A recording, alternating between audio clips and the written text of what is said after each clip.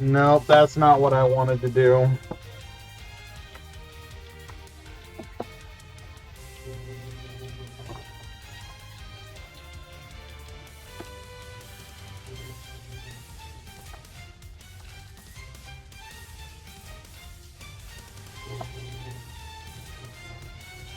Are you gonna recognize? Hello?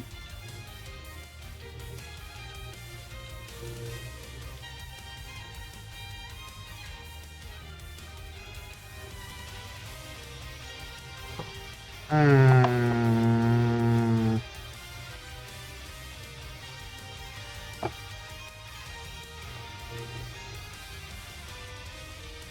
Testing?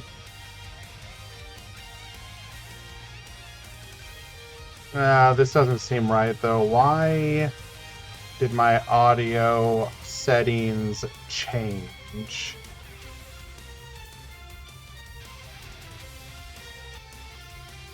Hmm.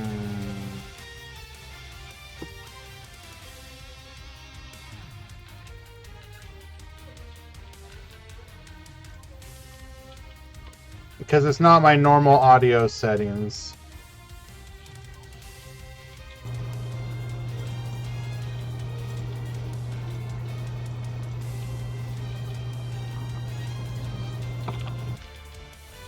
Thank you, Wanted. I'll get right on that, homie.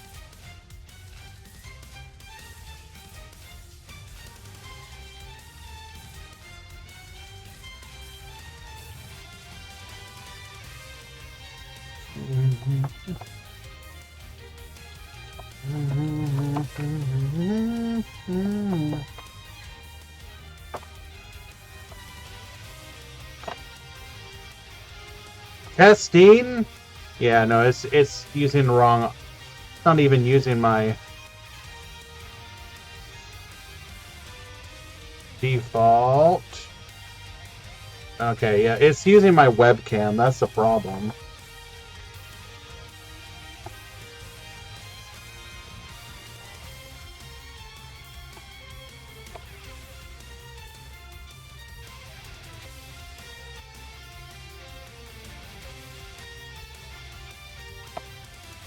Yeah, thank you. I'm aware that it sounds degraded.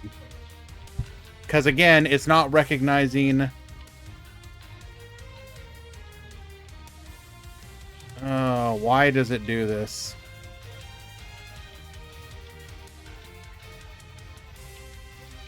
Wait, hold. Hold. Testing, testing. 1, 2, 3. Oh my god. We fixed it. We are so incredibly back. Let's go. You know what, Marco?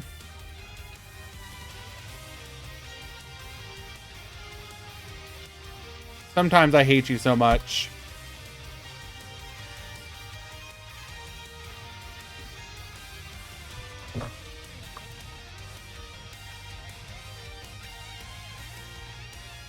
Alrighty. Welcome, everyone. Here we are. It's time for another Go Rush Grand Prix. We've been away for a while. I didn't really stream much of anything since the Duel Links Grand Prix. Took a bit of a... I thought about doing something, but I'll be honest. I dug in pretty deep with the new Dragon Age, which I have some thoughts on. But let's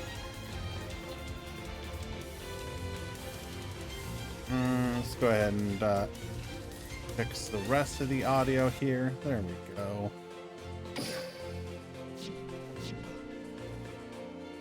Alrighty. Can we get your thoughts in song form?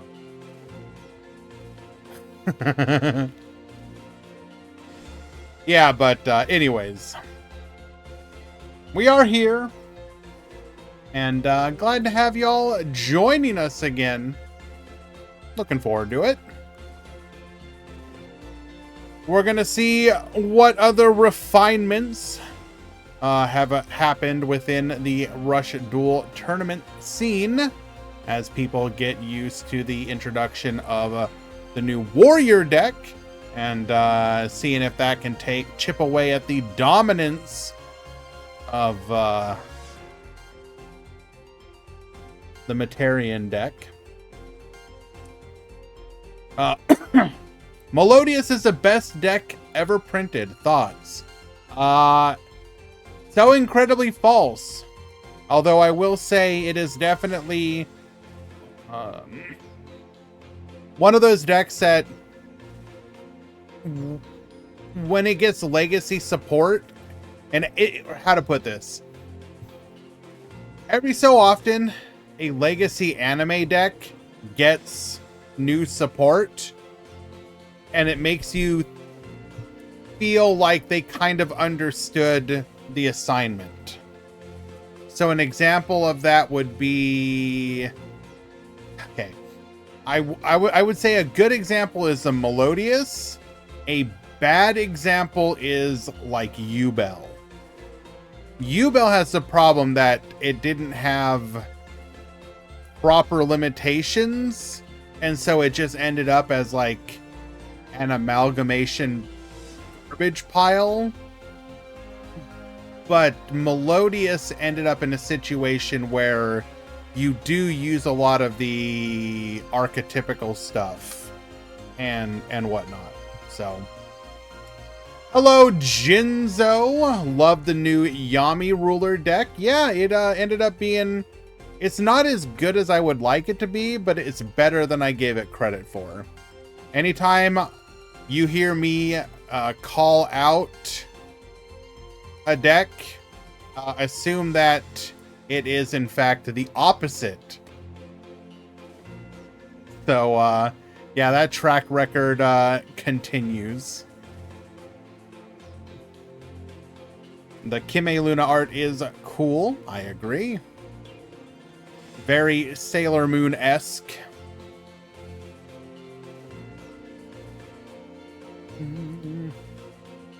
Can you please call out Luna Light so it will be the opposite? Peepo happy. No, I don't think I can do that, Serena. I'm sorry. But if you would like to join today's tournament, like the currently 44 individuals who have signed up have done, !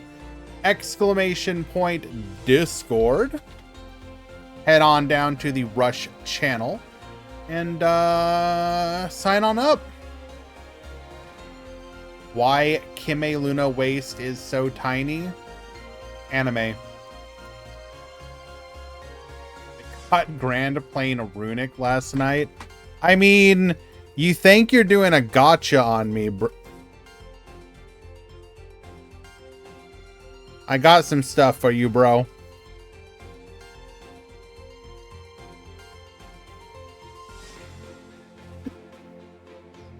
Runic. Skill drain. Jump scare. More Runic.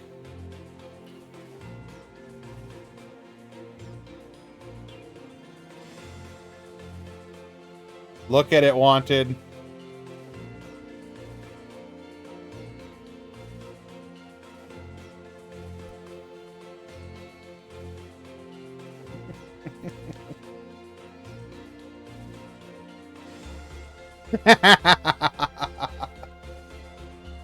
Hey, look, to be fair, I bought it when I didn't know which version of Whitewoods I wanted to play. I saw a Konami event recently and they said Runic is coming to Duel Links soon. First of all, ain't no way. Second of all, how do you even do that? Activate Runic Destruction, mill a fourth of your deck. Like, come on, bro. My uncle works there, and he said, ah, yes, of course. Everyone's uncle. But, gosh, what what all has been going on. So far, we have the official announcement of the KC Cup. I mean, we knew it was coming, but now we have the exact dates. Have I played Monster Hunter? No. Or if you're talking about the new one, is it... I will say I have enjoyed the character creator that people have been doing. So this is probably one of my favorites so far.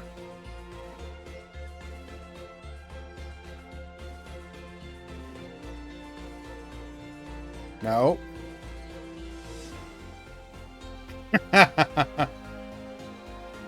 Whis and Beerus. It's so good.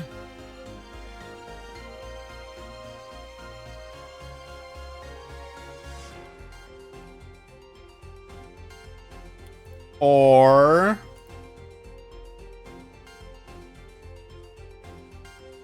what's the other one? Here we go.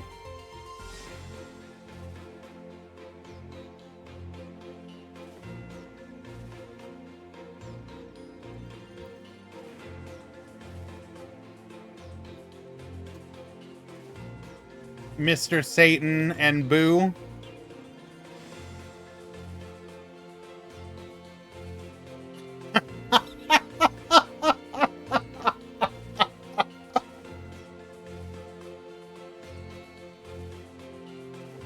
It's amazing. I love when if you give players a good character creator, they will work magic.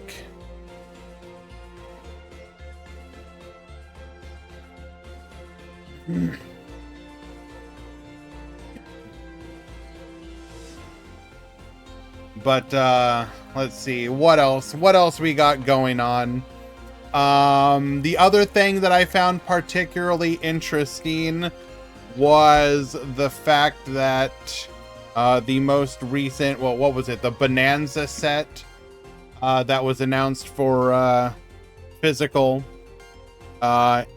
If you actually look at the cards, they straight up say RC3 on it. So it's literally just renamed Rarity Collection, which is so, like, were they that spooked by the response to Rarity Collection 2? Because the thing is, this set is actually pretty okay in comparison. It's like, you did good on 1, you kind of missed on 2, you did good on 3 for the most part. Oh my god, Zero! Long time no see, my dude. What's going on, buddy?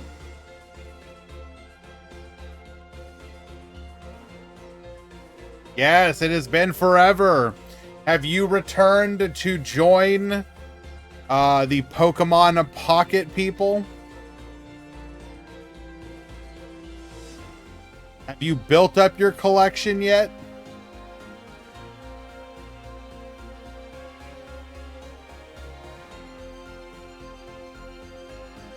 What's Pokemon Pocket? Think Duel Links, but for Pokemon, sort of. Not quite. It's much more bare bones and basic. But it exists.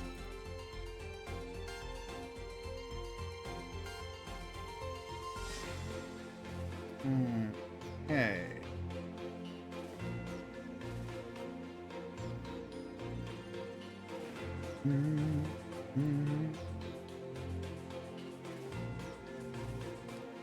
Thank you, Guy Bassis. Yes, we're going to go ahead and get the edges out of the way. When we return, we will have the start of the tournament. Be right back.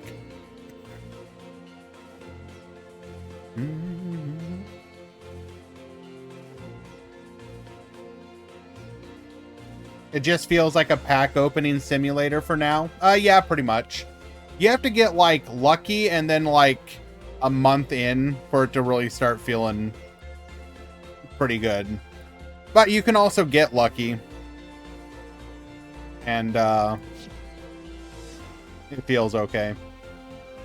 Like, I've somehow managed to pull 4 of the top decks and then 1 good for fun deck that's like rogue level, despite spending absolutely nothing. But my luck has been giga good. Which is actually hilarious because I didn't even think about re-rolling early on. I was just, because I was like, I'll just play it for a bit. And I ended up pulling like 4 of the like higher rarity Dittos. And I thought to myself, oh wow, Ditto looks really good. Not thinking at all about it, but I was like, Ditto looks pretty good. I'll play that. And then I found out, oh no, Ditto is actually like giga trash. But I kept the account and then proceeded to get like stupidly lucky. Did you do the fold thing? No, Marco, I've been playing since like the soft launch of the game. In New Zealand. So I've just gotten really lucky with my pack, my like everyday pack opening during that time. Like it's ridiculously good luck. All right, let's make sure the drops have gone through. They have. Perfect. Refresh.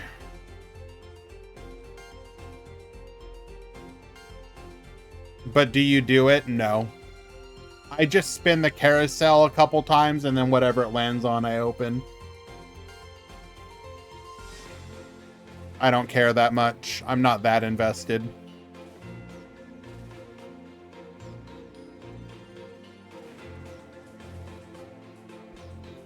The tournament has begun. Where are the cats? There's one of them.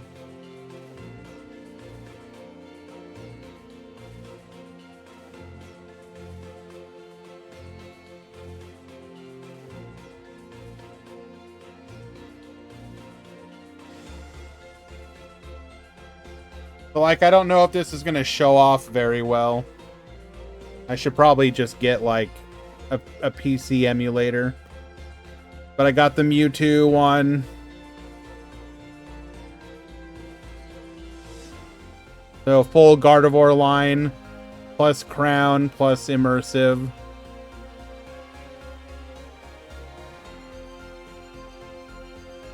And then the Charizard.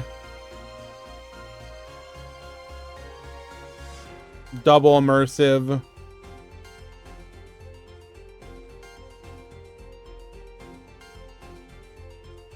And then the Starmie Articuno.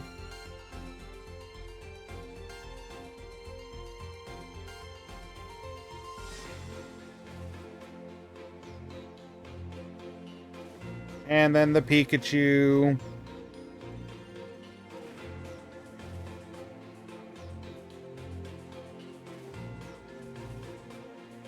And then the for fun Blaine deck.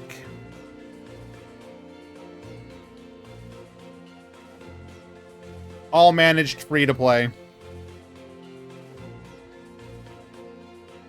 Like I said, giga lucky. Let's go ahead and find our first match, though.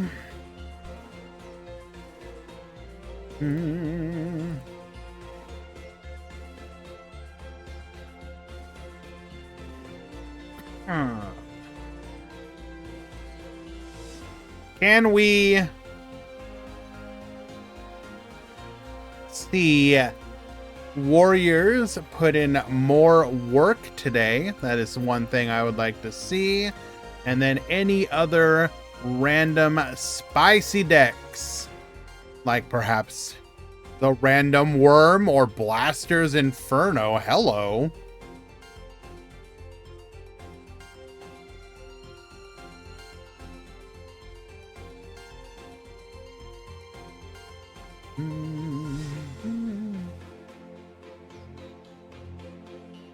All right, come on. Okay, come on. This one is like perfectly crafted.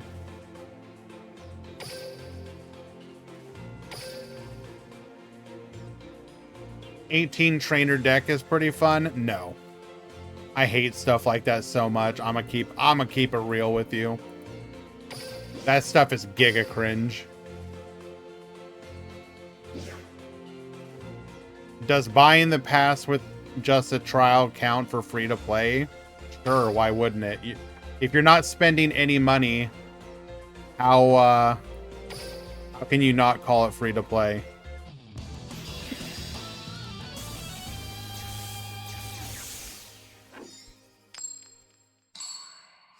I would even say people who just buy the pass are probably still...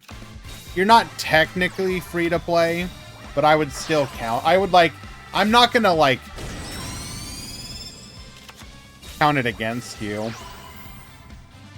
Alrighty, so what do we got going on here? Some sort of dragon nonsense, revealing ourselves to in fact be on a volcano. Attack Dragon, Blaster's Inferno. We're going to be able to boost, adds a copy of Inferno to our hand. We're going to be able to get rid of that back row. Goodbye, buffered slime. Time to take advantage of our opponent's weakness. Contributing off for a second copy of Volcano. Dragorite. We go to battle. Attack 1. Oh, and we get walled by the ground mutton. Meaning we will take no damage this turn. Besides, on the Meeg. Paka Paka Chew, we're going to go ahead and gain back a much needed resource. Ground mutton back to the field.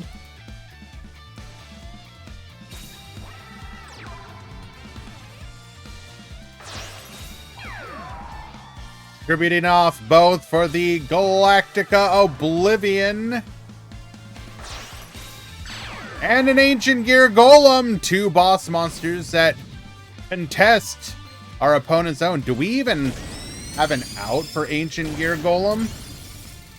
I don't think we can boost high enough up. We would have to reduce and boost.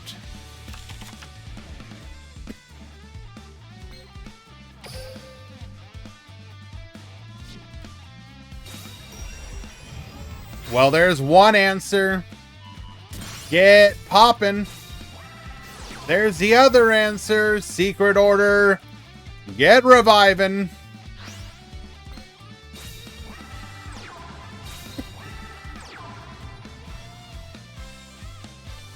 We go to battle. Get in for 615. And another 11, putting our opponent down to 2,000.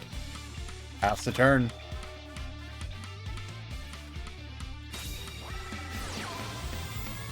You have a secret order? Well, so do I. Bring back Princess of the Flock.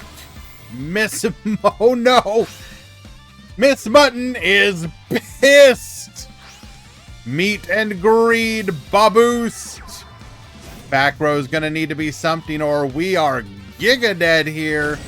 Attack 1, attack 2, attack 3, lethal!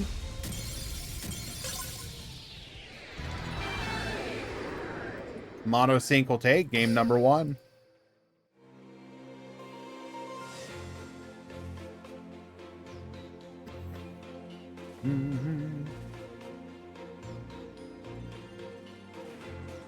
Oh my god, I wish that 600 guy was me. Hans, you good, bro?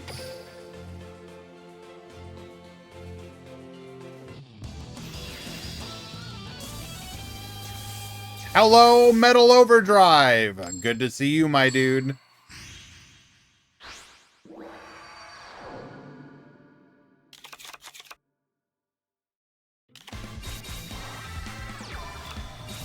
How would a Wonder Pick work in Duel Links? I don't...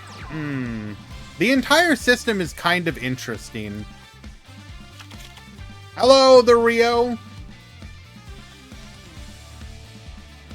Like, most of the time... So I think the main benefit to Wonder Pick... Yes, you can sometimes get lucky, but most of the time you're not. It's really just about engagement, right? Get people to friend each other.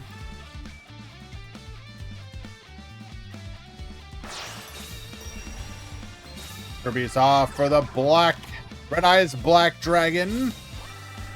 Triple back row. Triple of our own.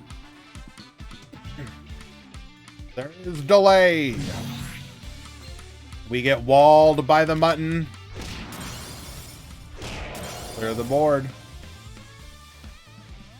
Hello, Soramia. How you doing, my dude?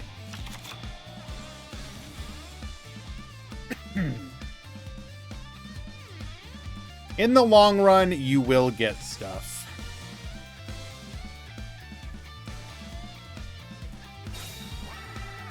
Who won?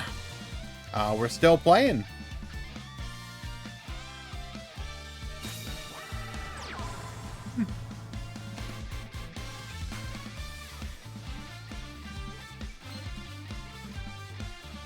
Ooh, did we just draw more back row?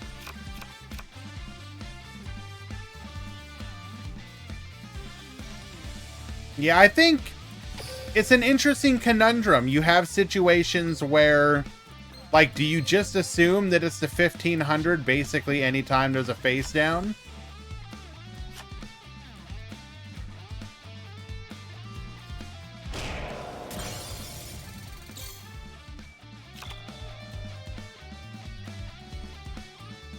We're going to go very defensive here, or rather playing cautious.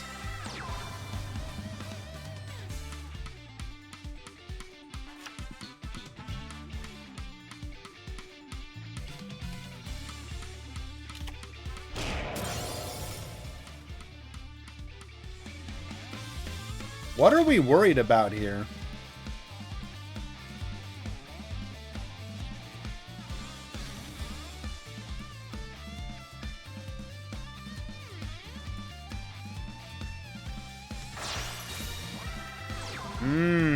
That is true. Dragonic pressure is a thing to consider.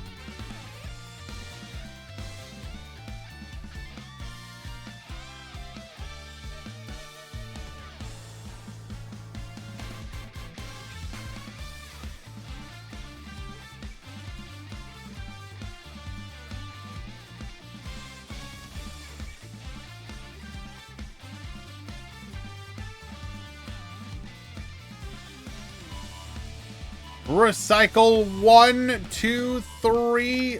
First of all, Crying Moon Rabbit. The days and months flowed by. Each day was full. Those really were the good old days.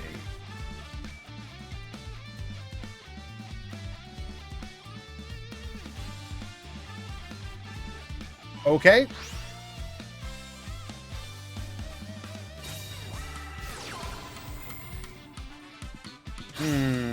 Going aggressive here. Meet and greed. Servant of Don Baboost. Attack 1, attack 2, attack 3. Clear the board.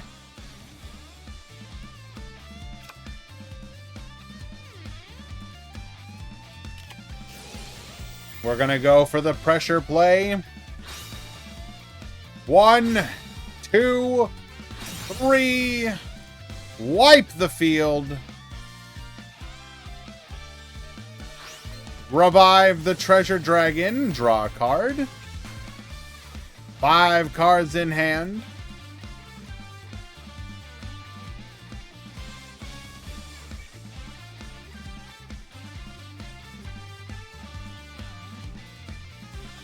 Can we capitalize on this? Dragon's Inferno, start popping the back row. Goodbye, Widespread Ruin. Dragon's Inferno number 2. Get poppin'.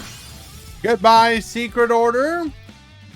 If we have access to a Volcano Dragon, we can rip the other back row as well.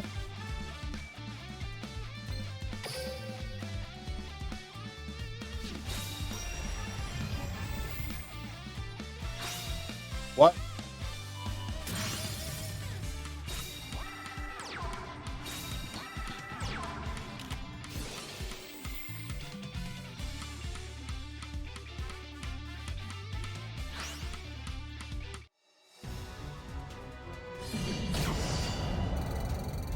I can't tell if that was BM. No, we had to do it to clear our field. We had to do it to clear our field to put the lethal damage onto the field. Ah, of course.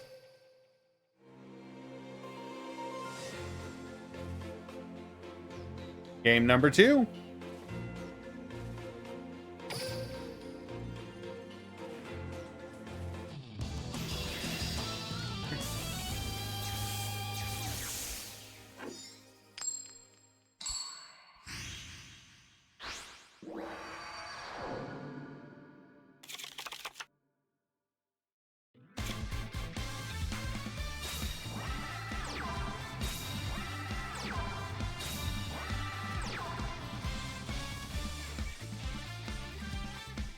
All right, 3 in the front, 2 in the back.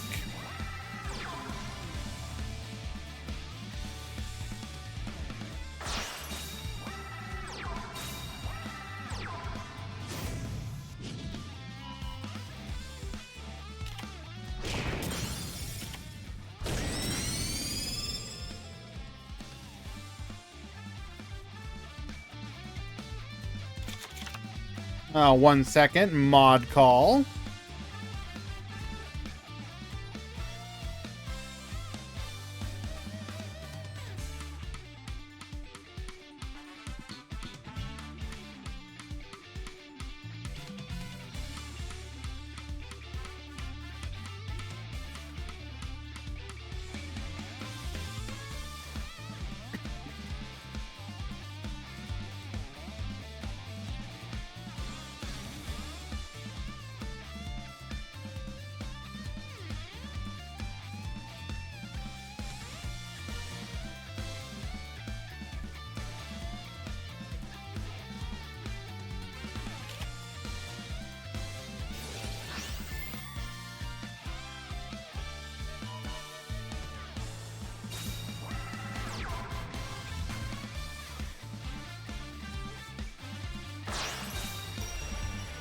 Okay.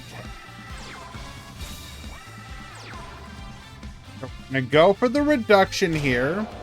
Able to take out the Miss Mutton, but that is all we're gonna be able to do. Passing the turn.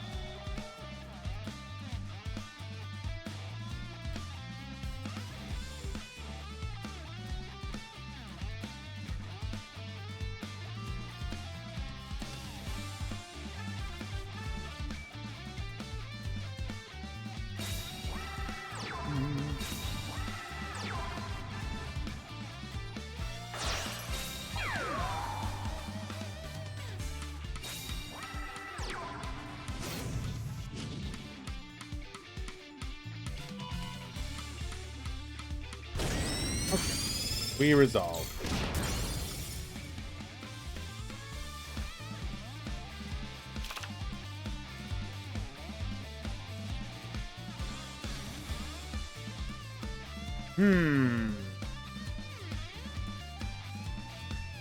So Servant of Dawn to boost, allowing us to beat over the Red Eyes, which we already could.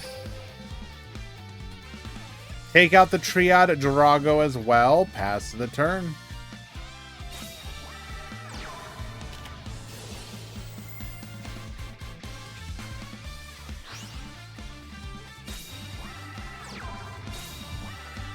Revive the Red Eyes Black Dragon, as he is on a secret mission.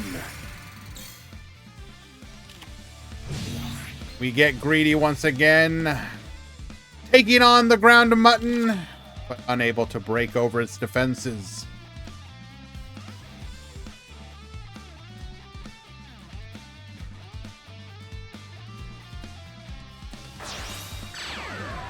Tributes over for the Ancient Gear Golem. We have two tempting targets, both the Red Eyes and the Face Down, which we can assure some piercing damage. Dragons often have very little defense to work with.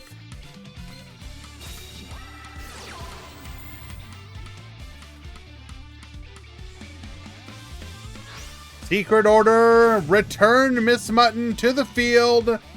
Babus to 3,800. Oh, we're just gonna go for the YOLO Giga Lethal play.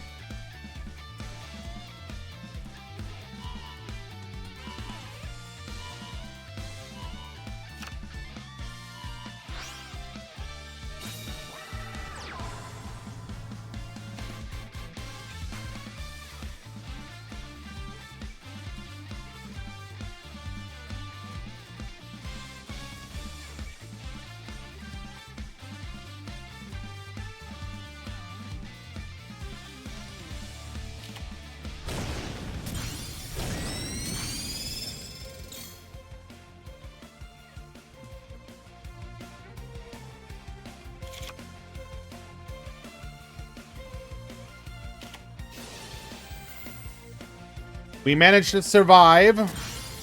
700 life points.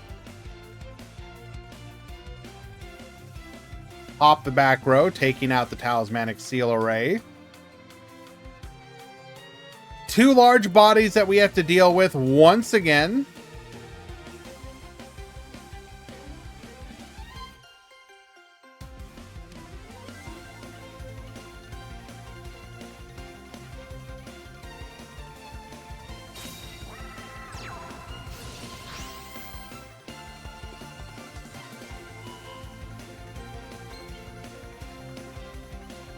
Going for the reduction on the Miss Mutton. Tributes over for the Volcano Attack Dragon. We're probably telegraphing a Secret Order here. A connection error appeared on turn 2 and my opponent put victory in front of him, even though it was an error in the game itself. Is it considered a win or not? So, by our rules, a DC is a win for the person who did not DC, unless there's unusual circumstances.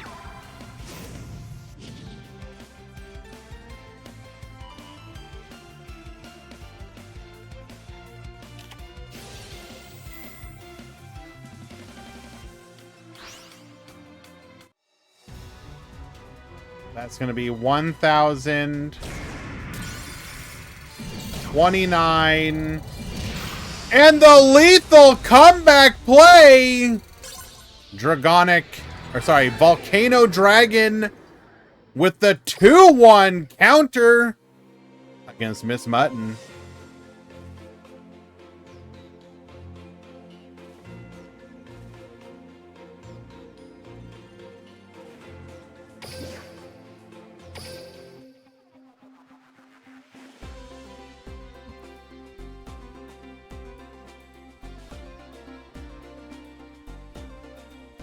Thank you, Easy. Appreciate you, buddy.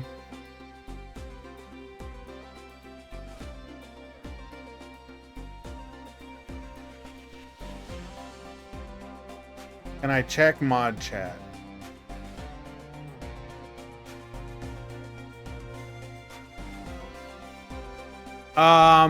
So Easy, any of the decks with Blaster's Inferno, the Volcano Dragon, we're not calling it just dragons. It'll be Blaster's Inferno. Name it after the skill. Because it does play differently from traditional... I mean, it's basically a dragon's deck, but we want to highlight that it's a different deck. The second one is just aggro, yes. And then third one is also aggro, yes.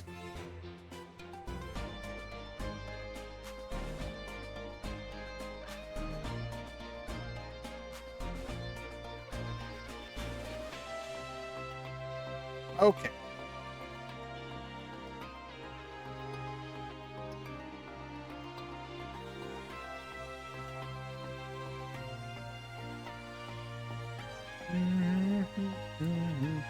Let us find another match.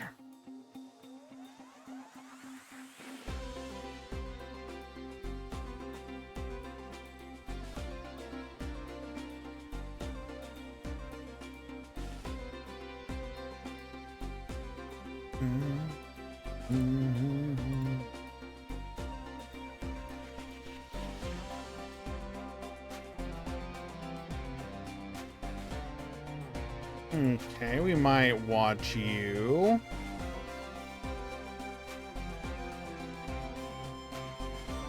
Or we can definitely watch you.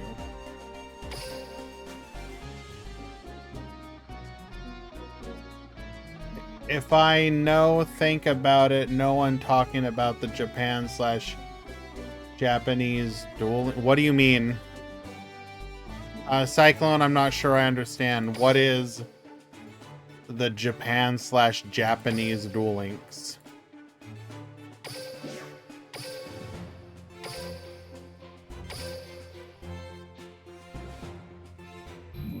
Four rounds, top 16.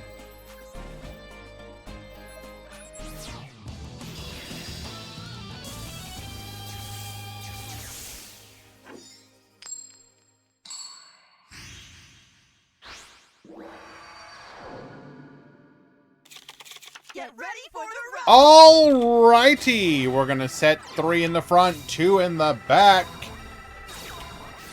Going for the card restoration here. Gonna gain some life points while we lose 2 bodies on the field. Monster Reincarnation adds the Heavy Excavator back to the hand, allowing us to go for our maximum play.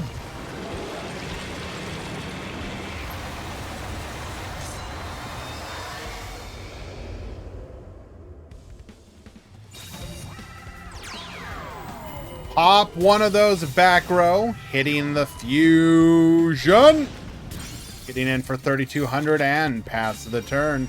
Tribute to the Doomed will solve that problem real quick. Cyber Dragon activating the skill to grab a copy of the Proto here. The fact that we hit the fusion was actually pretty relevant here, stopping our opponent from being able to go from into a Cyber Twin.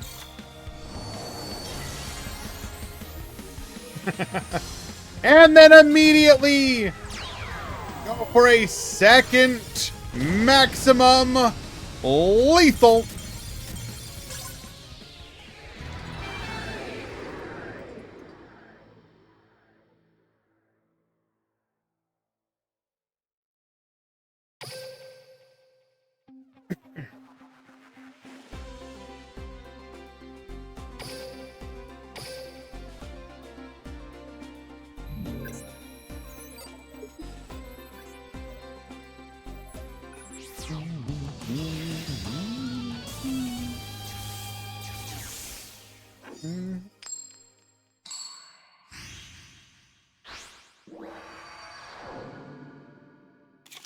Get ready for the rush.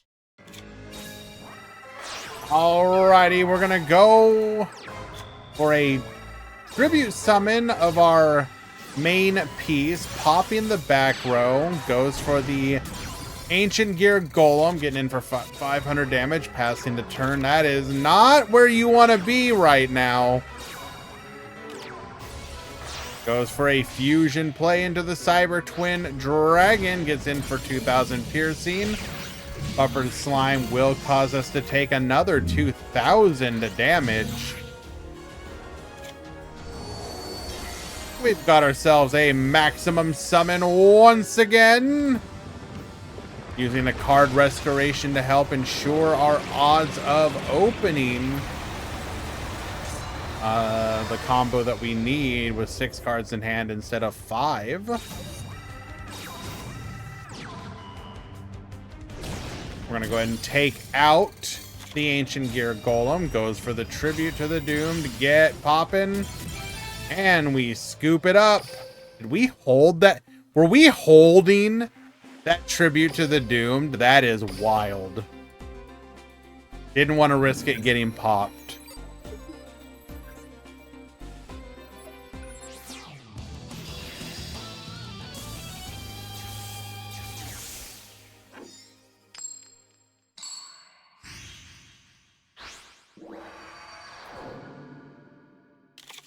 Get ready for the rush.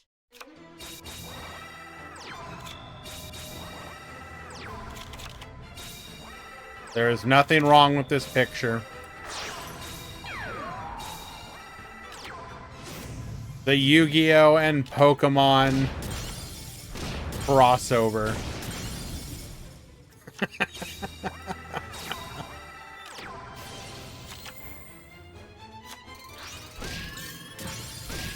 Because it's the defense, Hunter.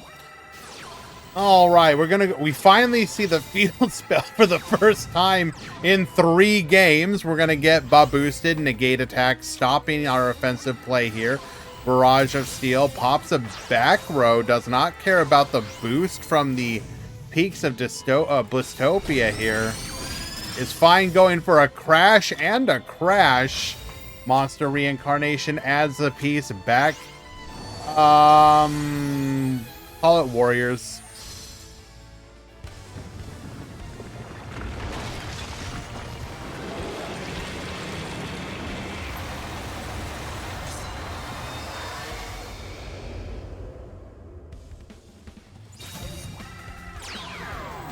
Pop one of the back row. Get boosted. Go in for 3,100. Every single time. Tribute to the doomed. Barrage of Steel. Pop a back row. Takes out the Heavenly Bliss. We're going to go for the fusion play.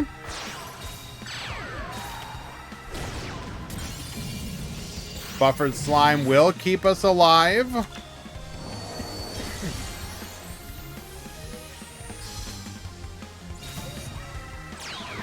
The 4th.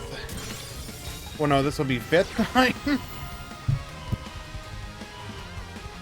The 5th time we have maximum summoned in this duel. Get boosted. And lethal.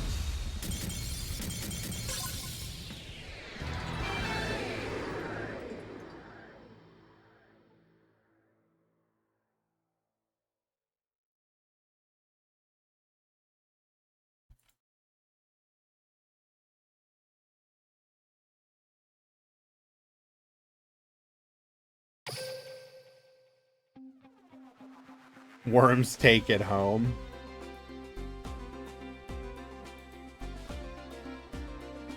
Yami Warriors skill.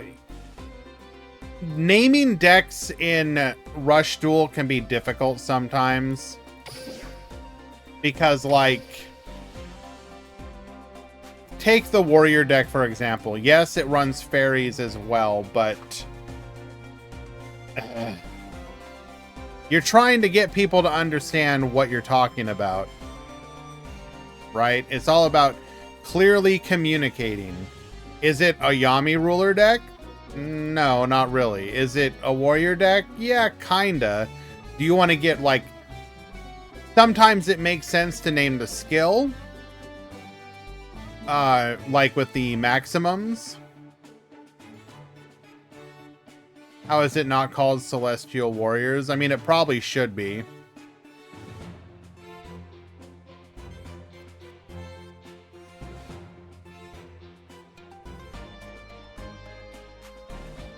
Am I ready for KC? I'm ready for us to finally get confirmation of what exactly the Chronicle card prize is.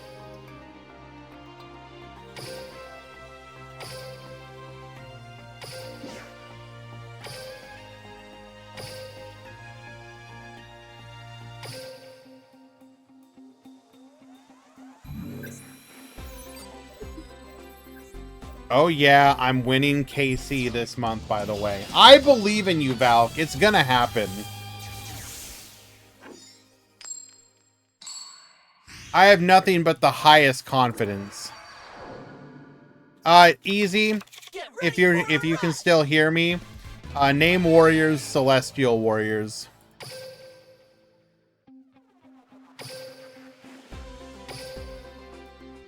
You can. You actually can, bro.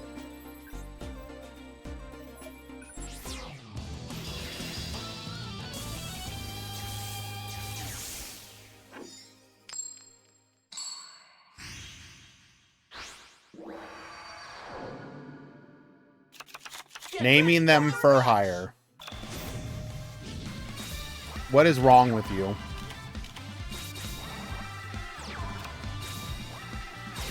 All right, goes for the fusion deal, setting 3 and 3. And our opponent reveals that they are on dragons as well. We're gonna... Wait, hold up. Why are we playing Needlecree?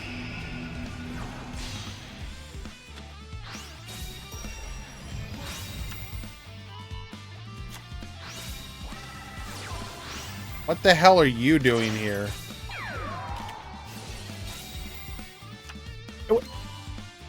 Excuse me?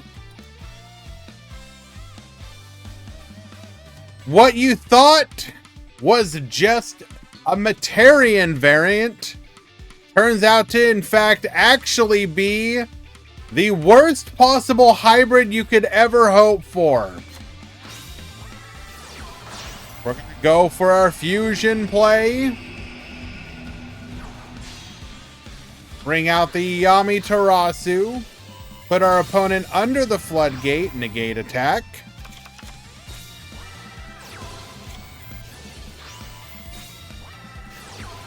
Goes for the Dragon's Inferno. Get Poppin'. Get Baboostin'. Pop the other back row. Tributes another.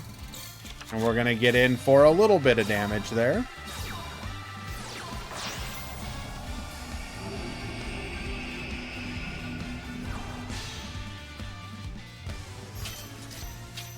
Yo, hold up. Was that...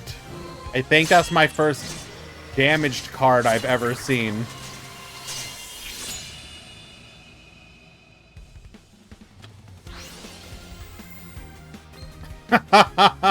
Look at that absolutely disgusting boy. It is beautiful.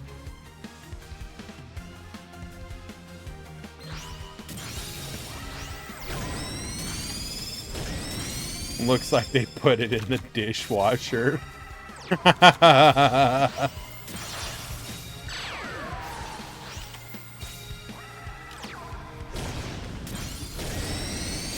We're gonna sacrifice our Ashura Star. Tribute's over for the Ancient Gear Golem. Flip the opponent's monster face up. Going for lethal damage. Manarchus takes it.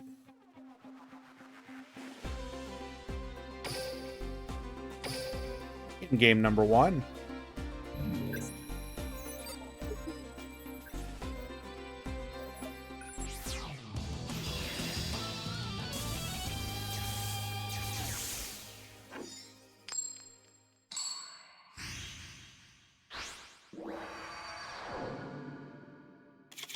Get ready for the rush!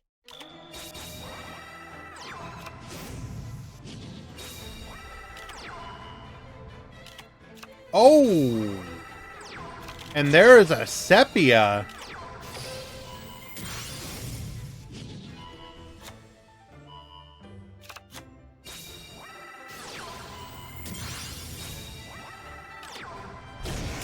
Any guesses what...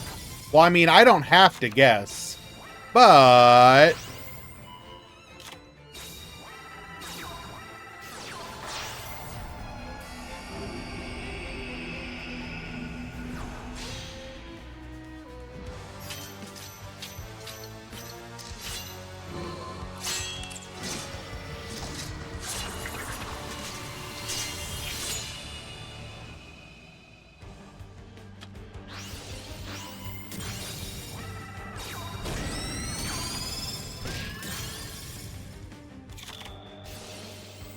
Okay, goes for the secret order here. But boost. Add the Inferno back to the hand. We're going to pop that back row. Get out of here. Attack 1, attack 2, attack 3. Clearing the board.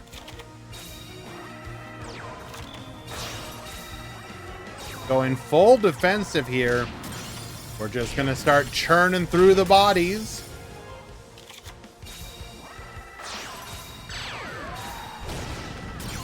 Gets in for 1,500 with the Ancient Gear.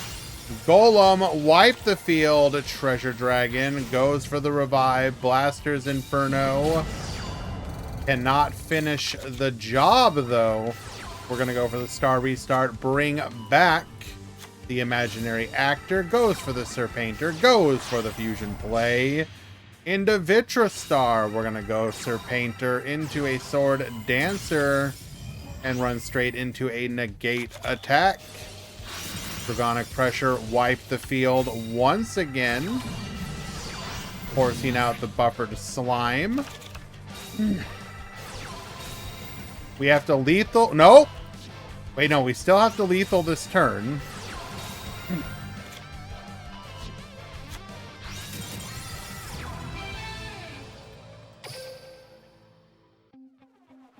And we don't got it.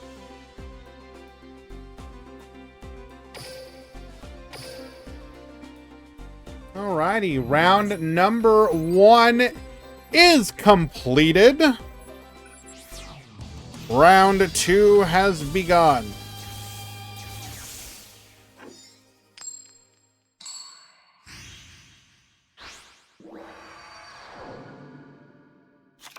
Get ready for the rush! There's no way we don't have reincarnation.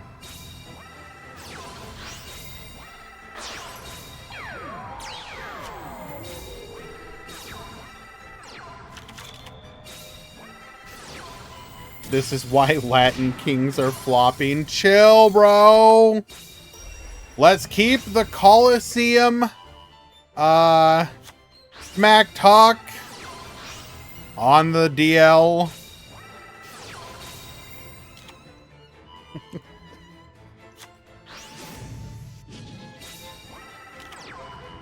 We're going to go for our fusion play here. Going for our Vitrastar. Gets popping. Actually getting to take advantage of the natural pop here. Dragonic Pressure into the Triad Drago. Just going to pass the turn, though. Huh. So we are noticing that, I mean, who knows how the deck ends up doing in general, but Dragonic Pressure as a deck does seem to, I mean, if one of the strengths of the Materian deck is being able to put several, like 2 fusions on the field at the same time, then being able to wipe them, pretty all right.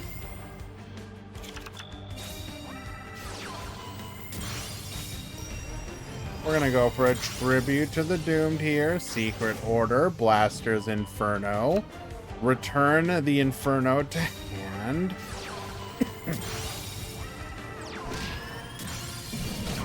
Getting in for 3,700 damage in that turn. Goes for the Ancient Gear Golem into a Serpainter. Take out the boss monster.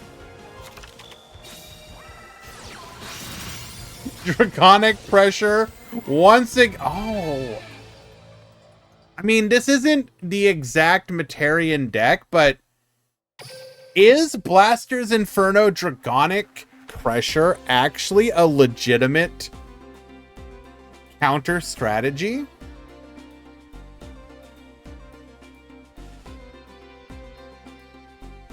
No. Well, thank you for that insightful opinion, Sal.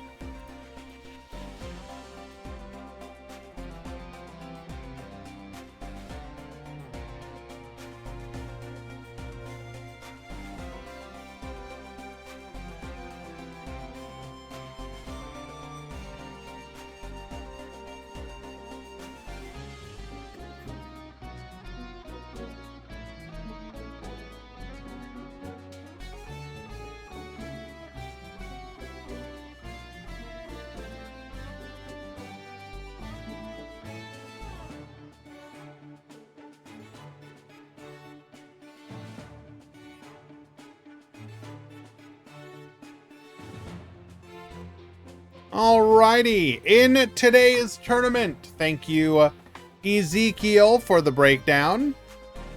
Galaxy at 9, Cyber Dragon, or sorry, Galaxy at 10, Cyber Dragon at 9, Matarian at 8, Blasters Inferno 3, Aggro 2, Dragons 2, Hero 2, Excavator 2, Ragnarok 2, Psychics and Warriors 2. Easy, you did not rename them to Celestial Warriors. Fix this immediately. 1 Miss Mutton and 1 Spellcasters.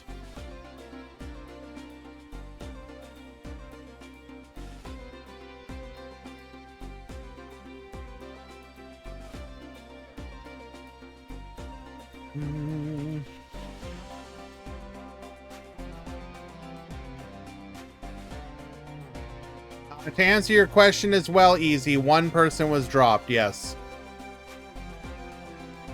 Anybody with no deck submitted gets dropped. You know this.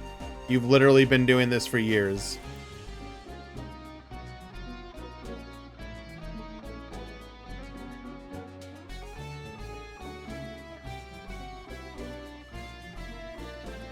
Still says 48. It will always say that. No matter what. That's how many people signed up. Drops are independent. Drops are independent of signups. You know this.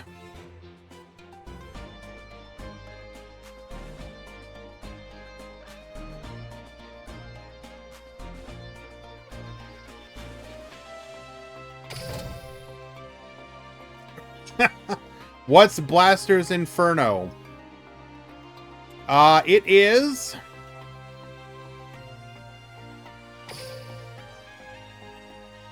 I am also not muted. Shut up, Deku.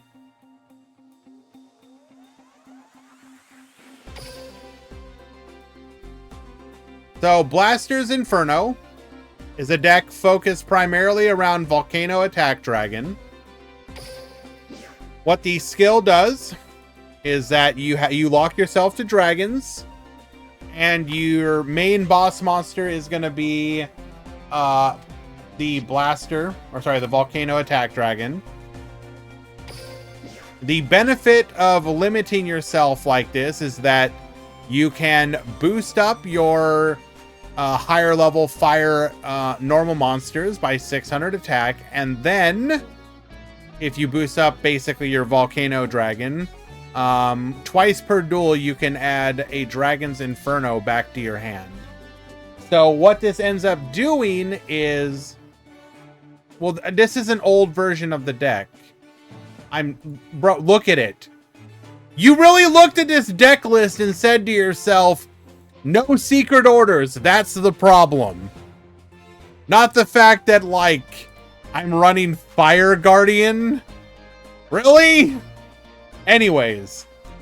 So you take advantage of the fact that you have basically on-demand back row removal, and you can like break the back row removal limits, because, you know, if you're returning it from the graveyard back to the hand, you can go Dragon's Inferno, pop a back row, activate the skill, grab the Inferno, pop another back row.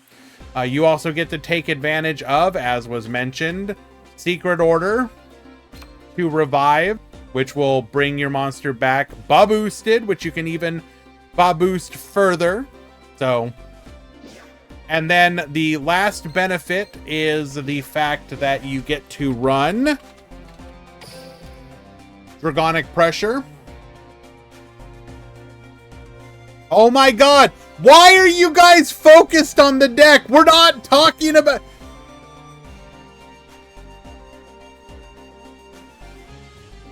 Dragonic Pressure, allowing you to wipe the field if you're facing off against something like a dual fusion field. Anyways, we're gonna go back to the tournament.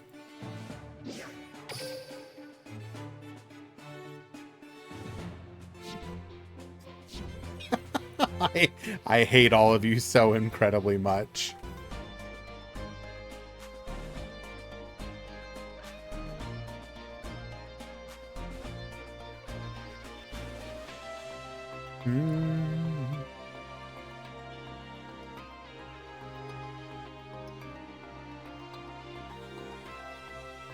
Okay.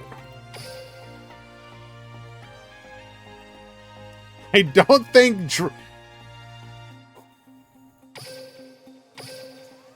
I'm laughing, but on the inside, I'm seething.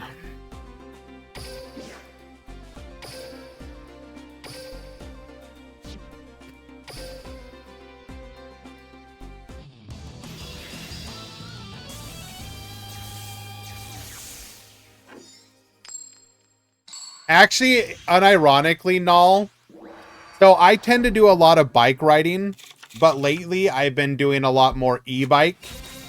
And no joke, I've noticed a difference in my blood pressure because I'm not getting as much exercise.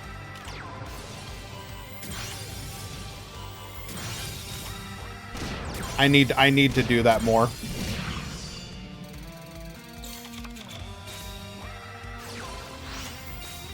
Alrighty, we got Galaxy versus Psychics. We're gonna go for the Melody. Go ahead and spin one of those back row. Goes for the second use of Rhythmical Performer.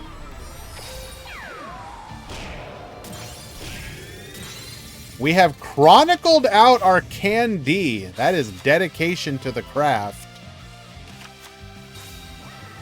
Secret Order goes for the Revival. We're going to go Meteor Charge. Going to be able to get in for 3,200 piercing. Start. Go ahead and recycle. Adding the Candy back to hand. Gain 1,000 life points. Candy effect. Go ahead and add the Shining Superstar here. Melody. Ooh, doesn't go for the back row. Interesting. Gonna try and get a little aggressive here. Tributes off for the Prima, or sorry, the Shining Superstar. We're gonna go. Oh, we're just YOLO. We don't care. We had the read on the back row. Double boost. 4,900 lethal psychic. Take it in game number 1.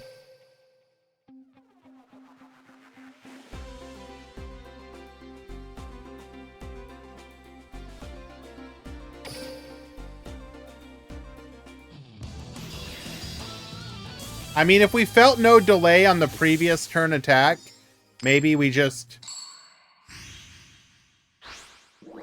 decided to YOLO it.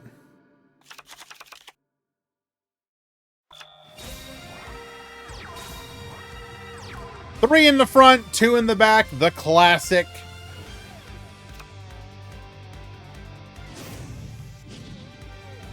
What are the chances to get more Chronicle assets? I randomly chronicled an extra deck monster with a border. We don't know the exact rules to it. For example, do you... Does having more effects on the card increase the odds? We don't know for sure. We do know that just having an effect on it makes it eligible, but like the actual rules other than that, like, who knows, man?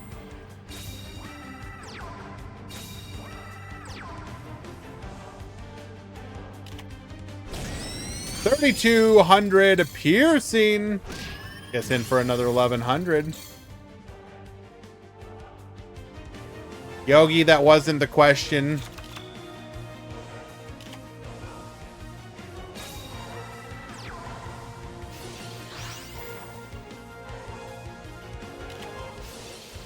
We're gonna go for the check here.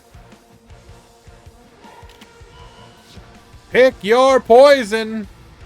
Goodbye, negate attack. And or tribute to the doom. Can you speak Chinese for the kids in the audience? Easy, you good, bro?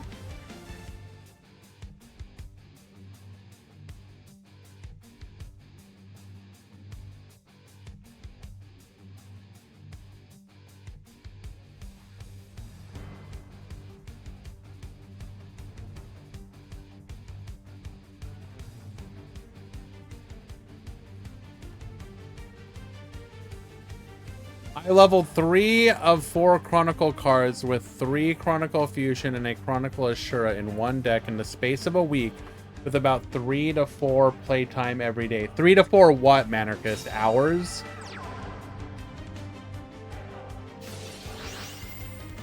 Or games? Like, those are wildly different numbers.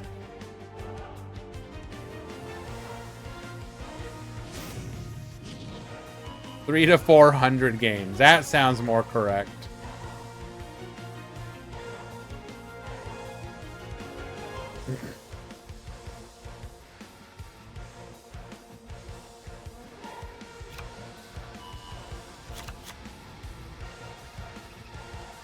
I've literally gotten like 5 different responses. And what does it mean that you level them? So stuff like the digital, the damage, the sepia, etc. have different levels. So when you first unlock it, you get level 1, which is like a minor effect. Then it goes to level 2, which has a more intense effect. And then 3 is a very intense effect.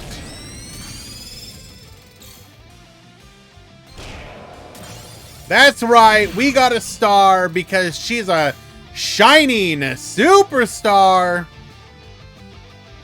You know what? This is allowed.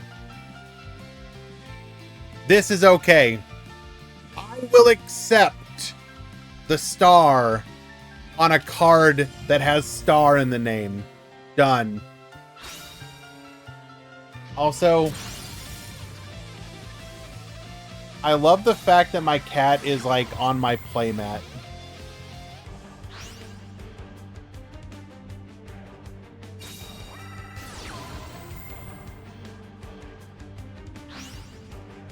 That is not a legal accessory. You will receive a match loss.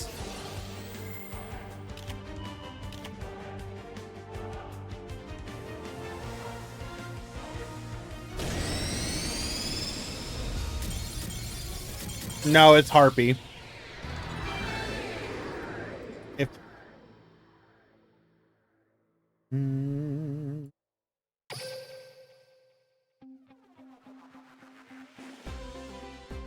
Alrighty, tie things up. 1-1.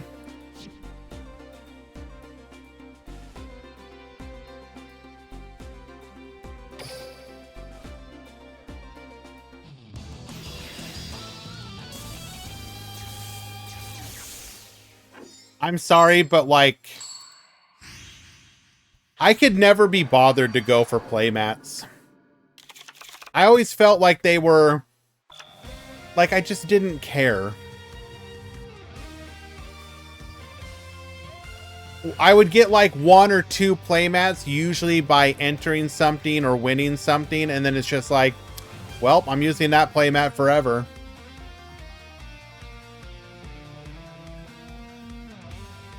I cannot be bothered to spend like $30 on something that is just like, wow, it's the picture of a card, cool. I think twice in my life I was incentivized to buy like one of those custom playmats on like eBay. So this would have been eBay back in the day.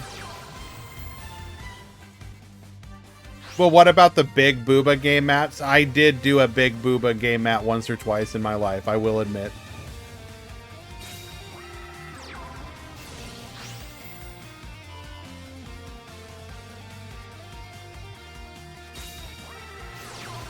I'm trying to remember what it would have been of, though.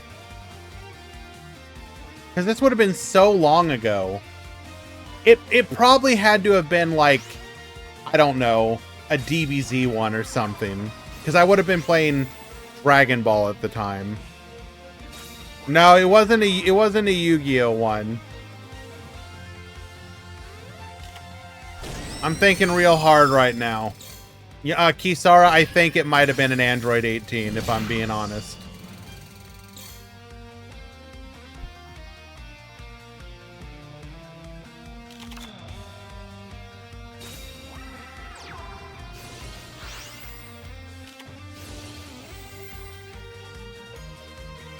Kisara, do not look past the ability of artists to find a way.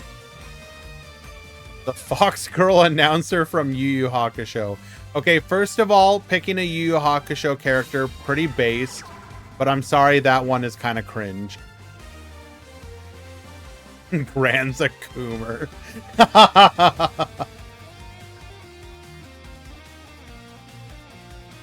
Honestly, Kisara, I'm with you.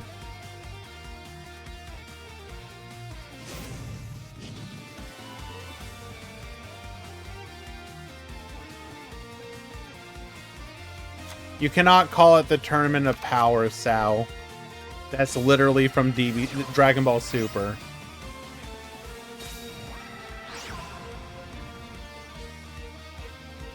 We call it the Dark Tournament. And you're talking about Jury, right? The dragon one, the dragon girl.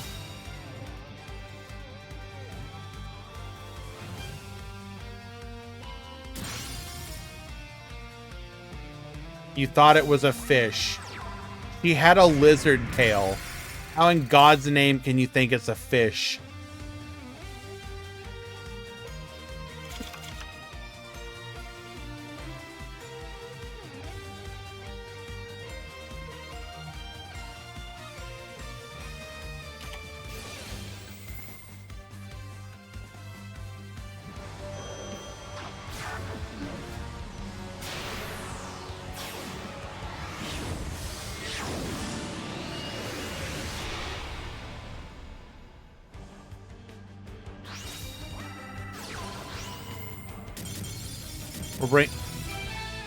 We're bringing up the proof right now.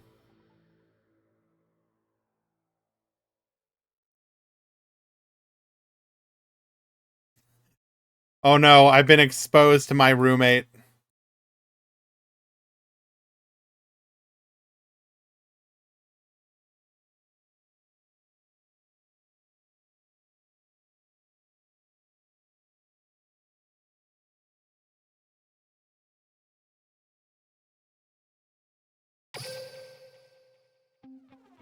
That is not a fish.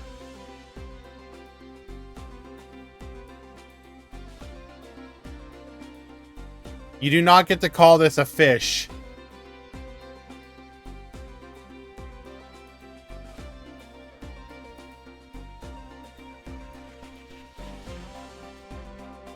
Can we watch Paco?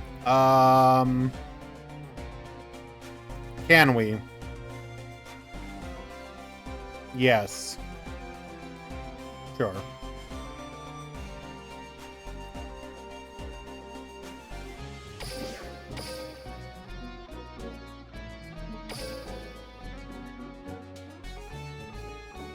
Is the Miss Mutton out? Wow. You're just gonna say it like that, huh?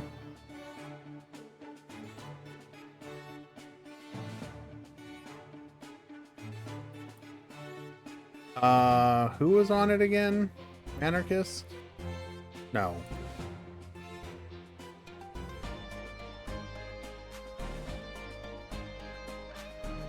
Why am I drawing a blank? Who the hell was on it? Mono. Mono won round 2, so they're still in it.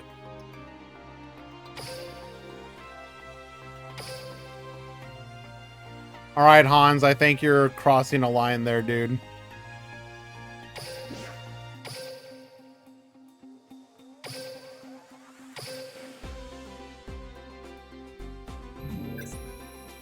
By the way, Fabienne, I'm almost positive I barely used that thing because, like, I think I may have used it like once or twice and then realized I'm actually embarrassed to be using this mat and then like never did again. No. If I was trying to bury it, why would I admit to have having done it in the first place? I swear to God I can find this.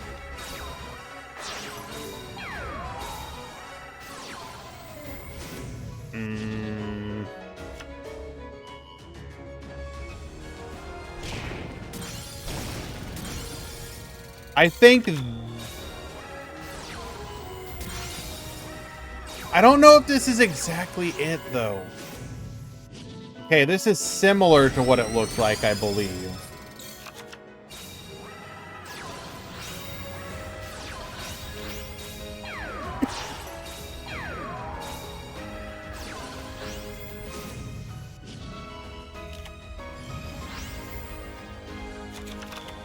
Okay, so this is actually, like, I can show this. It's not that cringe, but I want to say it was very similar to something like this.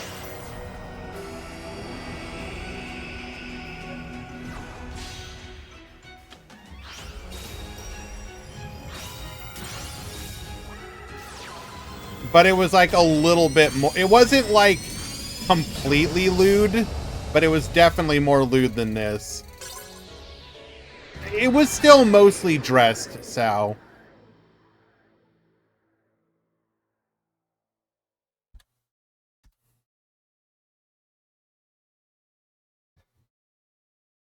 Alright, Gandia taking game number 1.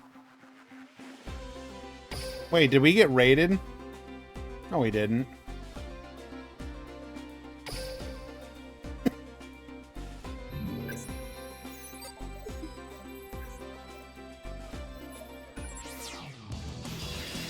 I mean, obviously, the choices in Dragon Ball have expanded substantially.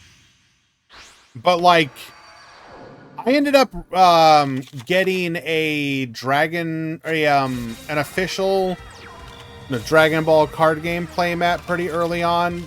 That was like Z Fighters versus the Saiyans. And I really enjoyed that one a lot. Z Fighters versus Saiyans. Can I find it? I have it in my room here somewhere, probably.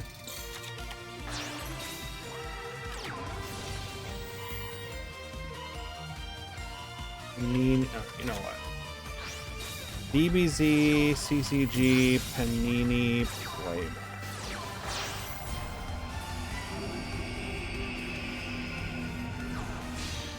Ah, here we go.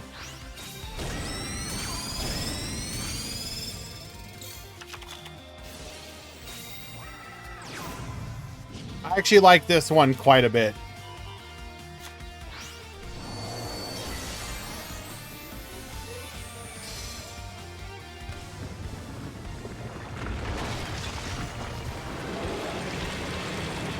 And you want to know the reason? Unironically, I have like this weird obsession with Raditz's design. I think it's the hair. But I've always had, like, any time that you could play as him in anything, I always would, because I'm like, this design is just so stupid. I love it. So, like, all right, Paco takes game 2. Like, I kid you not, DBZ, CCG, Panini, Raditz, level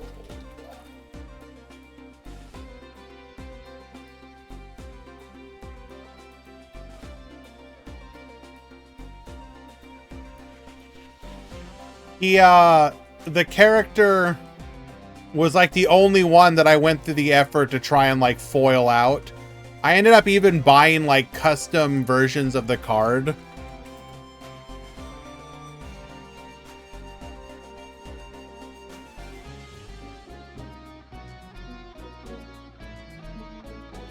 Oh, they had his character also had an extremely toxic card. So one of the things you need to know about the Dragon Ball card game was that you had character-specific cards that only that character could use. So Raditz had one called Dirty Tactics, So it's limited to 2 per deck, and it's banished after use. You basically got to name a card from your opponent's deck. Or name a card from your opponent's deck and hand, and banish all copies of it. Now, mind you, it was only setup or drill, so it's a little limited. You're not... Basically, in Yu-Gi-Oh terms, it would be like naming a continuous spell or a trap, I guess. And so you could just be like, I'm gonna cross out, I'm gonna Nobleman of not cross out, but the back row one. I'm gonna do that without you having a copy of the card on the field. I'm just gonna like yoink it.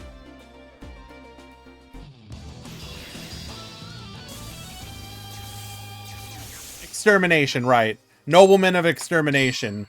But like, you don't need a target on the field. You could just go like, activate it. I will name Dimensional Barrier. Banish every copy in your deck and hand.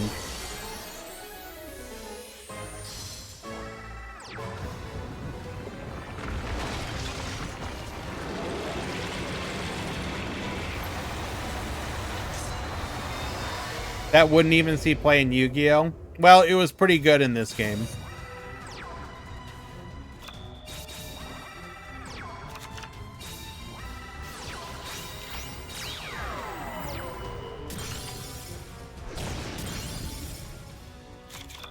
Alright, can you deal with a maximum? We're gonna go for the pop here. Takes out the field spell, going defensive. Pops our own back row, drawing a card here.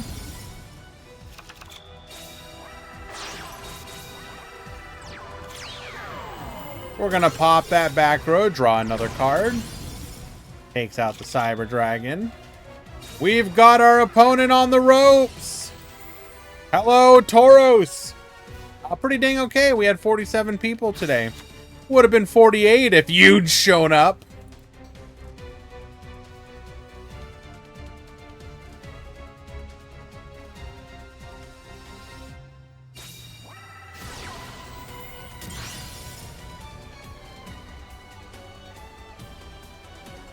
What? Do we even have an out? It's like what? Exactly... Tribute to the Doomed?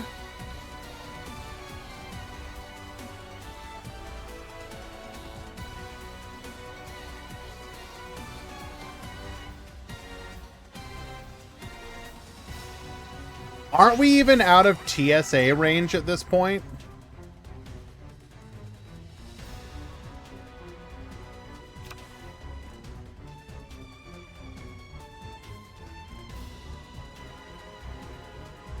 Not for Cyber End. Okay. Okay, if you TSA into Cyber End, you deserve that one.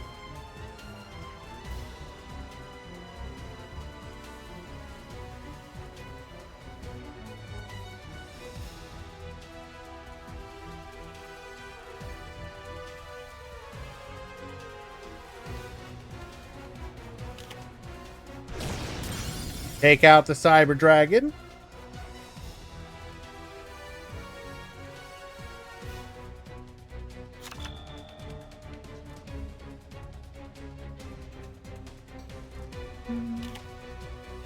Oh, hold.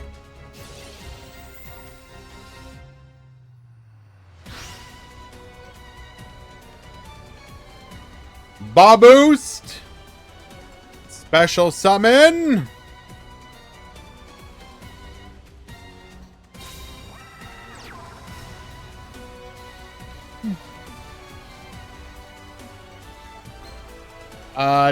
We can beat it over. We can beat over it if we have a TSA now.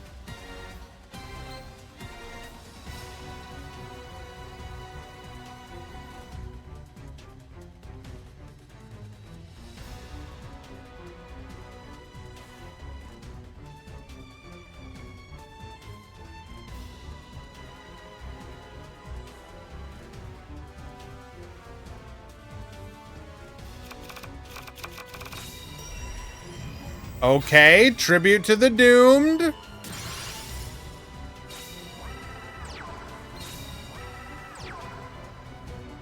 This is exact lethal if the back row is nothing.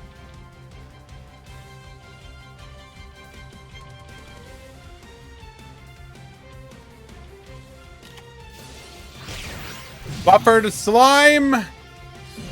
Reduce it to 2,000. Hello, Death Gun. Good to see you, my dude.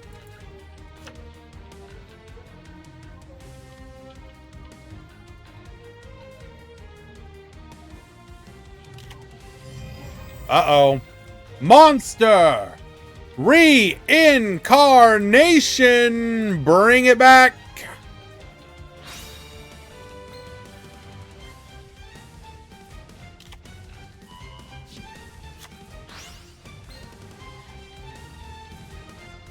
Let's do it again!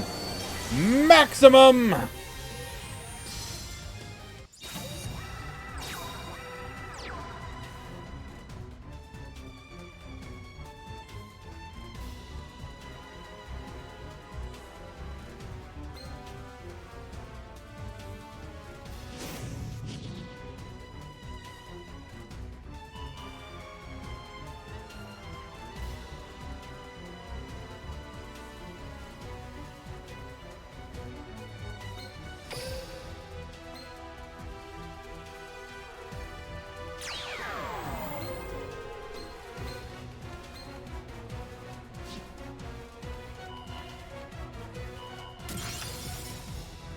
Pop our own back row. Draw another card.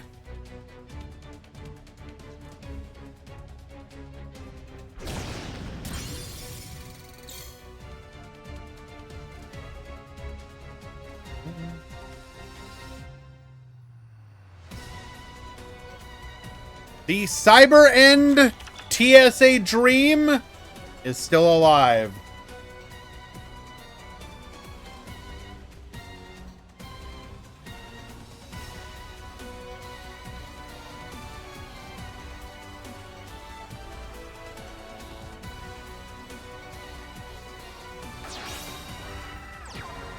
Hold. Tribute's over. Okay. Okay. Cyber Twin. TSA.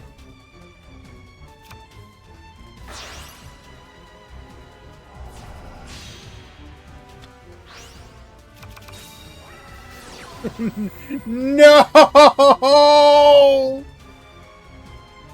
Talismanic Seal Array, get reducing.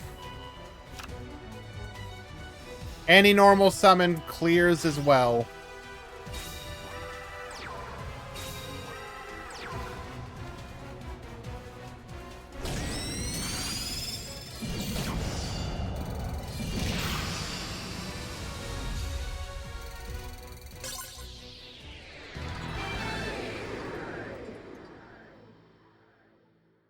Unfortunate.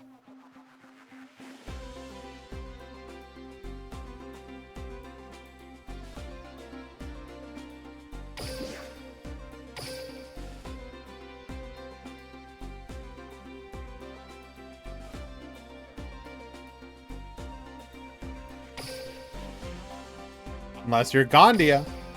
And in which case you are more than happy to crush his hopes and dreams.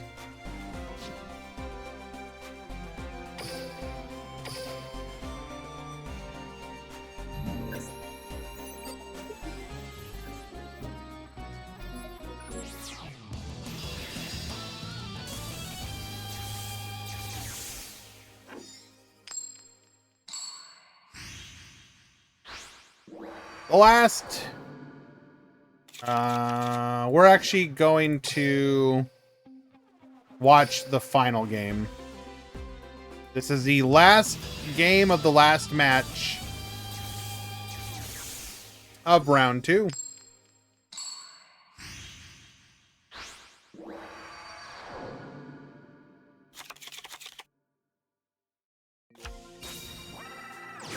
Alrighty, showing that we are on 7's Star Road. We're gonna go Mystic Dealer here.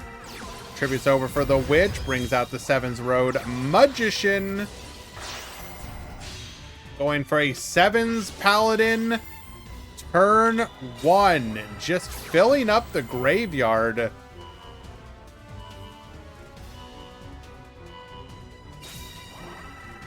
Cannot make any plays here. We're going to go Valkyria, 7-star Road, allowing us to go for Piercing here. Getting in for 5,500 damage. Ghost Cyclone 1 and 2. We're going to go for a 7s. Wait, hold. Ain't no way, dog. I mean, further reduce. I mean, we can't. We still have to deal with the Valkyria first. We may have forgotten that.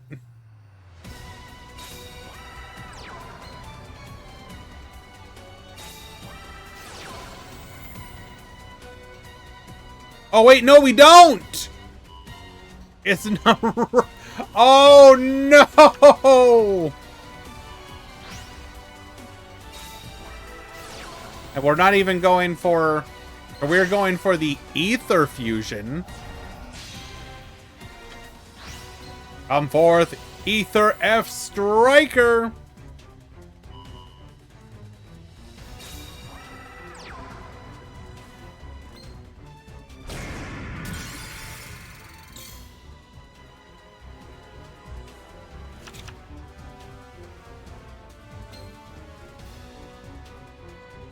Surely we can clean up here, though.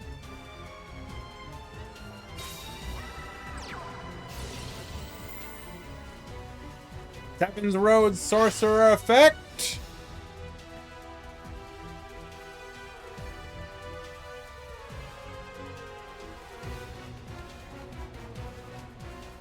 Revive the Sevens Road Magician.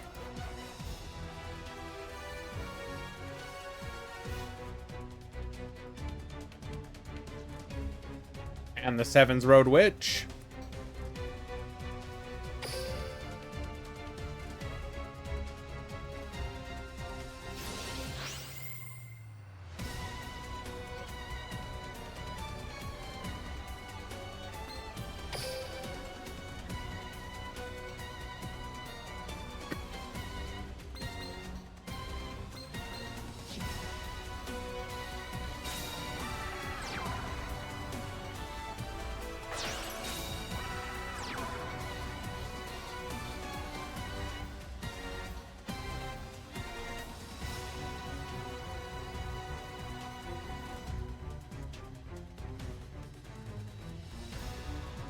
There is a delay.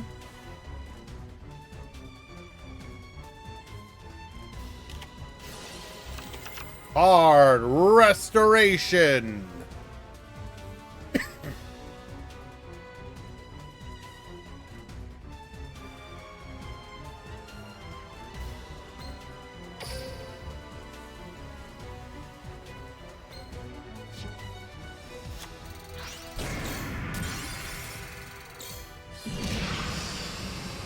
And we will clear Marco. 7th I'll be taking game number 3.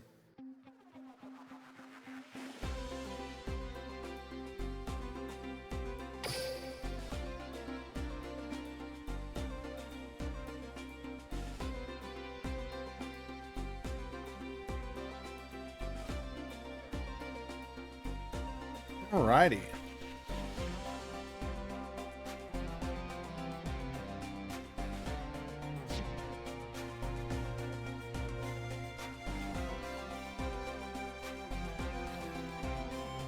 Round 3 has begun.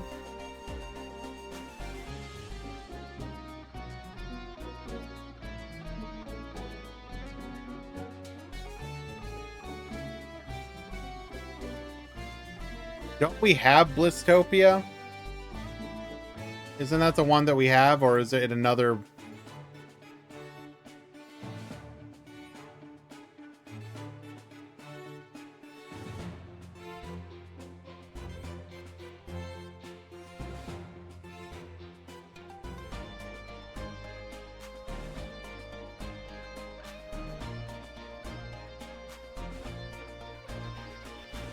Also, we went that whole round thinking it was still round 1, by the way. Hello, Draghino!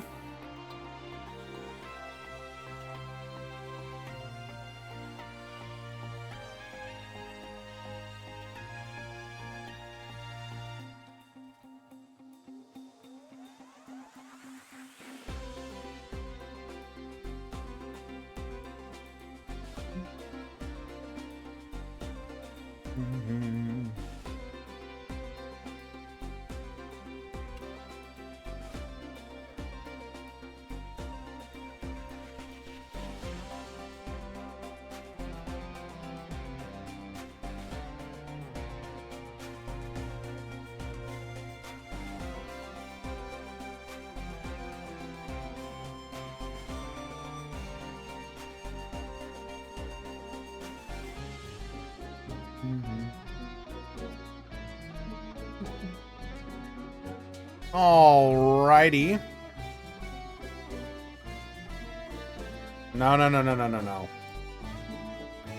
Yes, Celestial Warriors. Thank you.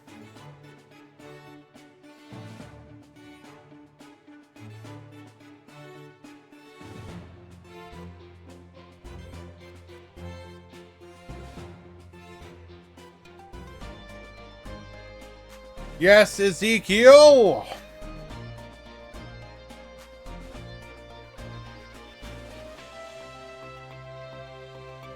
I love how there are still new decks coming in the Rush meta. Yes and no. You have to realize a lot of times these are people just wanting to try something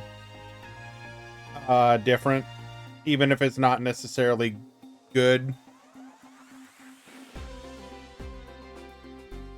Don't mistake the experimentation with like decks that are actually entering. I will say that I think that the Dragonic Pressure Dragon deck, it's not like a hard counter, but I don't think it's actually bad either. I think it has some interesting qualities to it that should not be completely discounted.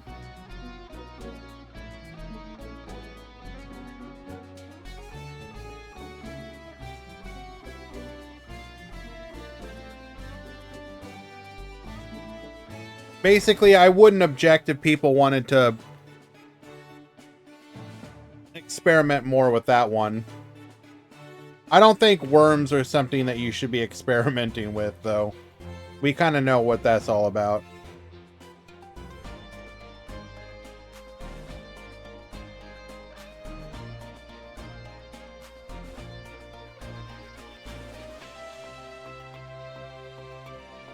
You don't have to justify it, Paco. And maybe I'm wrong, but again, specifically, I think the dragon deck is Ite. Well, it's better than Ite. I think it actually is pretty neat. Not neat. That's a wrong way to put it. I think it has some interesting potential because of what it offers. By the way, Top Cut Simulator, so just so people can know ahead of time, 47 players, 4 rounds into a top 16 means 1 to 2 X2s will top. It's Galaxy with a weaker skill but a dark hole. Well, it's not just the dark hole though, because you also have the searchable back row pop. Potentially having access to 4 to 5 back row pop spells is not insignificant.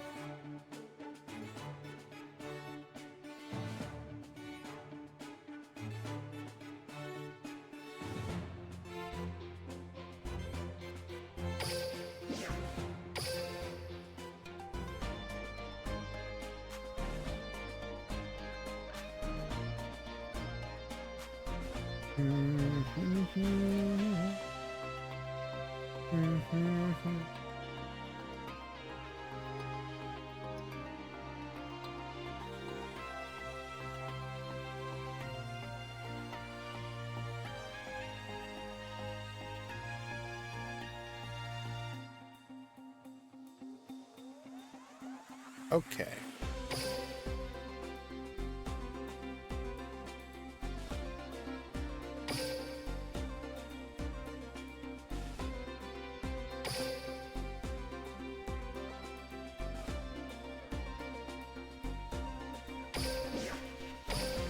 Easy. When you start your stream, be sure to still be streaming when I finish the tournament so I could raid you. We're gonna trauma dump you.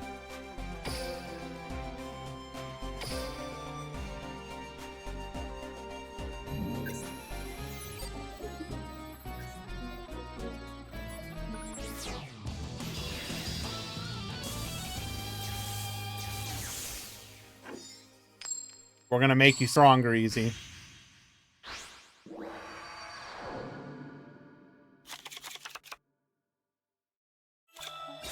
All right, 3 in the front, 1 in the back. Essel on turn 2. You love to see it. What you hate to see is when you mill 2 spells. Tributes off for the Yami, Yami Ruler. Gonna be able to go for our fusion play here. Come forth, Yami Tarasu. Activate its effect right into a widespread ruin. Okay.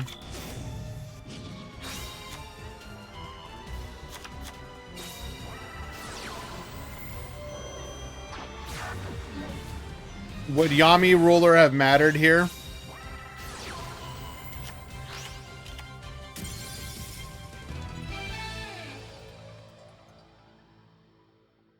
Would it have mattered? No, it would. No, it would not have, Sal. You're literally wrong.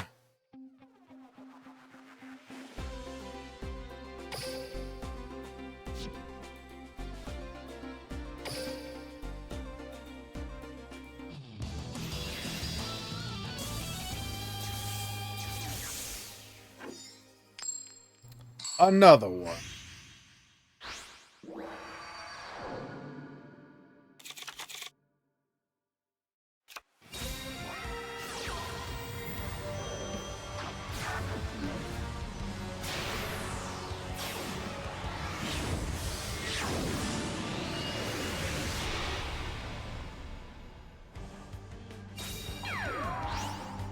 All right, 2,500 in defense. We're not going to be able to do anything about it, so we're just going to pass a turn. Pop the back row.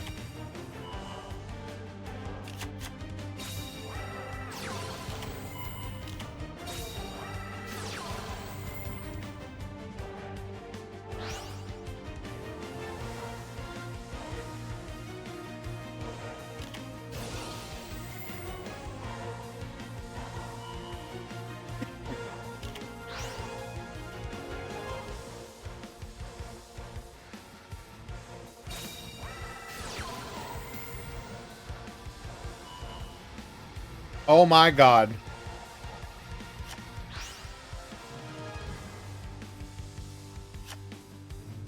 We are about to get rolled.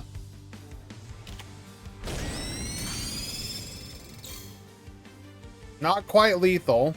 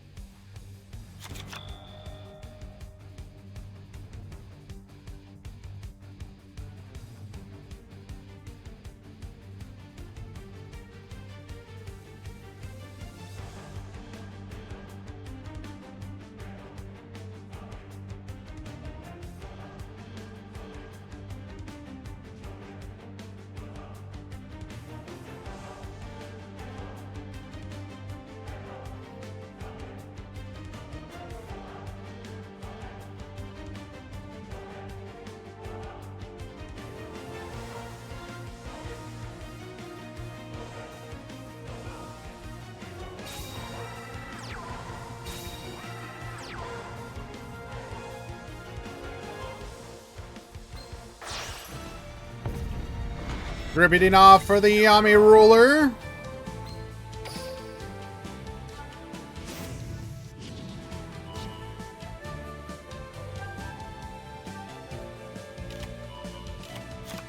Activate skill, grab fusion.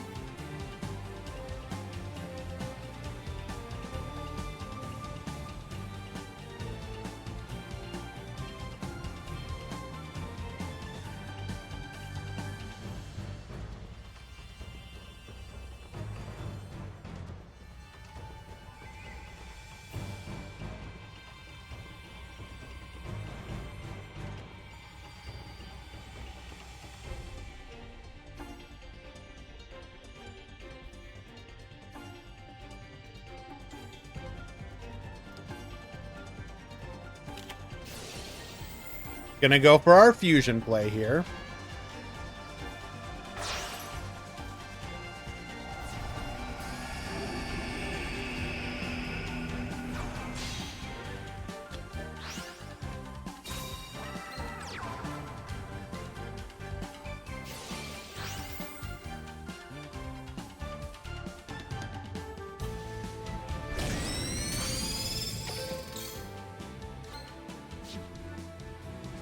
Until the end of the opponent's next turn, while this card is face up.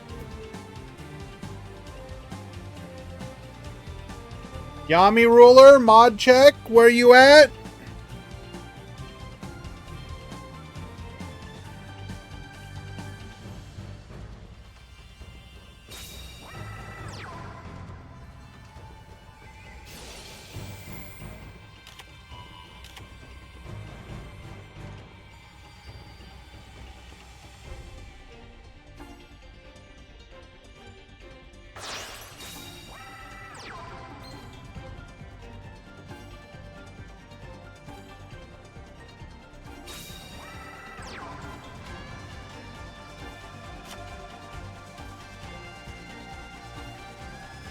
Going defensive.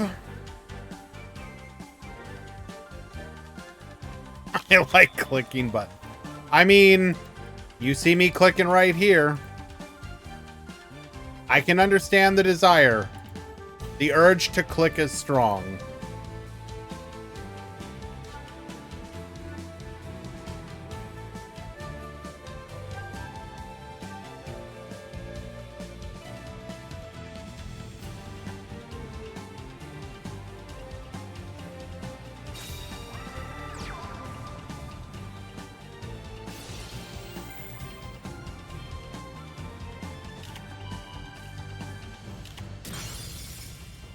Hops the face down Cosmo Titan.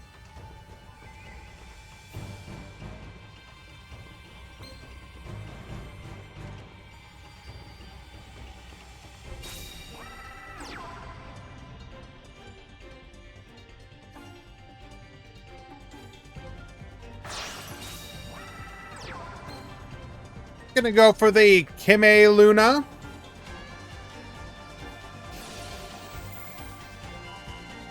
Get flippin'.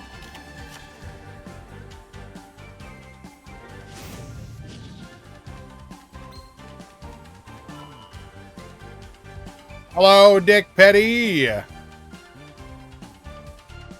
We're gonna baboose, grab ourselves a copy of a fusion.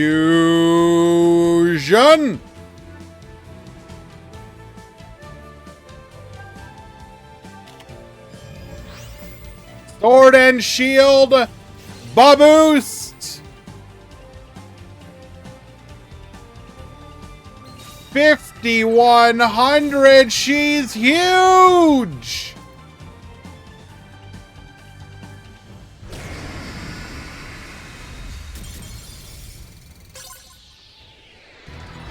I'm sorry, Dick Petty, but I can't see it. Because all I can see is how huge she was. Lethal.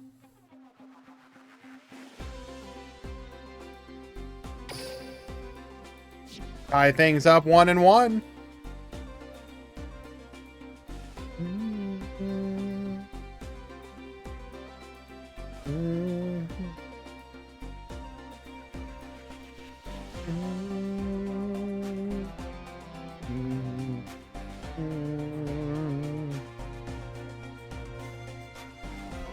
Kieran, I'm talking about the size of her attack.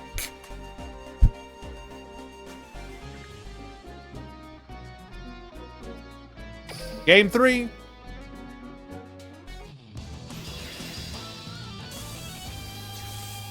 They grow up so quick, Yogi.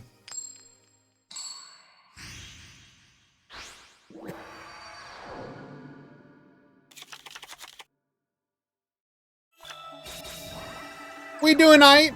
We had a pretty decent turnout for the Rush tournament today, and an actually non-one-sided. Normally, you get the breakdown and it's like ridiculously skewed towards one, but we actually had a pretty decent one today. 47 players and 27 of them aren't on Matarian, so that's nice. Meanwhile, let's see, what other topics did we cover today? We were talking about what, if any, of our secret Coomer playmats that we had in our formative years, when maybe we made decisions with eBay purchases that we came to regret. Shut up, Sal.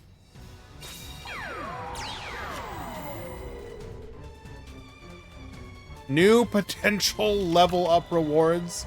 What is there? What do you mean? Are there leaks on the website or something? Excuse me.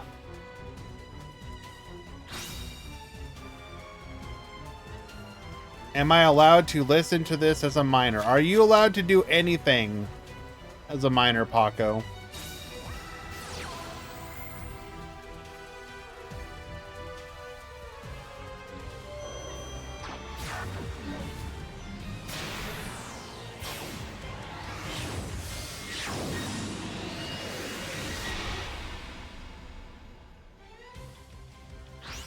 Actually, technically, that's not true, Paco. Even as a minor, if you have a job, you would have to pay taxes. Checkmate.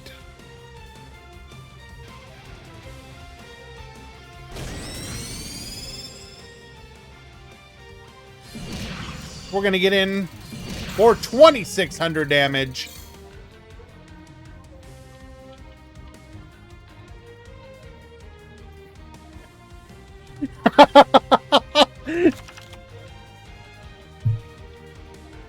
For over 100 years, children have yearned to return to the mines.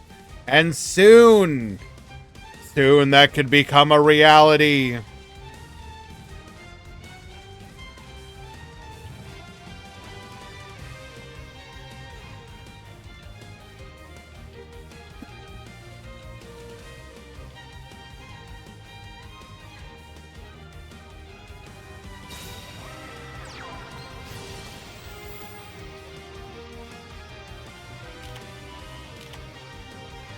We're going to go ahead and creep on that back row.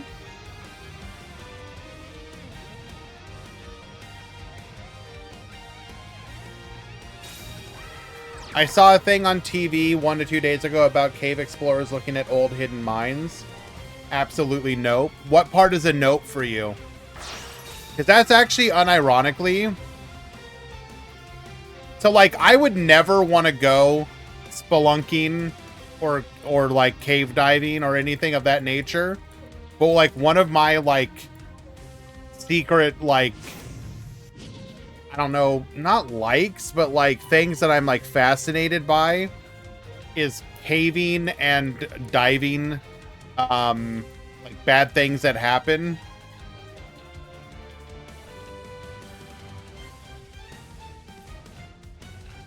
So, like, literally, I've probably listened to, like, dozens of hours of, like, caving and diving horror stories.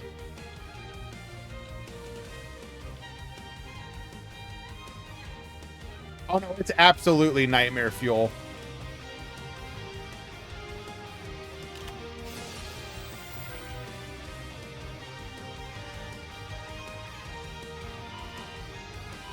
Wait, are we gonna go for a cheeky... Okay, we can't get lethal, but we can get a lot of damage in here. No, we're just gonna try and push for some damage. Take out the big boss monster.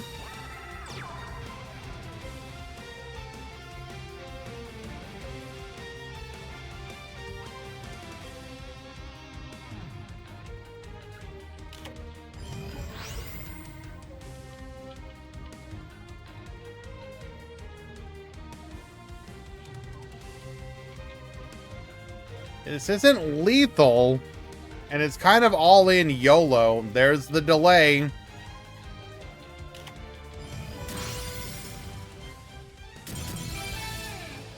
Scoop it up.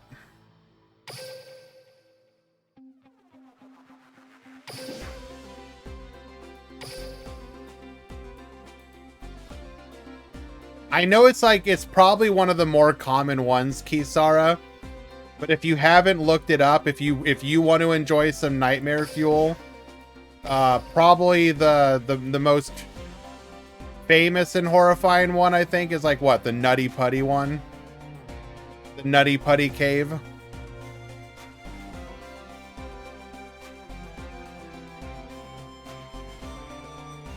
Yeah, that one's very like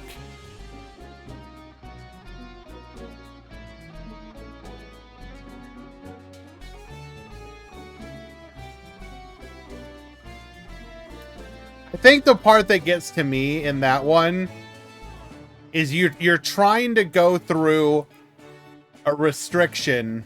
And for those of you that don't know, a restriction in caving is where you have to like really like bring yourself together. You have to like exhale to like lower the amount of space that your chest is taking up and then push yourself through. And so you have to be very confident with what you're doing, because if you get stuck, then you basically can't breathe.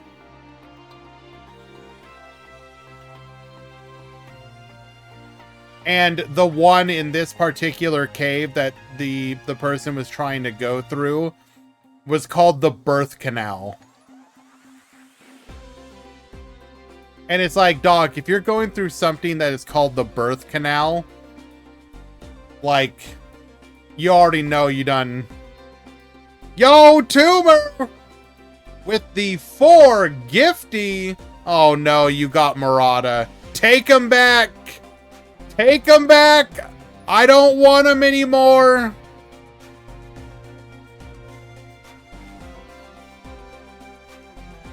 XG Hunter, El Cid YGO, Hey I'm Murata, and Rapo-san. Thank you for being here to be able to get gifted from my boy Tumor. Appreciate you, bro.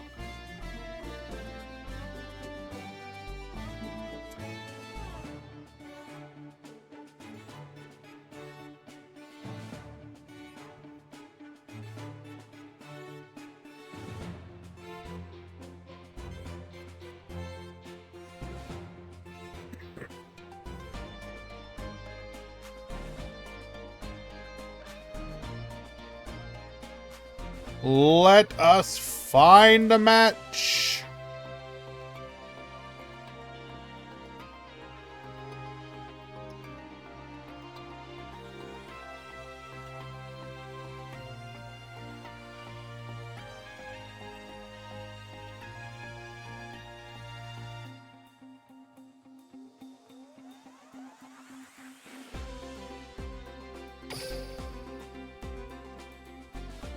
What the? And another? Stop.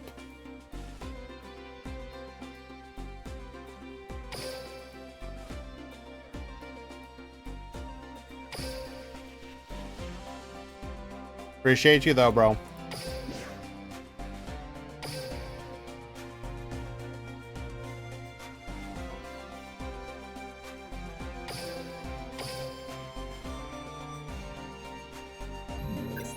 Well, Kisara, once you start going down the disaster video path, it's going to show you all sorts of different ones.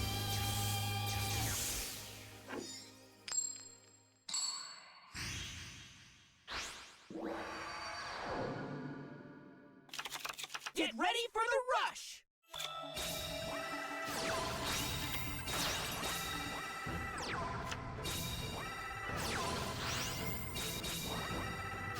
Alrighty, we're gonna go for the piercing here, getting in for a decent amount, but we will take a bit of reflected damage there. Barrage of Steel, pop the back row into a Cyber Assault Dragon.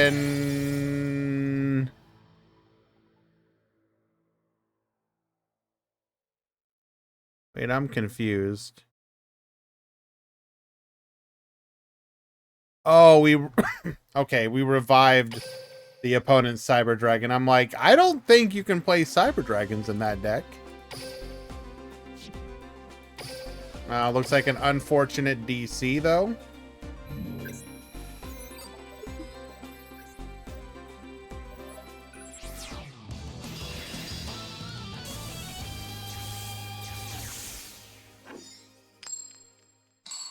Take care, Tumor. Thank you for stopping by, bro. Get ready for the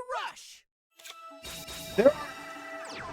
I will say, I don't mean to derail for a second, but can I just say, it is fascinating just how quickly your YouTube algorithm will get absolutely destroyed if you watch anything outside of what you normally watch.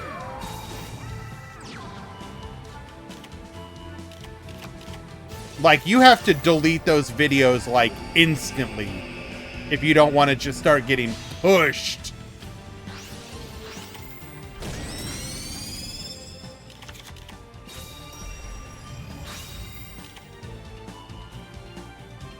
So, like, for example, I wanted to watch a video or two about, like, why people were, like, freaking out about the new Dragon Age. And I go and watch a video or two, and because it's all related to, like, ooh. Getting into the, Sword and Shield, we are gonna lose on that attack. Very nice. It ended up, like, just absolutely flooding my algorithm with, like, excuse me, all the, like, Gamergate adjacent, just absolute BS. I had to go and delete those videos instantly to not have my video feed just absolutely destroyed. It was like, it was wild. I watched like 2 videos and all of a sudden like 60% of my new recommendations are like, you know, the wokes are ruining gaming. I'm like, dog, I just wanted to know why people were so mad. Like, why some people were upset. Like, what were they mad about? That's all I wanted to know. I don't want to get into some, like absolute nonsense.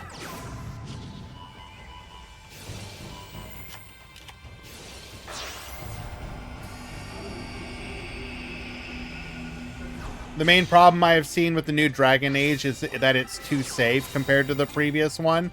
Kinda, yeah. Not just that it's too safe, but like the best way I would describe it... Oh my god, we just absolutely go in.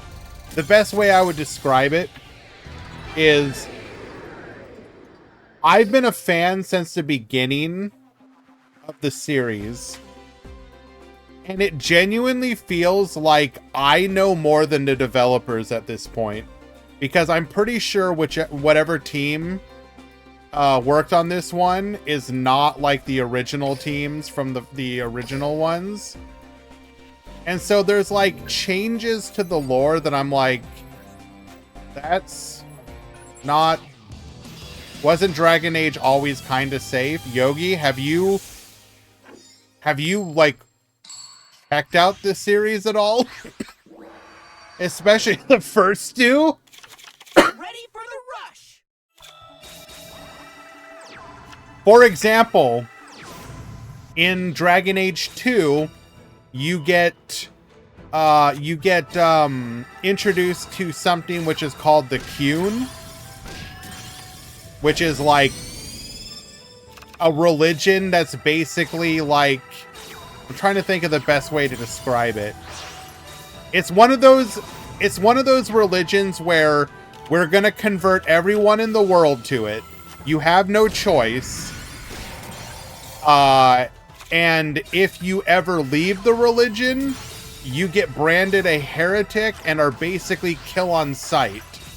Then you play the new Dragon Age, and it's like, it's being treated as like this, oh yeah, you know, you can just like leave the Qun.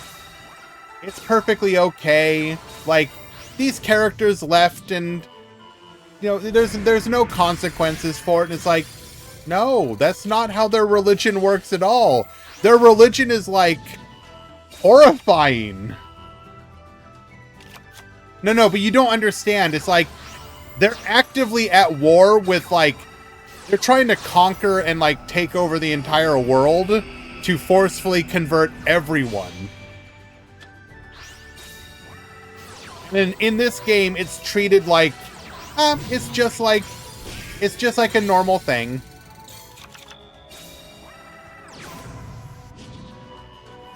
Another example would be, okay, so that's like the big lore thing.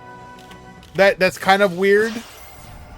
It's also like minor things. So like, for example, Yogi, you probably know what the Black City is, right? Which is supposed to be the throne of the Maker.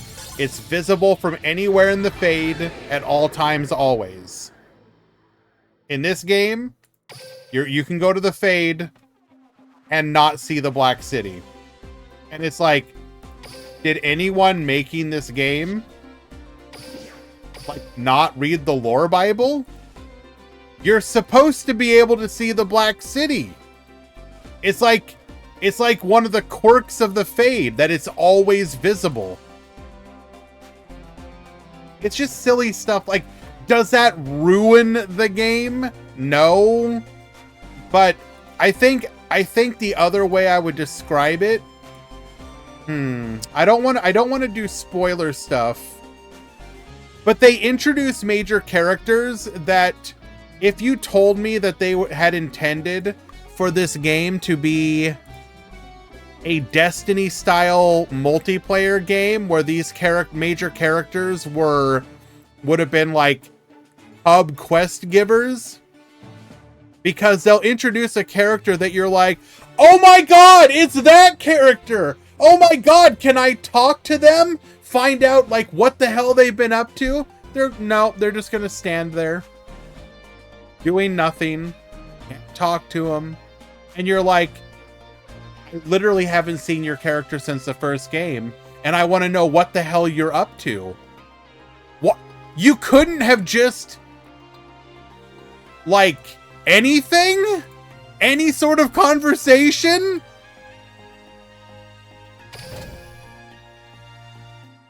Like, I know I'm kind of coming down on... yes, Manarchist. I haven't had it happen, but you do get asked to recreate your Inquisitor. So, there is that.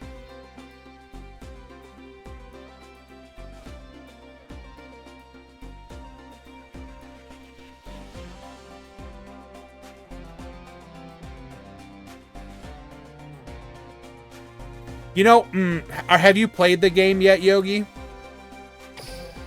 At all? I assume not.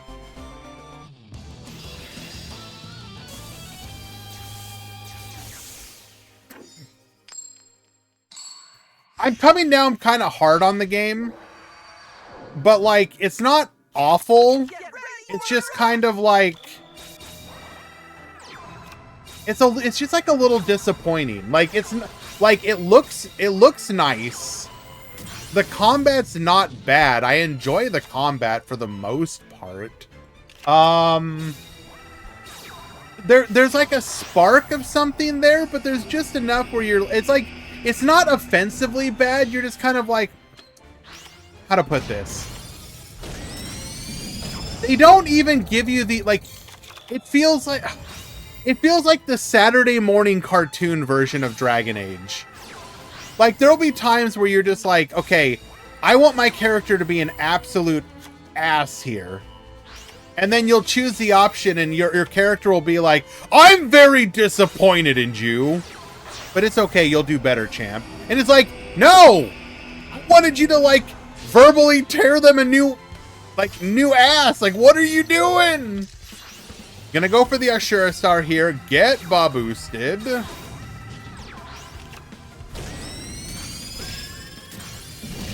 Not quite lethal, but so dangerously close.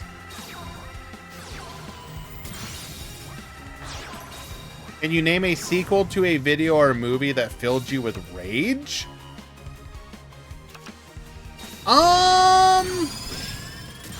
don't know if I'd have to think about that one.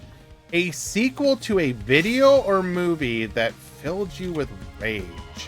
I think the closest for me... Oh! Okay, we got lethal. I think the closest for me have been the new Star Trek. So I'm like, you know, obviously a little bit older.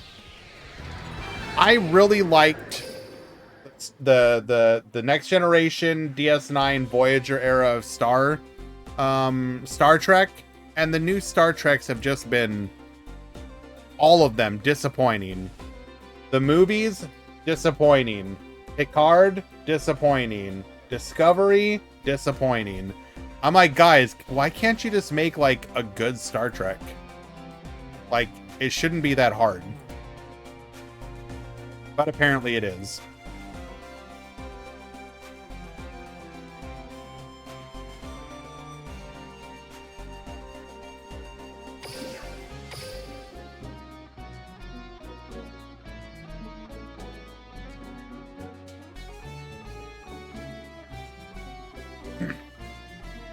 Alrighty, final round.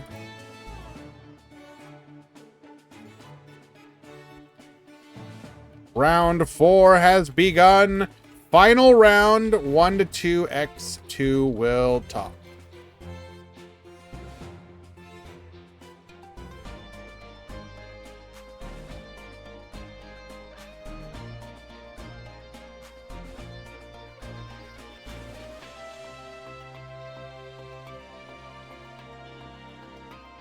Like, I understand that making follow-ups for older things can be difficult, in theory. But at the same time, it's like, all you gotta do is just... I think in a lot of situations, people just want more of what they got before. They're not looking for you to redefine things. Just give them something fun, pleasant, and comfortable. Because the reality of the situation is, most people... I will say, Yugi, I have not watched that one yet, but I have heard decent things. I think part of the reason that I didn't watch it yet was because I was so disappointed by Discovery. That even though it's kind of its own thing, because it's tied to it, I'm just like, I don't know, man. Are the same people that are telling me that it's good the same ones that...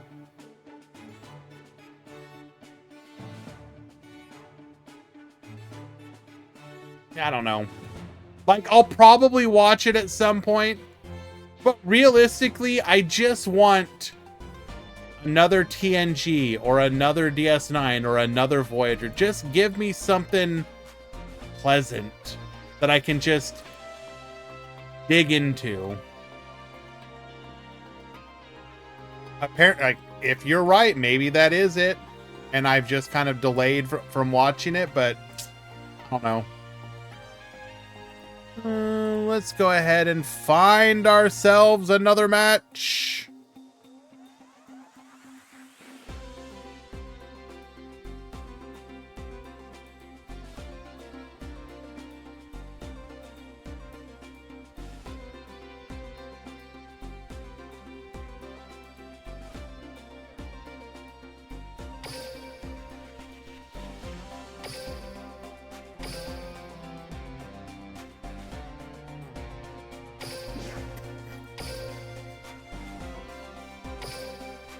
Okay, should have a match in just a second.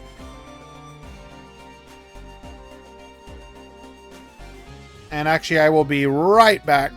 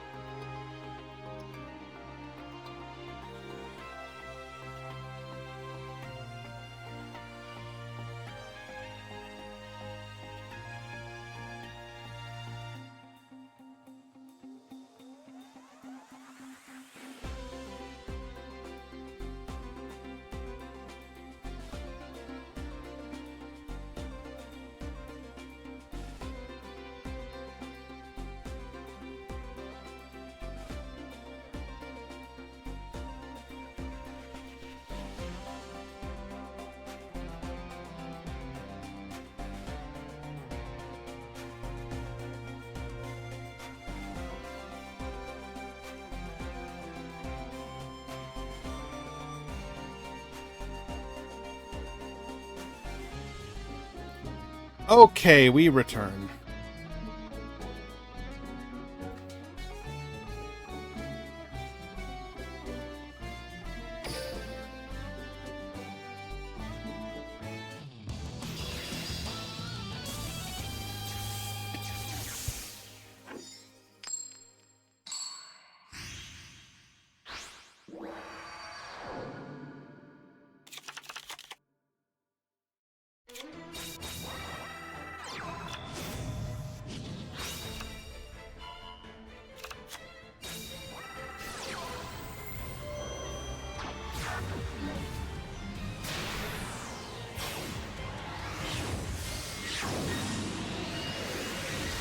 All right, I'm gonna be quiet for just a few minutes. Having something to eat.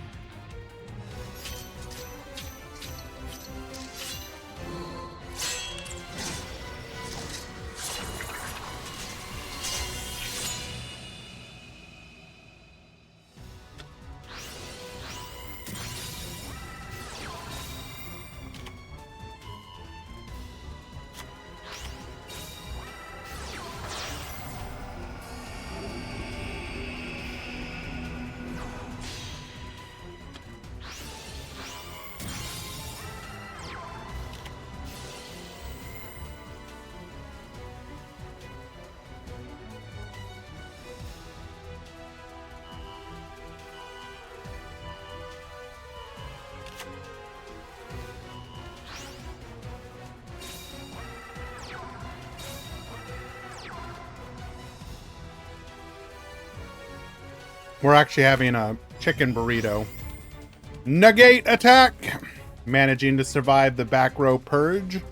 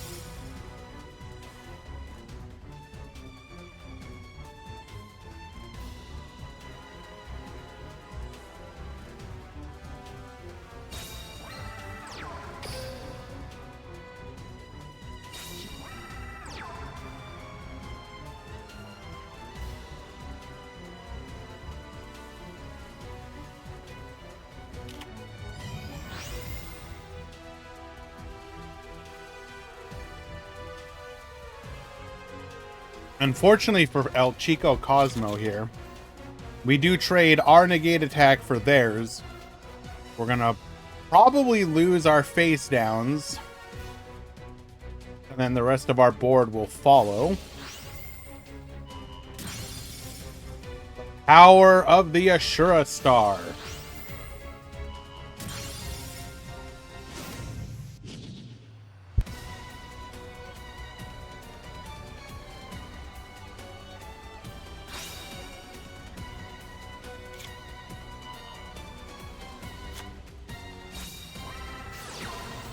That reminds me. We do have the new infographic.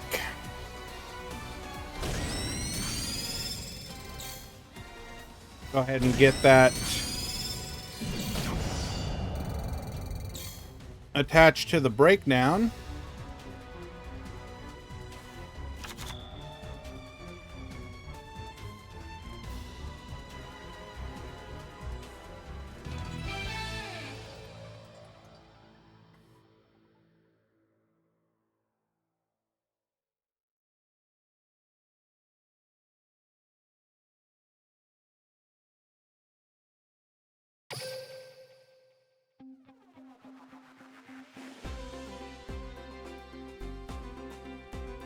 How do you get the super poly card back? It was part of the mission for the unlock of you. What's it? Why am I drawing a blank on his name? I'm Gavin Sogetsu, Student Council President of... Yuo. Goha, the best of the Goha 6.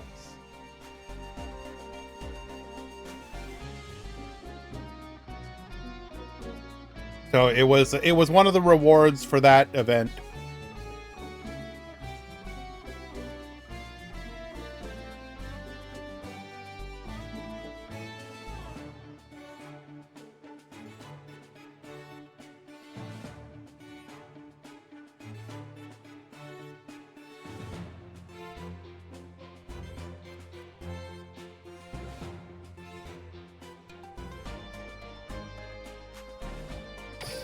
Only 8 Matarian.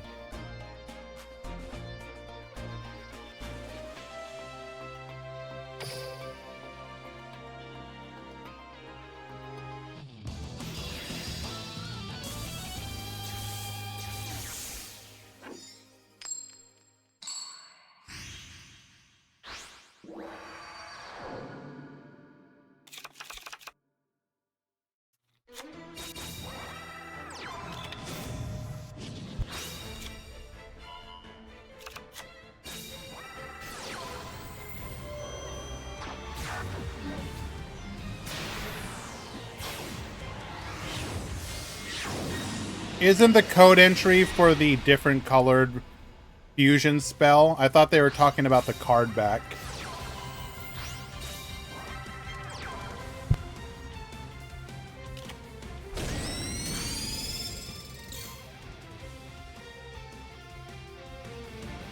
If they mean the different colored fusion spell, then yeah, you can still get it via the code entry.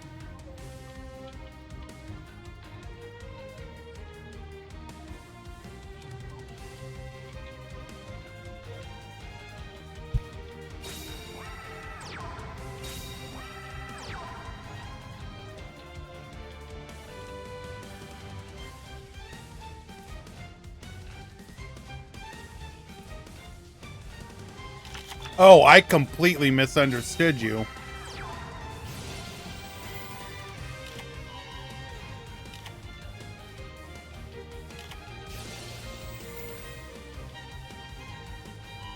Super poly card back, is that...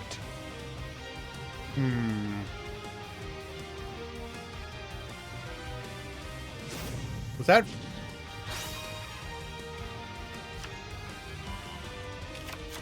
I'm trying to remember now. Let me rack my brain for a second.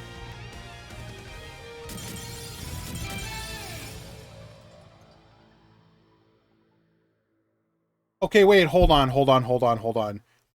And again, I'm misunderstanding. I was asking about the Super Poly card back. Are you talking about the card itself? Or are you talking about the card sleeves? The sleeve. Okay.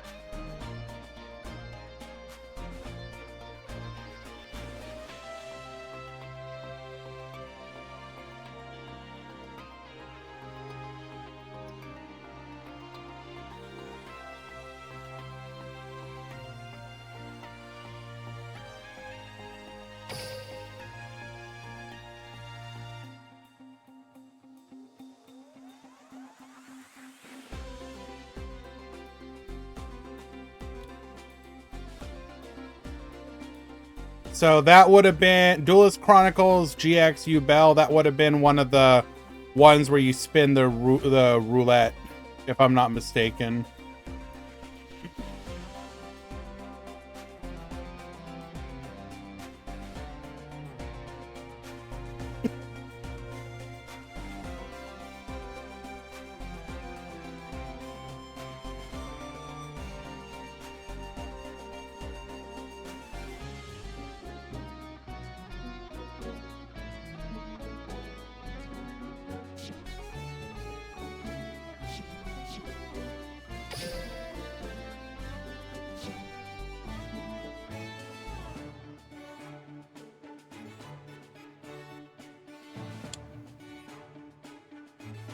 So when I search it up,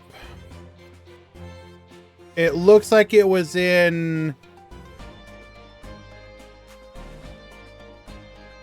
June 2020.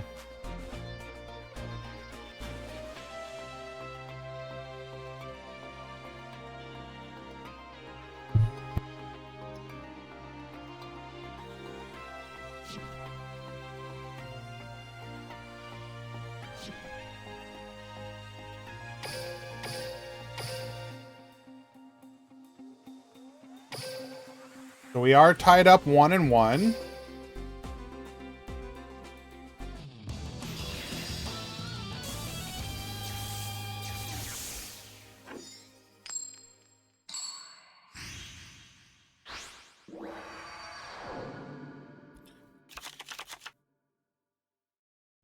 Yeah, sometimes you just miss events. It happens. Not people can't 100% be there for every event.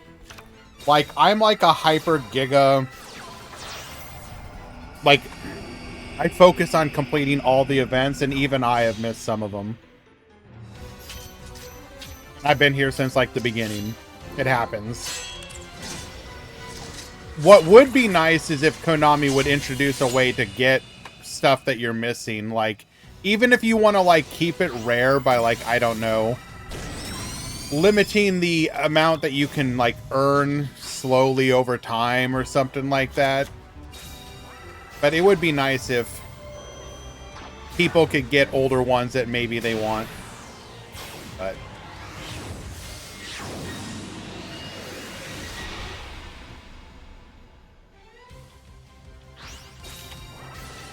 all of the Earthbound, we're going to keep our Ashura Star alive.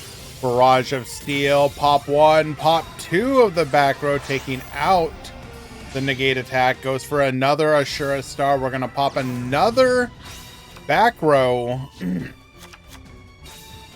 Maybe. Slime to keep us not alive. Wait, we didn't even need to use that one, did we?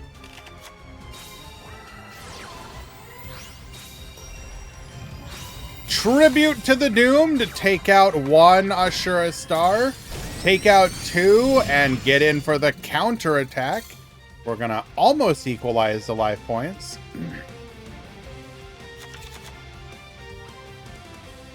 So we're coming up on the 8th anniversary, and that was 4 years ago. Think about it.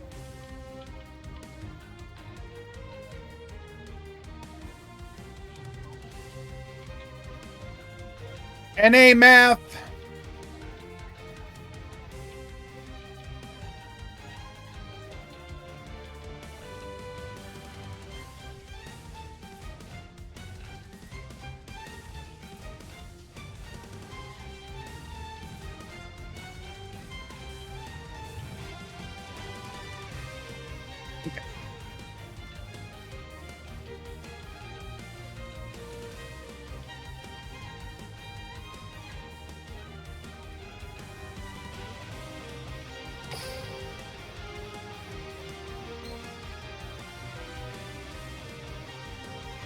We are big thinking.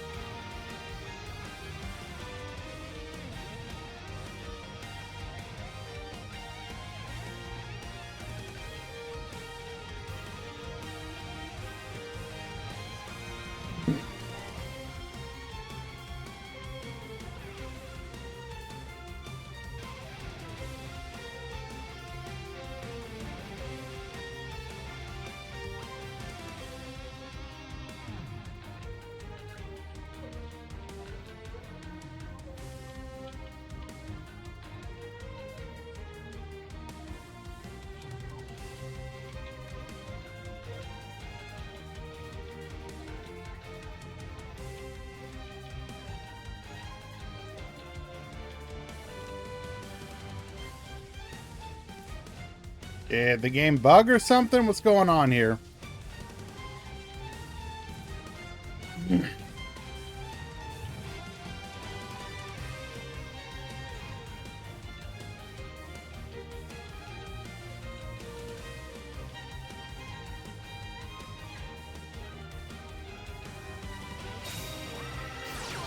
Okay.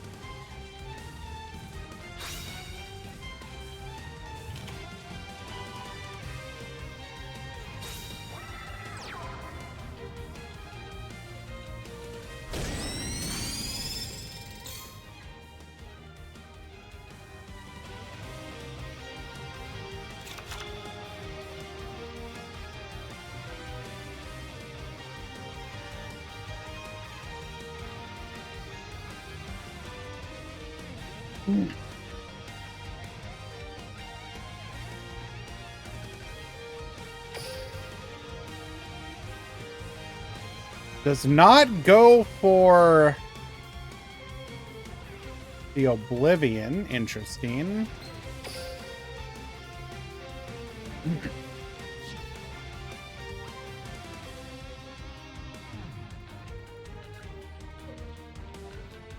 What happened? Did we get like low on time?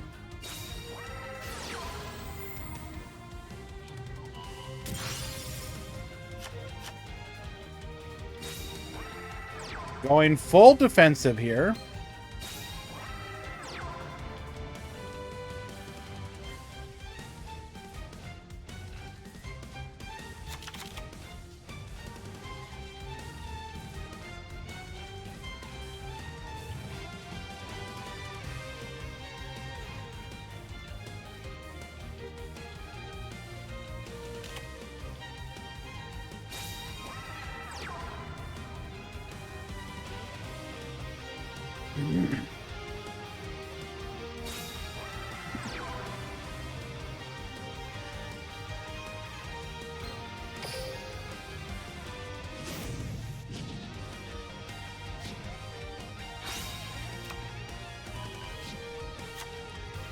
So we're adding another Arc Turbo to our hand.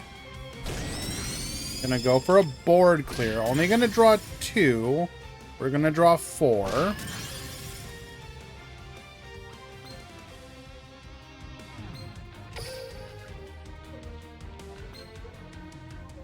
So all of the notable traps have been used by both players.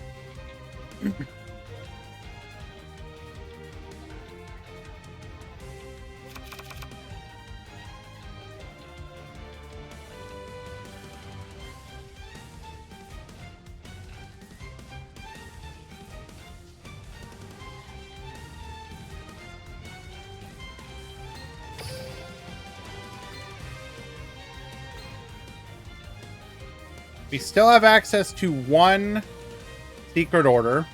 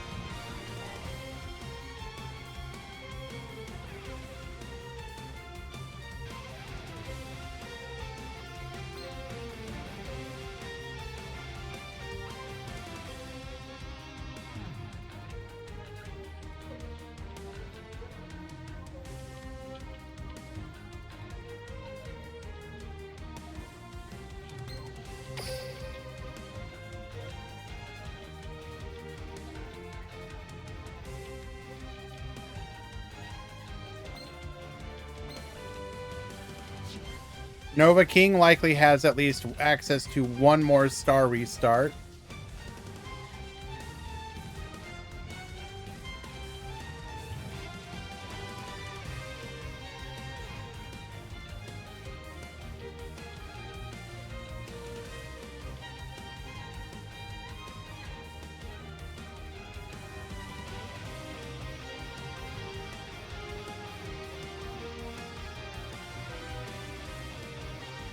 Hello, Yamiya. Welcome, welcome. What are we thinking about here? Surely you do not have a line to lethal. Your plan is what? Board clear if possible, and then force a game state where your opponent decks out?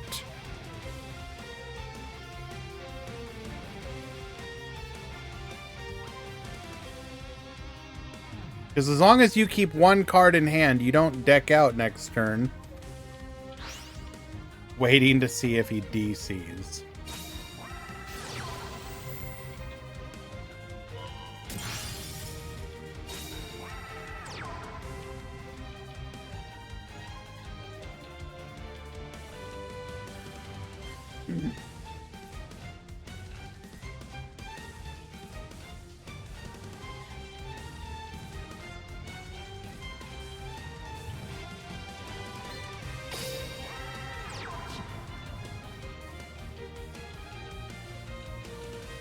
Should we have actually kept 2 in hand to give us an extra turn?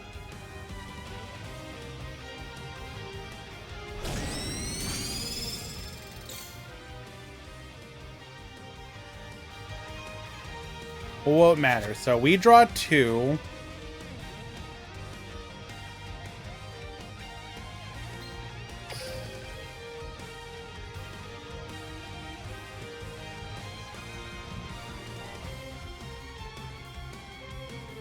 We could potentially still have access to piercings.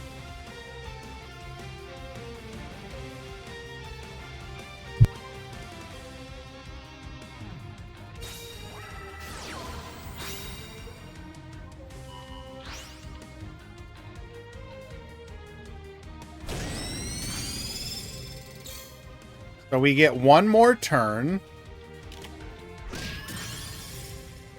Wait.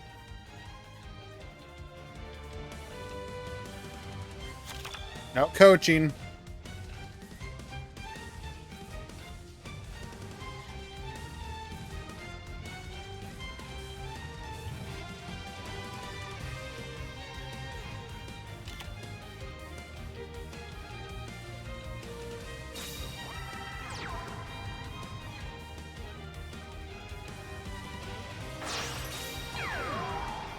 Tribute's over for another Oblivion.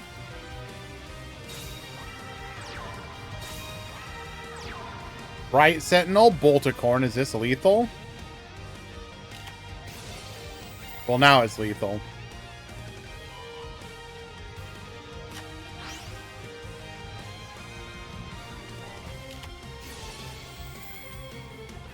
All right, dude. Double meteor charge.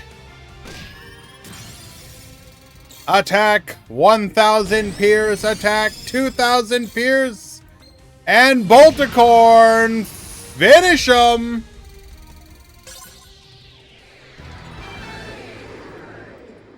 That was actually kind of a wild match.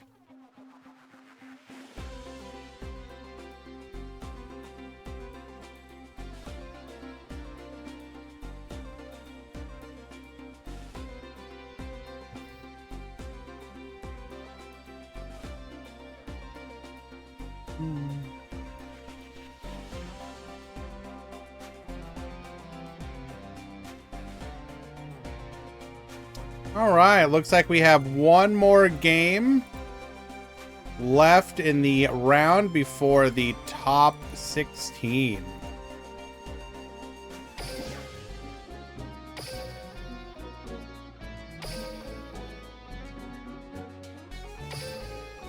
Well, if we didn't have double charge, I'm pretty sure you just...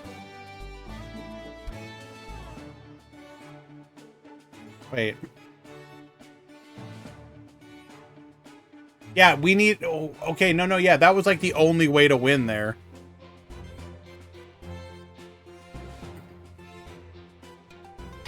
Well, not the only way, but you know what I mean.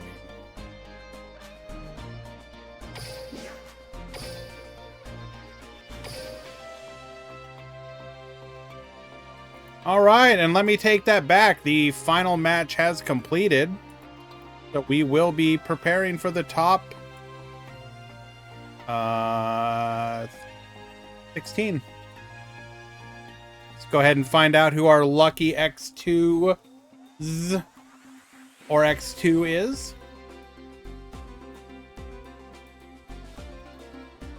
And see what our breakdown's looking like. Will tomato be correct? Do we have 8 Materian?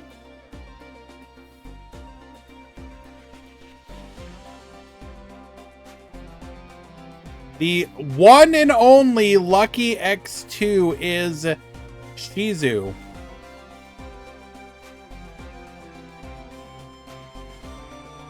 You topped X2.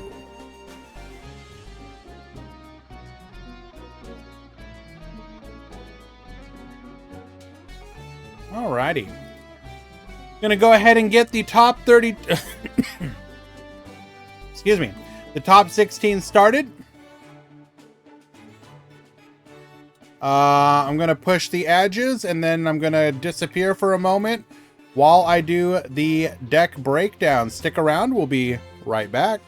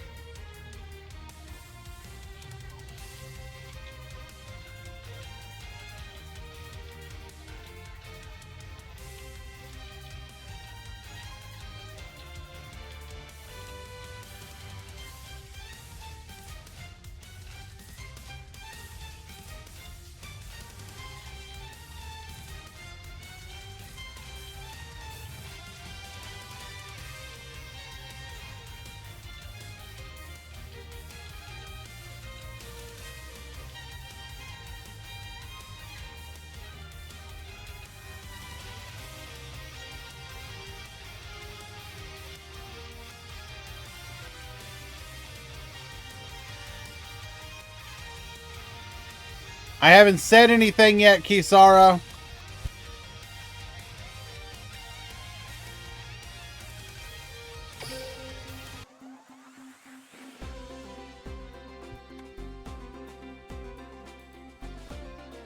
Uh-huh.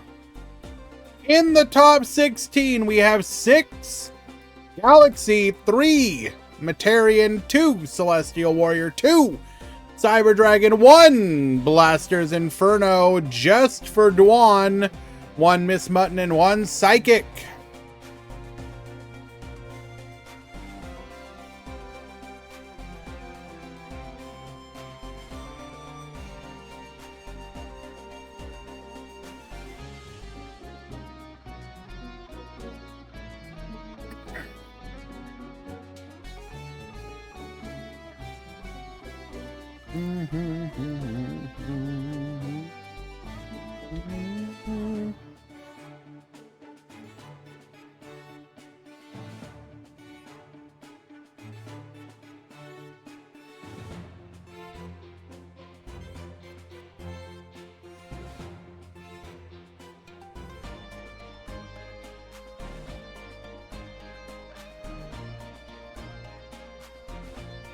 What is Blaster's Inferno exactly?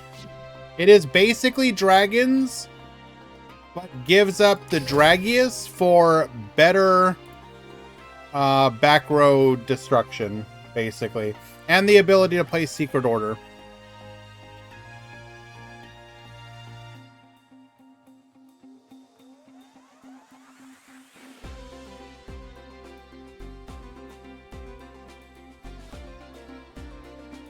If we pull up an example of the deck,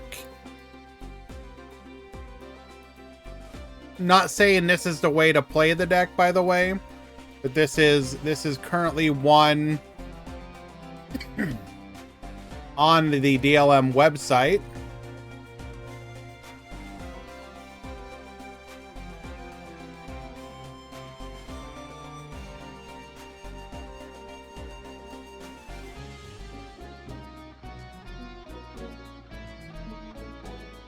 Here's an example deck list.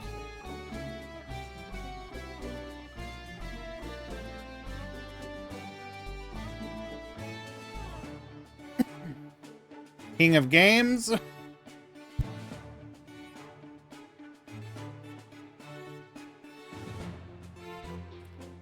So you have the ability to wipe the field with Dragonic Pressure. You can revive Treasure Dragon for a draw. You've got Secret Orders to bring back your Attack Dragon and your Red Eyes Black Dragon. Your skill can grab your Infernos back multiple times. So basically, you're really relying on Secret Order, Dragonic Pressure, your Inferno part of the skill, and the Attack Pump on your Attack Dragon.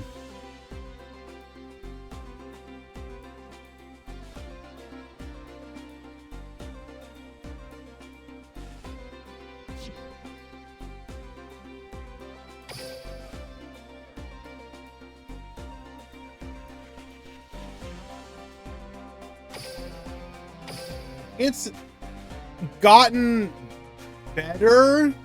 I would still classify it as like a tier 3 deck, right? Like, it's not the best deck. It's not even gonna be like in that second row that's just kind of not quite the best, but kind of there. But it has a very coherent strategy and has some advantages that are good against certain matchups.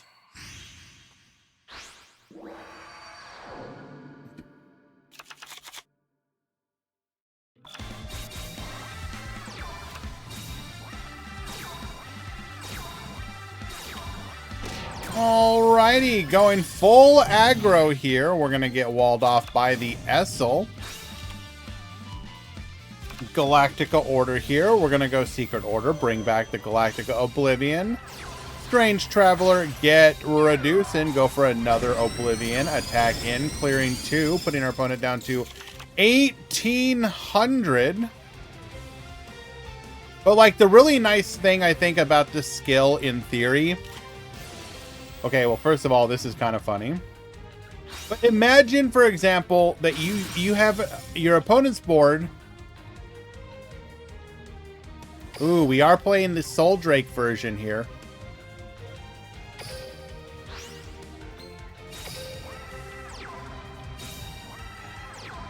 Not that we can do anything with it. But let's say you summon your Volcano Attack Dragon into this, right? And you happen to have your Inferno. You could pop a back row, activate your skill, return the Inferno, pop another back row. So just like that, you're getting rid of 2 of your opponent's back row, which is going to feel really good in situations where your opponent's got the 3.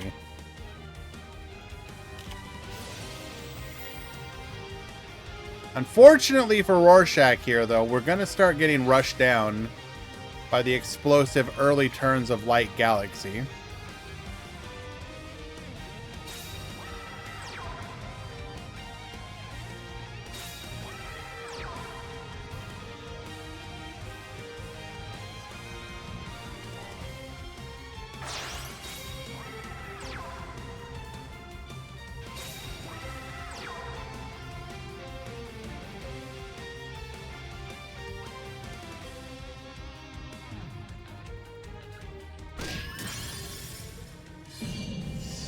I'm cooked.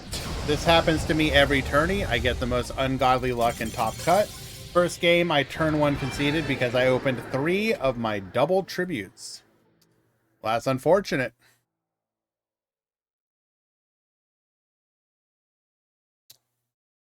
Yeah. Sometimes it happens, man. But Shepard, I think Dwan was talking specifically about Blaster Inferno. Not your deck.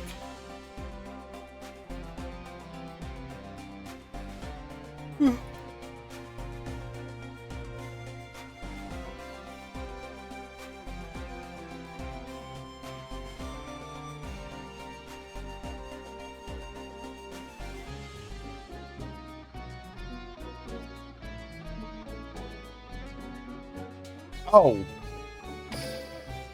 Oh, okay, sorry. I thought you were somebody else. Because your name's different, I'll be honest, I always forget. Never mind.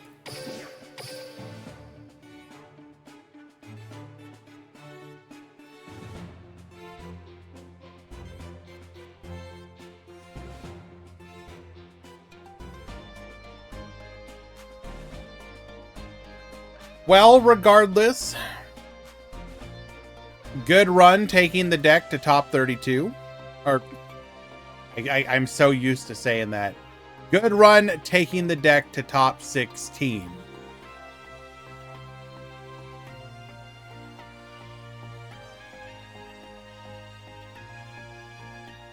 Let's go ahead and find ourselves another match.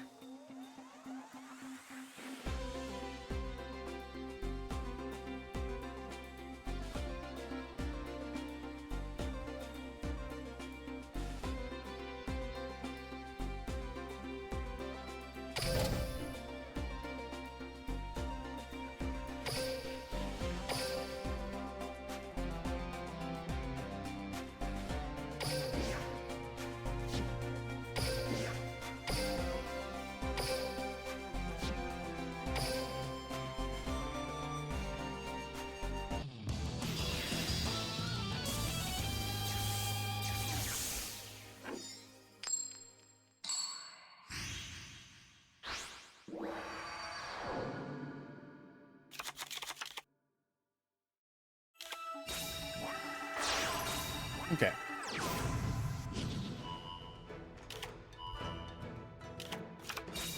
All right, Zeno at the top, Dark at the bottom. This is going to be Celestial Warriors versus Galaxy.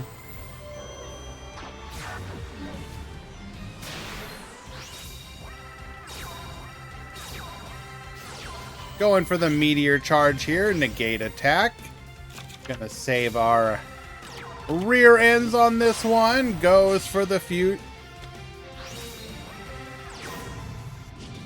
Wait, this is a real card?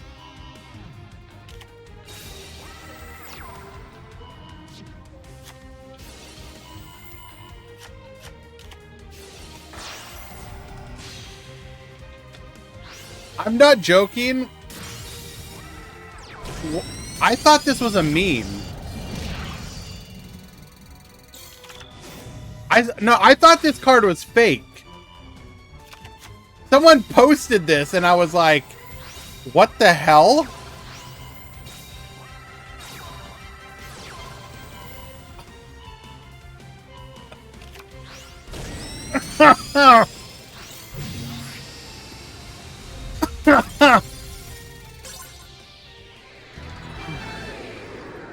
Alrighty. Sword and shield as we attack into the Kimetarasu. Will cause that to be a reflect lethal.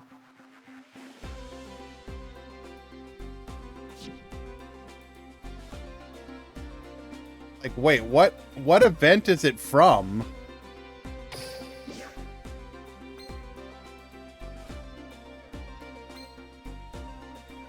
Oh my god, I don't think I've been doing this one at all.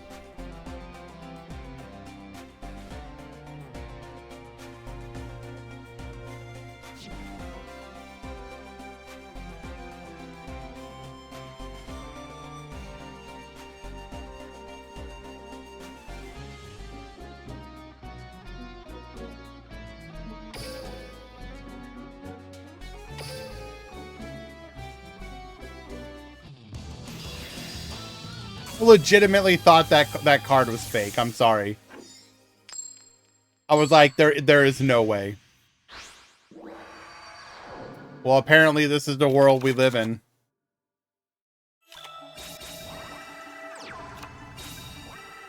All right, Essel turn 2, bring back the Needlecree.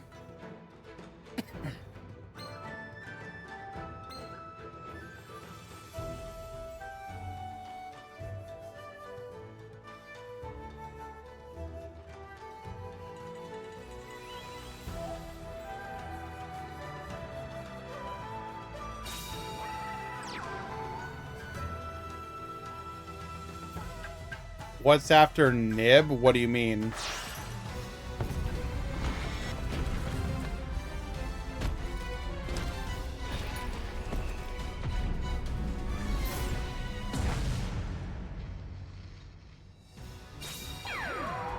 Yami Ruler to the field.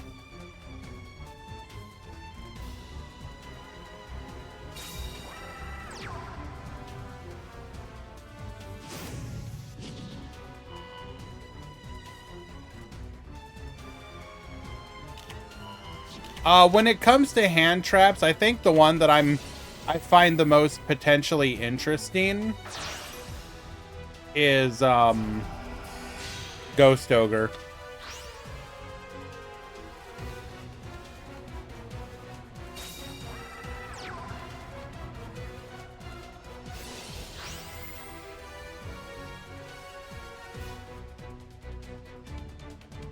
We go to battle.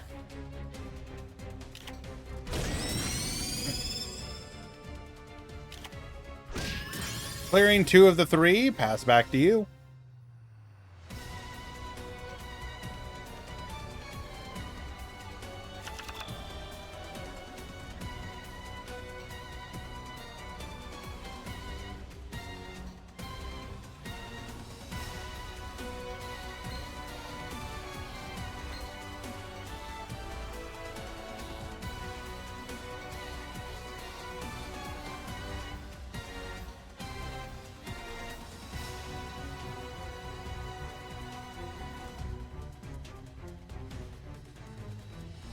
But yeah, I don't know. For some reason, of all the hand traps and all the ghost girls, I've always been the most fascinated by the interaction of Ghost Ogre.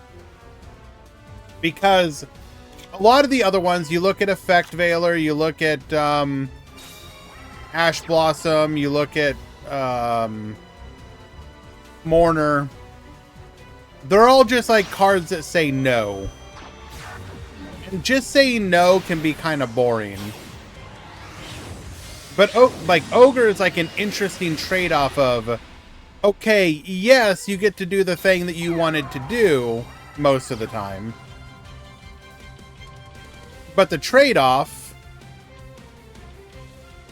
is that you're gonna lose the card that the monster you're activating. Obviously it has other uses, but I always found that infinitely more interesting of a decision point than negate.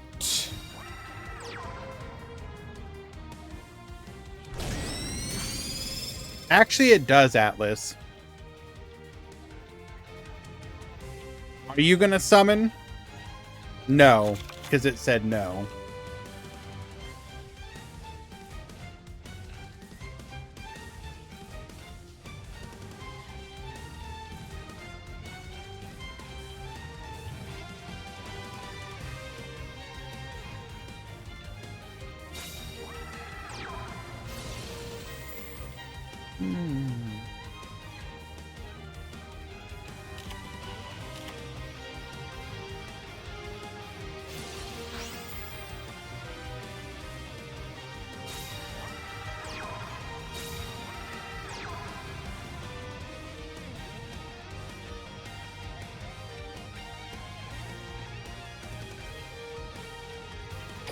So we peek on that secret order, which we cannot currently activate. Negate the attack.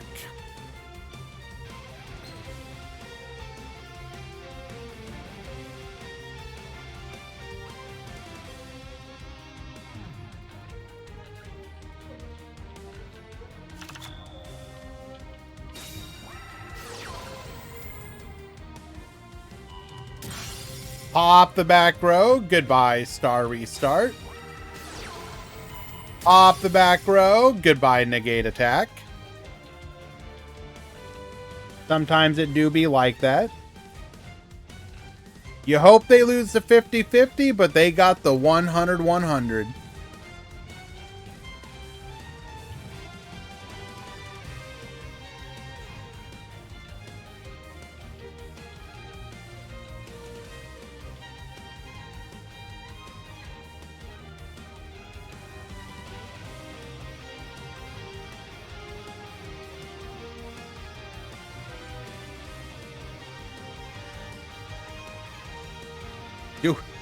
Do we even have an out for Yamiterasu here? Like, tribute to the doomed, probably? Wait, hold. Double Strange Traveler?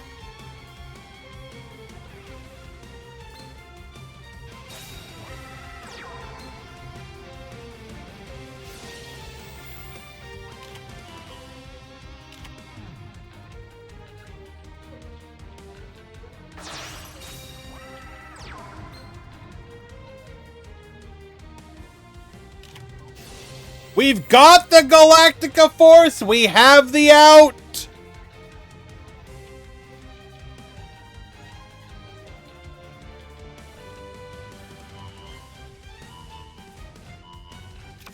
Recycle! Boost!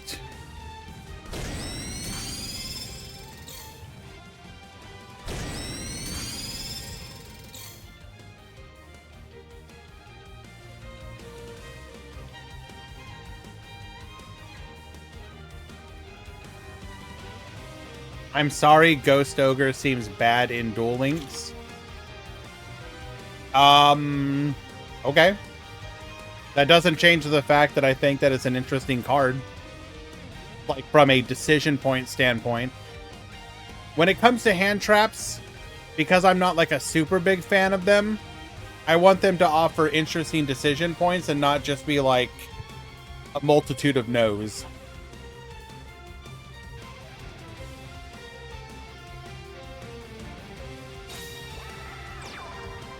I don't think it's bad. I think it's in modern Yu-Gi-Oh! It doesn't show up as much as the other ones because there's less use case scenarios, but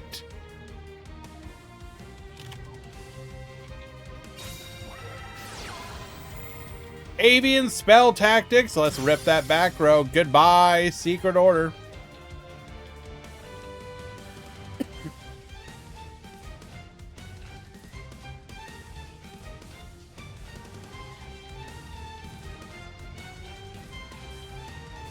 I mean, don't get me wrong.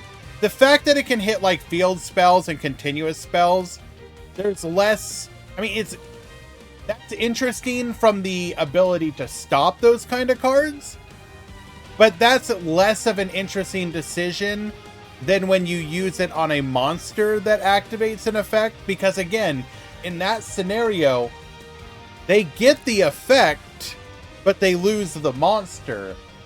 That's to me, that's always been like that. In theory, is where interesting decision making comes from.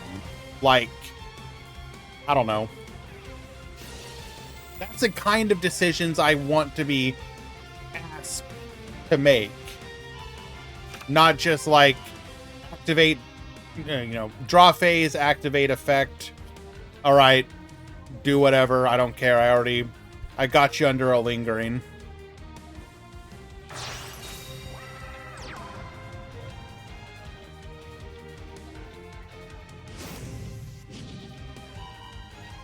Celestial Guidance, Baboost.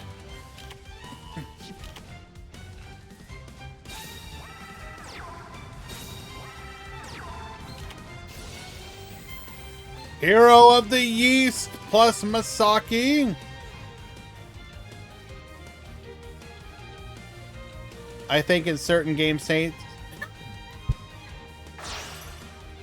Ogre will be cool, but it'll generally be optimized to almost be the equivalent of a negate. Well, I don't think that's necessarily true.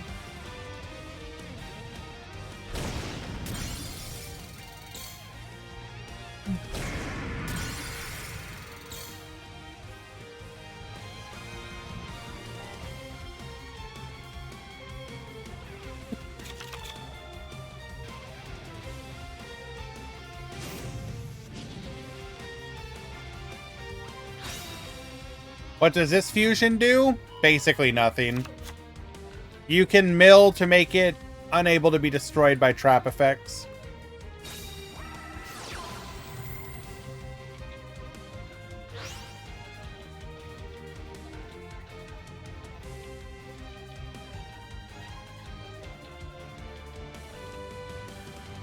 Grave, I think a lot of people would agree in general. The problem is,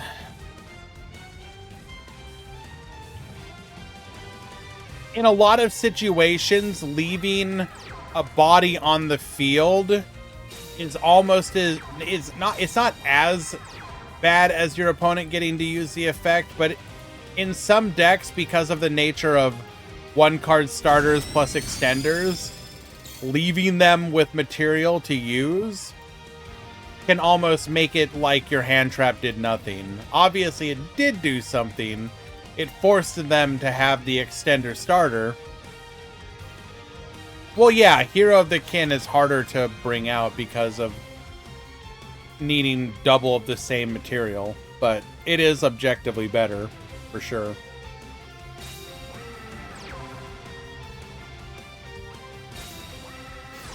Well, at least in the current meta. While we don't have a ton of destruction effects.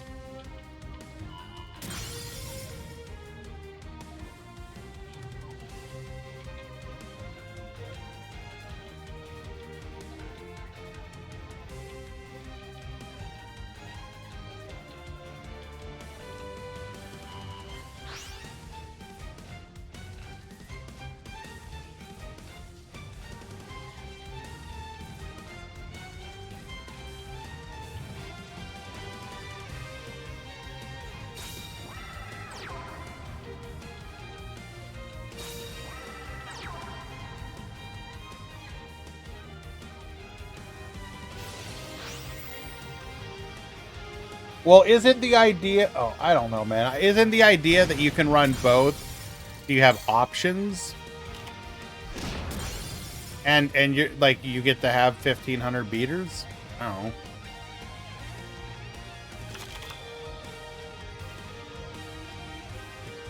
Like, what are you taking the Masakis out for?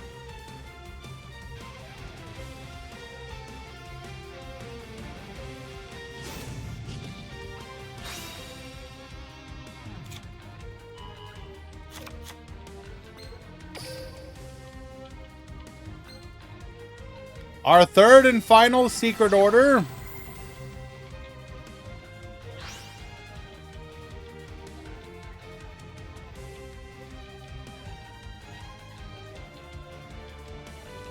Leave it to me to have a game, then misplay, so I lose.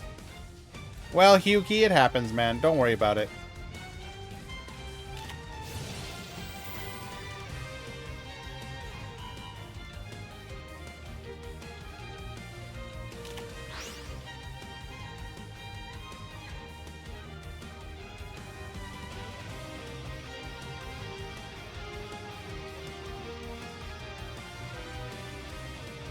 Not too upset means I get to go to locals today. Nice. What are you thinking of playing? Goes for the summon of the Linak here. We got the Strange Traveler. Get Millen. We are really low, but... oh, we're gonna go for the lethal line here.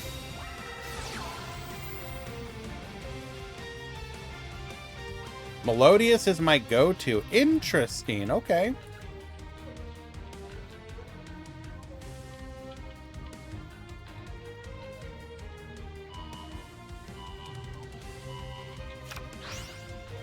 Didn't they get a reprint on the first movement solo?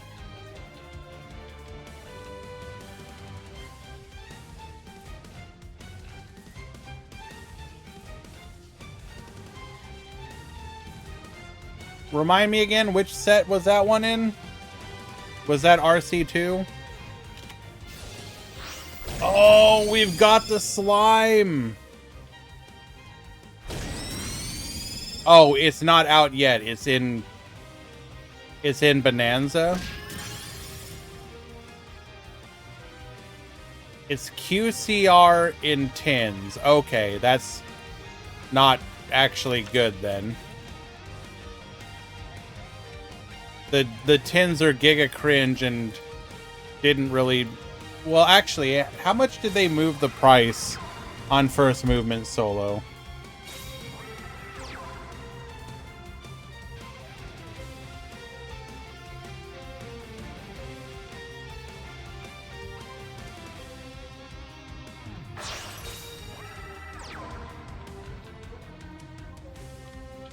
Oh my god, what? Never mind. They're like 18 cents. I take back literally everything I just said. Bruh.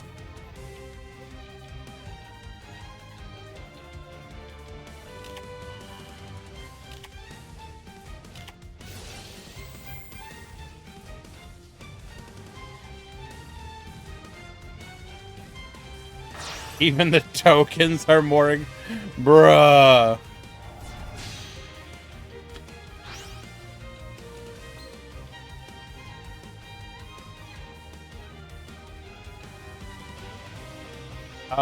Did we make an oopsie?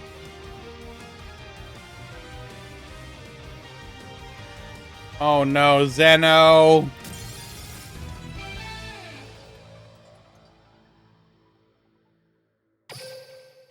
That is so unfortunate.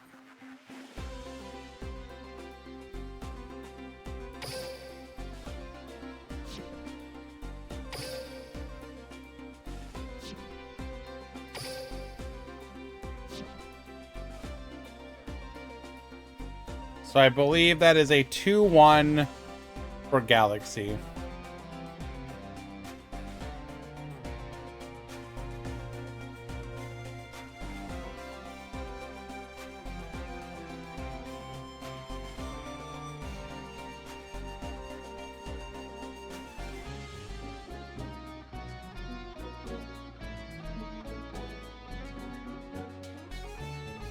Wait. Oh, was one of them a DC?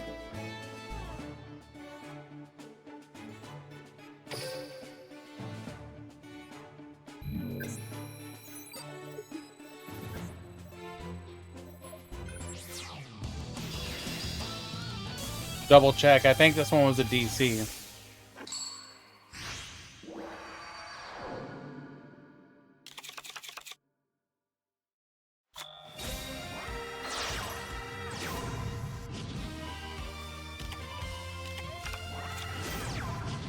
Wait.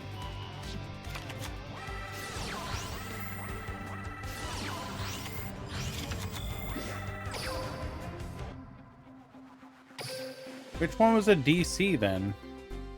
It had to be this one.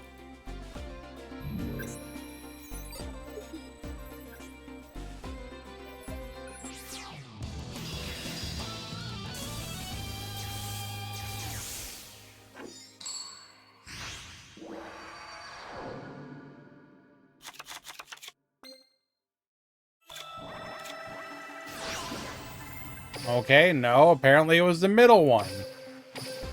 Can I just see which one it was?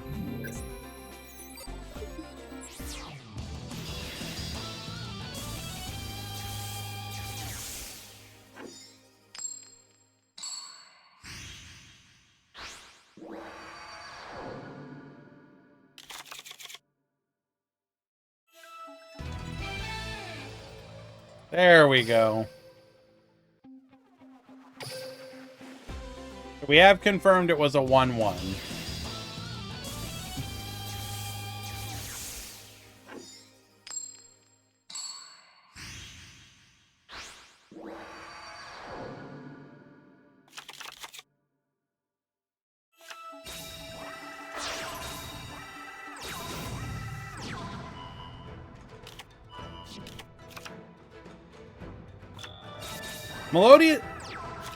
Melodious is one of those decks that should in theory be coming to Master Duel sooner rather than later, if I'm not mistaken. We are in that time, right? Like, or rather, we are getting the sets where it would make sense for it to come out.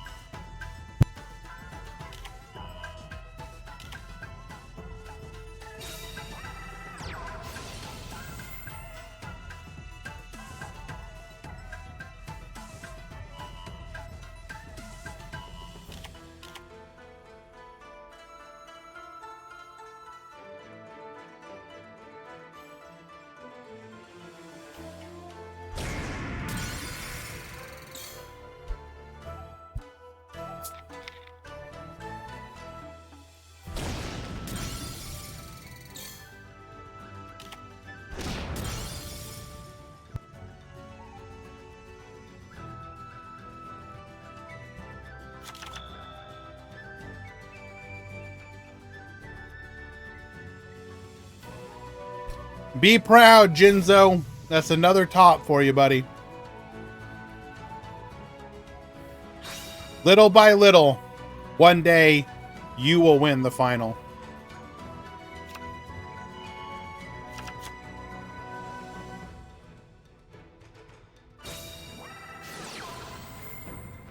So we clear our opponent's board. Getting in for a little bit of damage. Look at it, Atlas. Look at it.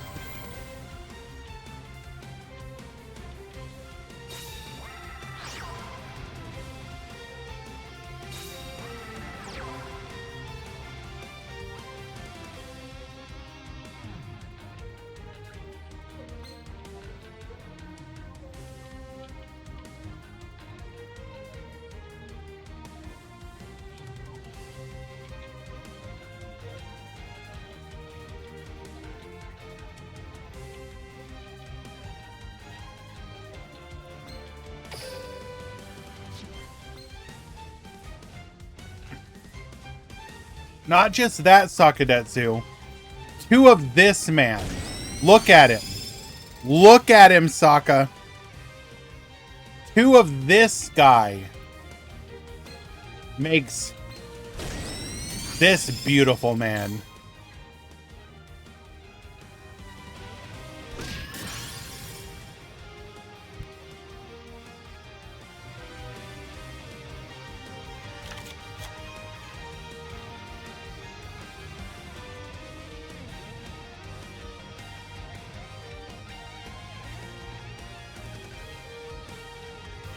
And I do mean it, by the way, Jinzo. Fighting for that, for some people, it may not mean a lot. But to me, hopping, getting that win, it hits different sometimes, dude. It just hits different.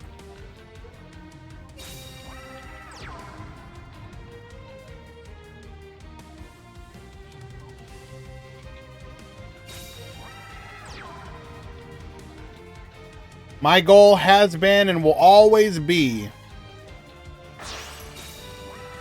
to want to make people, when they win our events, feel like it meant something.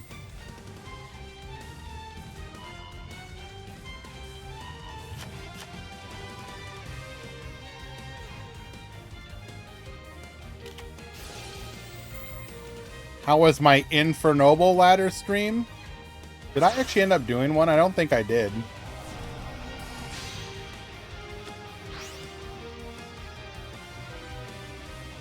Shut up, Murata.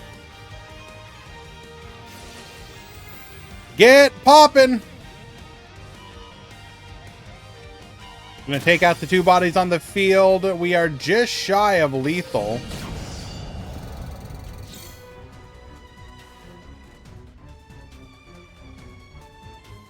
That's right, Murata. You are now a 7-month supporter. Thank you for your long dedication.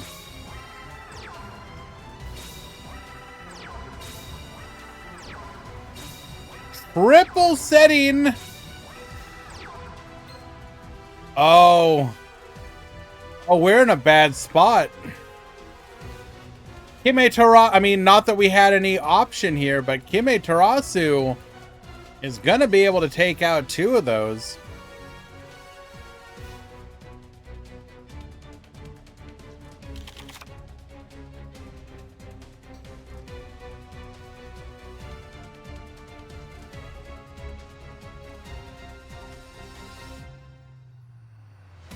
Whoa, whoa, whoa, whoa, whoa, whoa!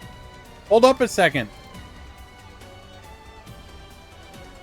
If Atlas is the worst mod, does that mean that he's a worse mod than I am? Which means that I actually rank not at the bottom for you? Aw, Murata, that means a lot to me.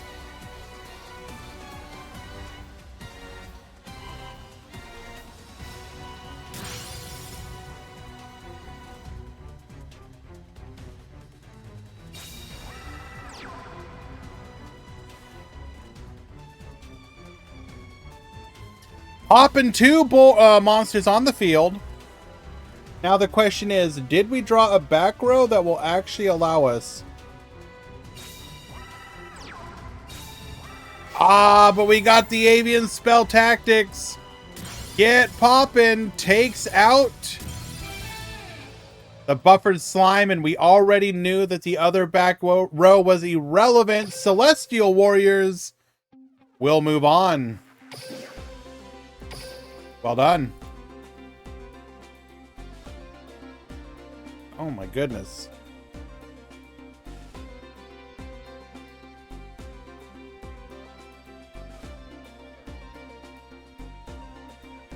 Okay, go ahead and push that one through.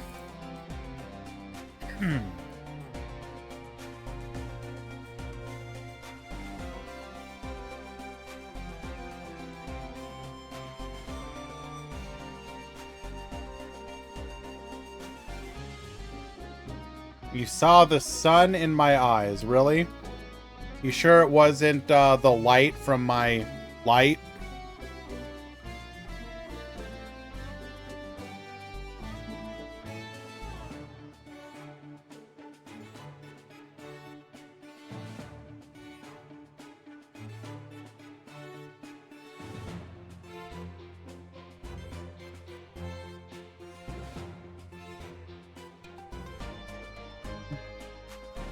Okay, so in the top 16, or sorry, top 8 rather, we have Galaxy versus Cyber Dragon, We have Materian versus Galaxy. We've got Materian versus Warriors. And we've got our Celestial Warriors. And we've got Galaxy versus Galaxy.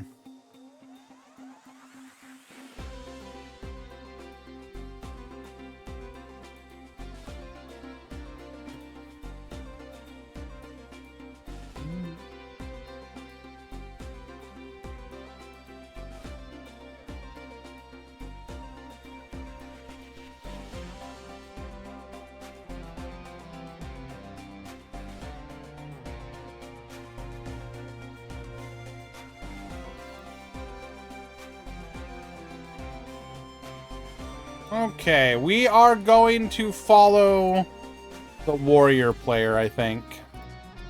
Celestial Warriors. We're going to continue to watch them.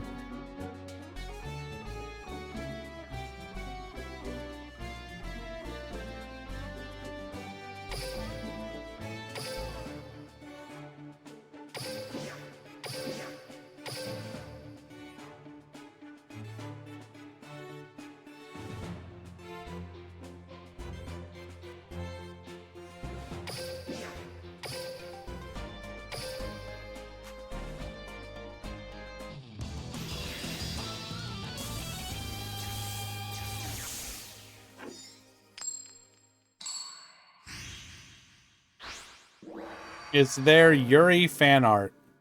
Cyclone, there is an incredibly large amount of it.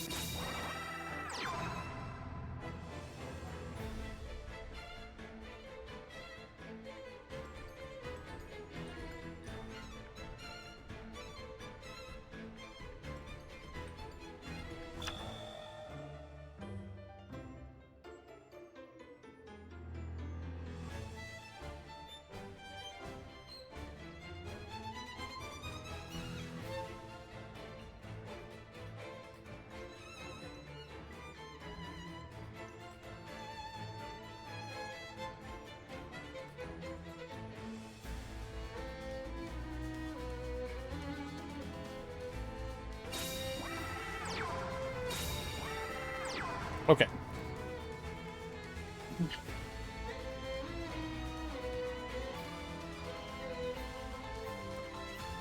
So Gozu at the top, triple sets at the back, 2 in the front.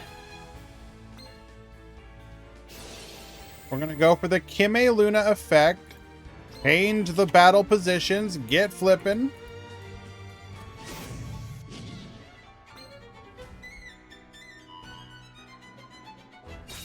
Like this position right here, it just does not feel good to have to double tribute into a Materian board.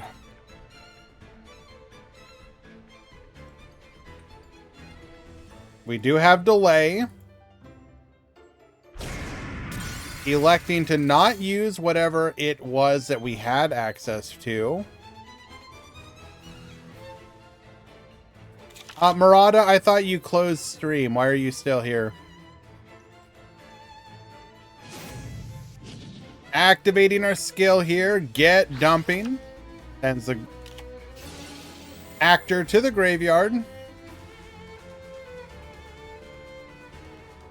Damn, you lied. That's crazy.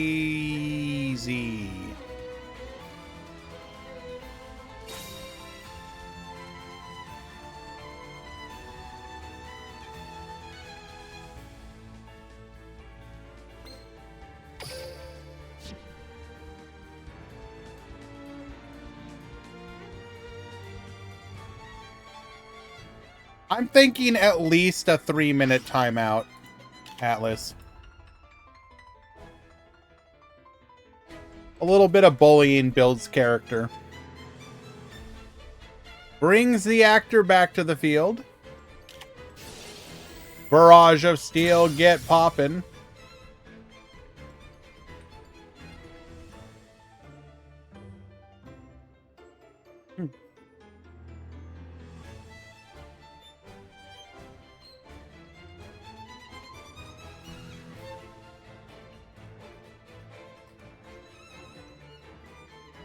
What does that even mean?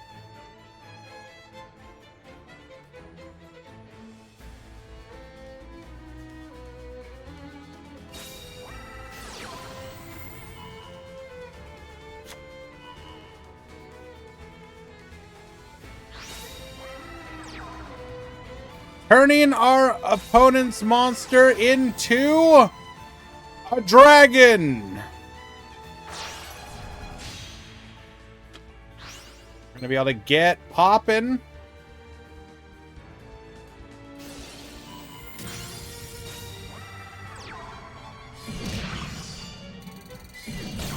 Getting in for 4,200 damage.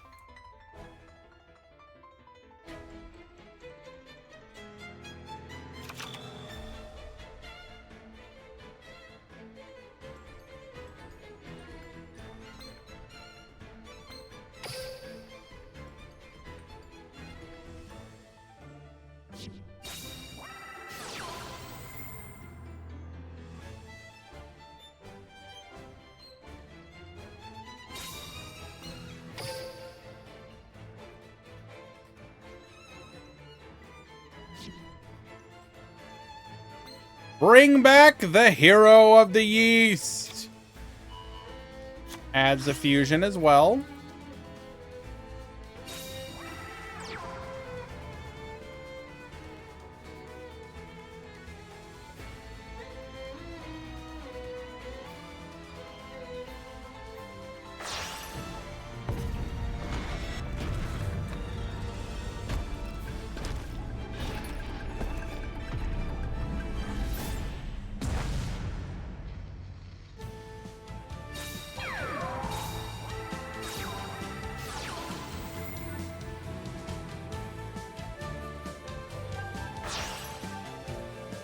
All that just to get a Yamiterasu on the field. Put him under the lock.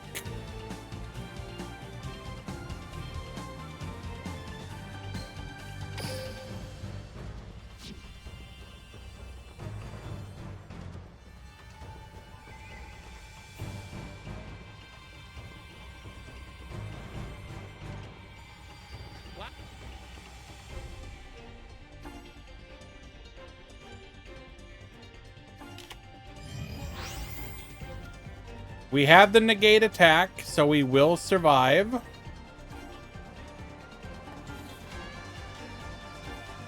Don't worry about it. Don't worry about it. You don't need to know what it was.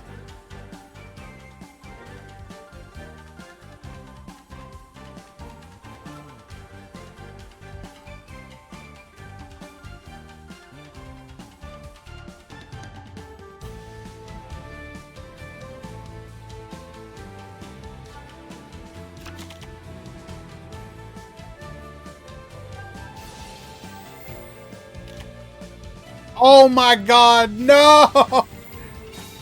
The effect of Vitrastar to put it face down. We needed that attack to go through. It has never been more Jover than it is right now. Ashura Star to the field. Get poppin'.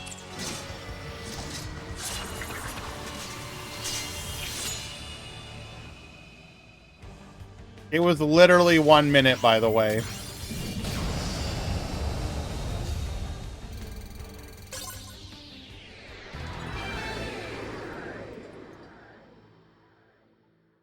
Gozu takes game number 1. You have proof that it's 3. Yeah, what's your proof?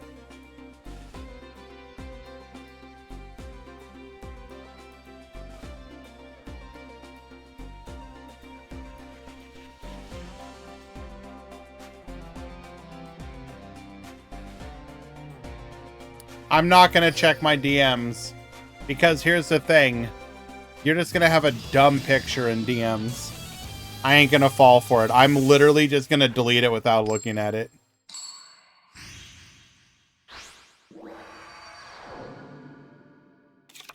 Get ready for the rush!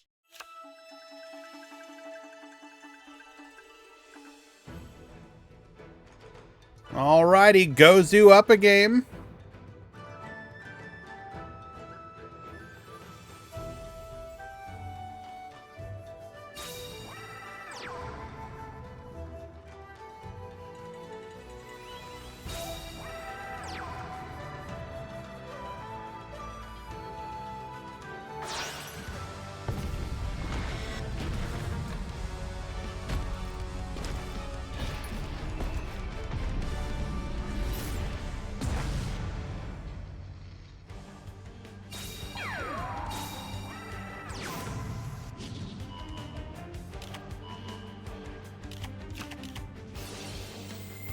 And close DM without clicking on it.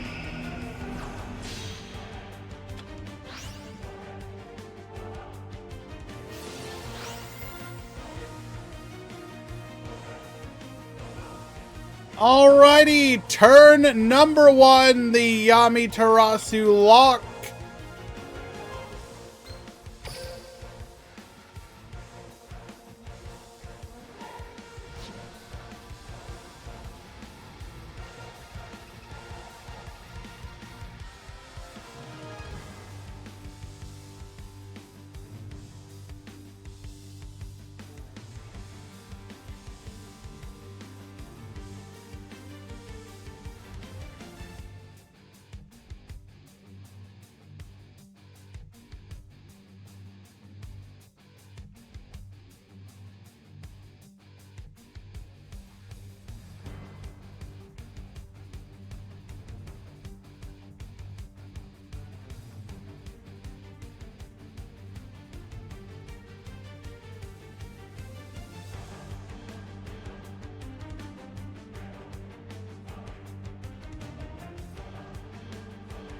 What are we thinking? What are we gonna do?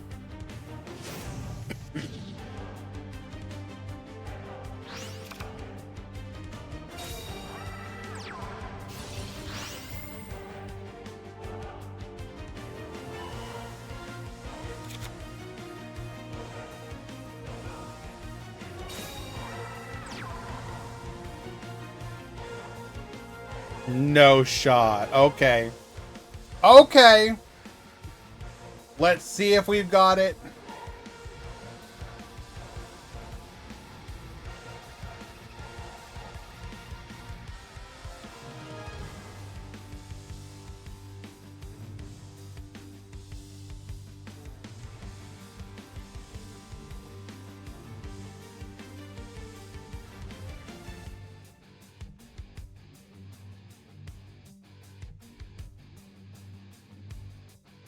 We have several pieces of the puzzle that we would need to defeat this. Do we have the rest of them is the question.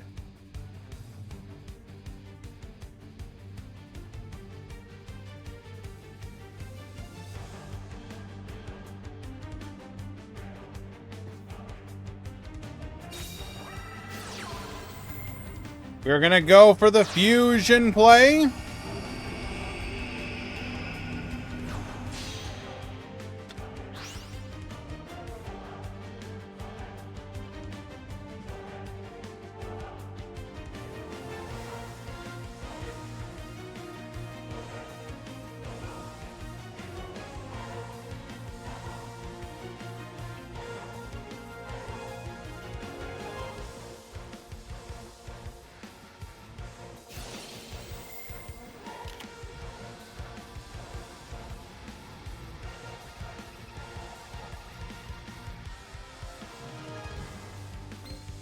Vitristar to defense position. But we're able to activate our effect and put the Yami ruler face down.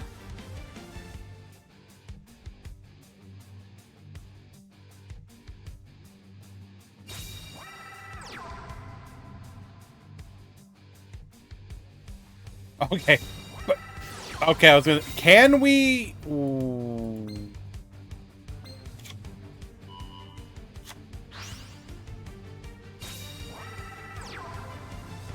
Okay, we are forced to pass from here. Interesting. Didn't really accomplish too much with that.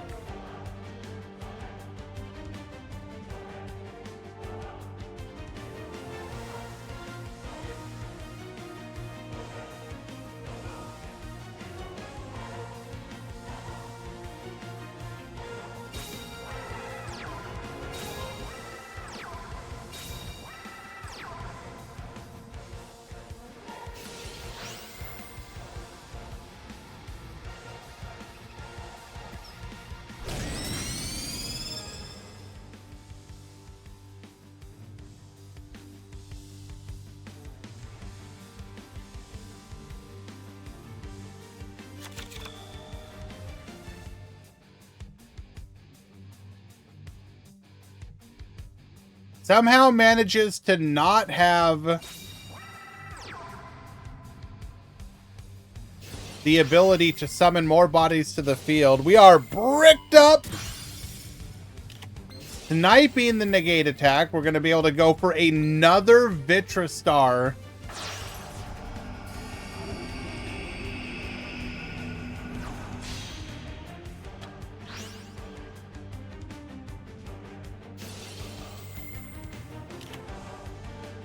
Get flipping one more time.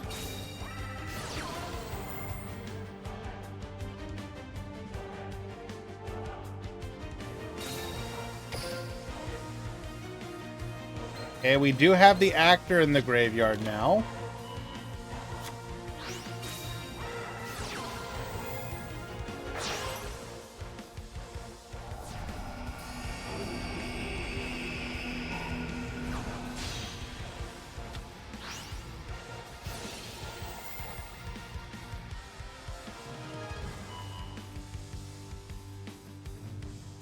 Get recycling.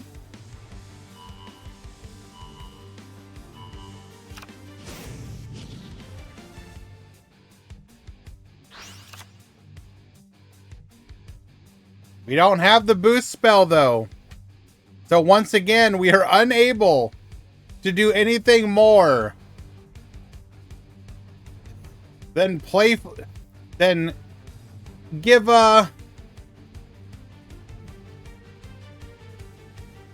the Yamitarasu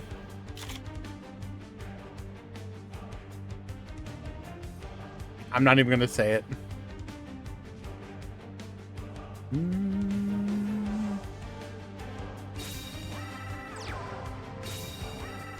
Power ranking is saying the new decks are tier 3.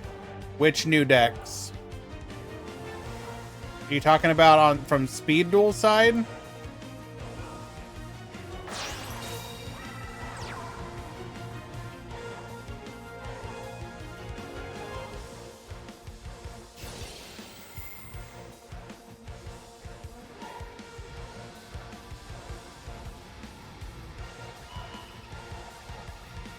Well, if we take a look at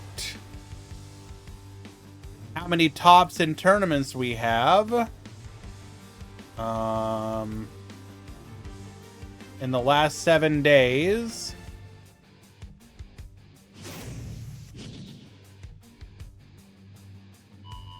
I feel that's something that's going to change pretty quickly, because I want to show you something real quick. Basically, I think it is literally a matter of people just not playing some of the decks. For example, there are 7 Ghost Trick tops.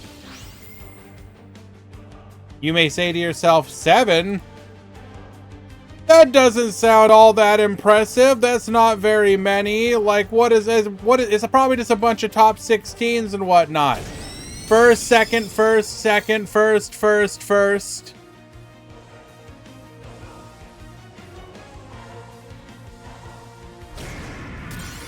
That is low on the power rankings exclusively because of representation, not because of power level.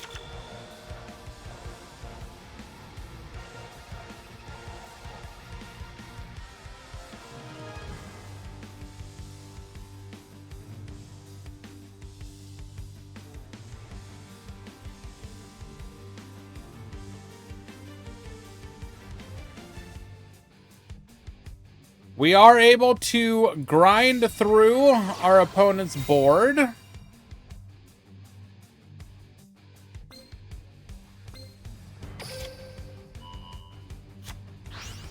We're probably out of Vitra Stars at this point.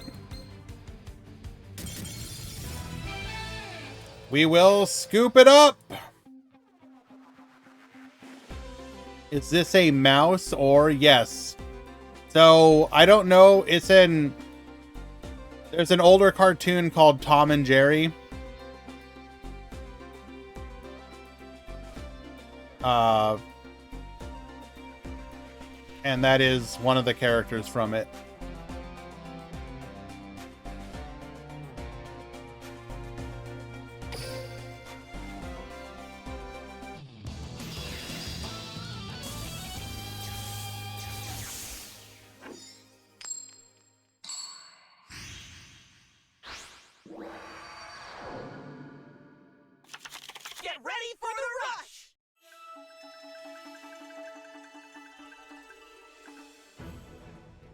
Damn, Sora. Okay, so meanwhile, this match, we're in the top 8 here. In the top 4, we had Big Man Neo R versus Sora, which was Cyber Dragon versus Galaxy. Galaxy won, moving on to the finals. So Sora is going to have to wait a little bit. You have Galaxies in the finals, which will face off against the winner of Hans and whoever wins here. Well, the what the heck part is different.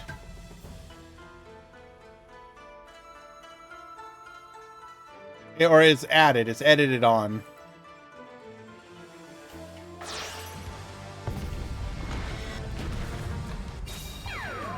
Are we going to have them under the lock again? There ain't no way.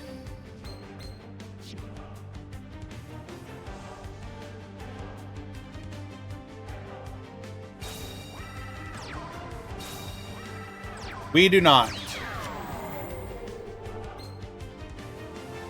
And not that scary.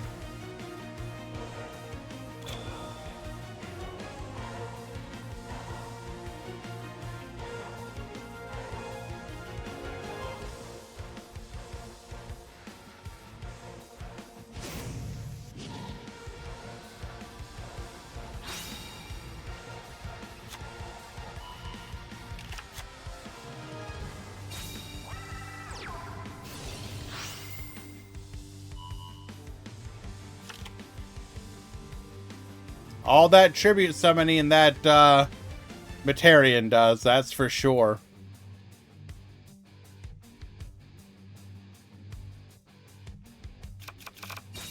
And we get to make our reactor play.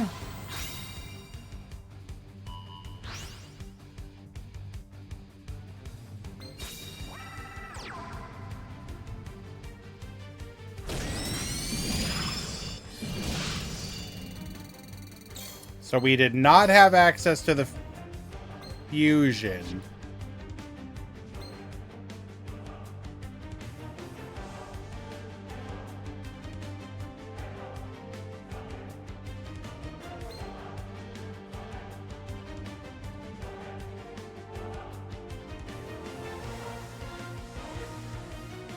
I might play... I don't know anything about Dark Galaxy, so it will be interesting to find out alongside others.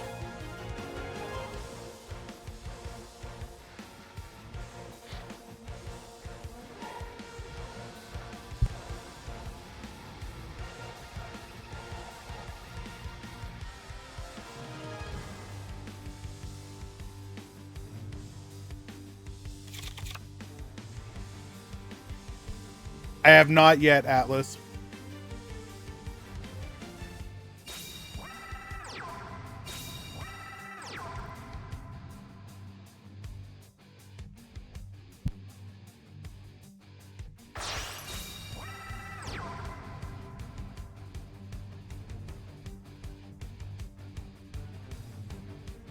I absolutely support Tomato's videos. I'm just behind on my videos right now because I've been doing some other stuff.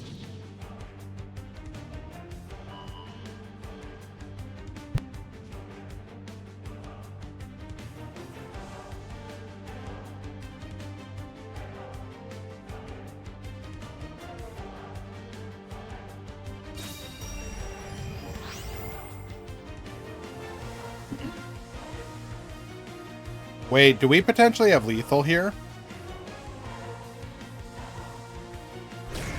No.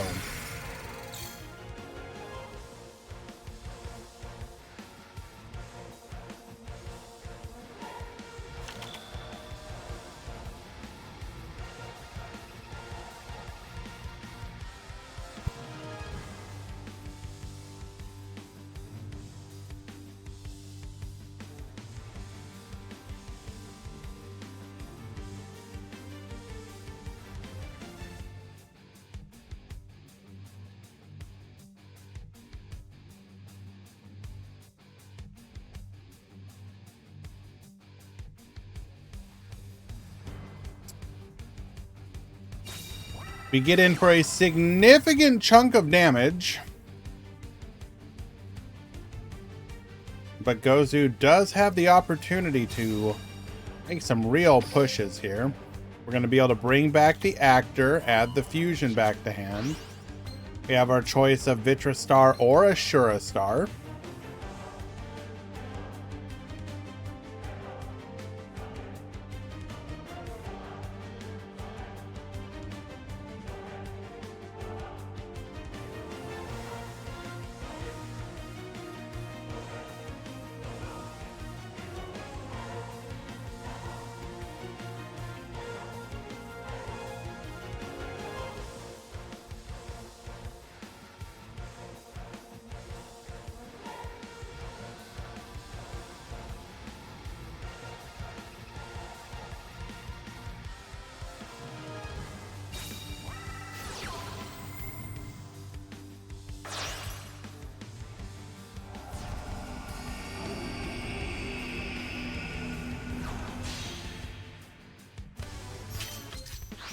We're going to go for the Ashura Star here.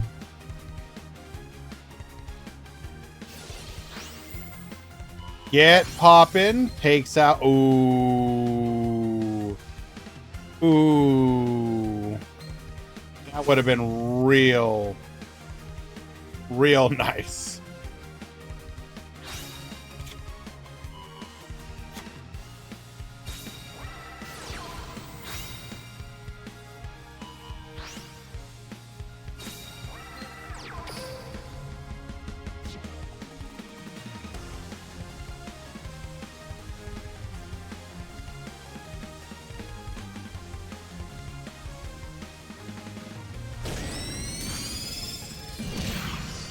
And unfortunately, we hit the 50-50.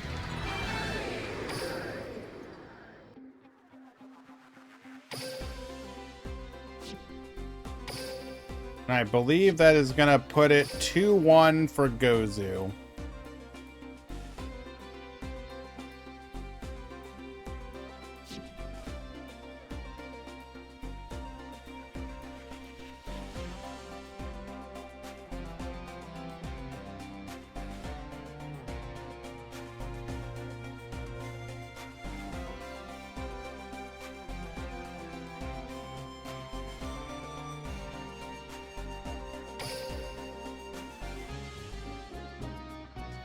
Looks like a 1-1 to you, huh, Luna?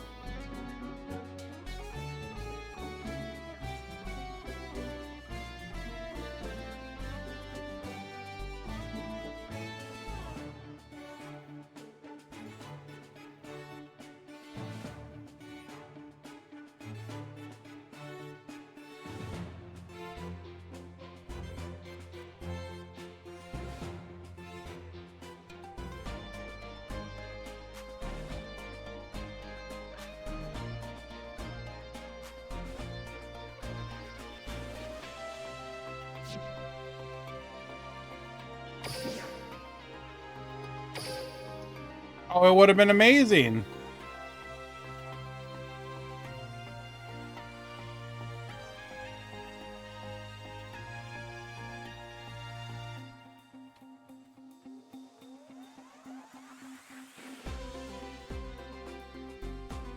They did, Sora. Tinkerbell. You want to come cuddle? Come on. Come over. Come on.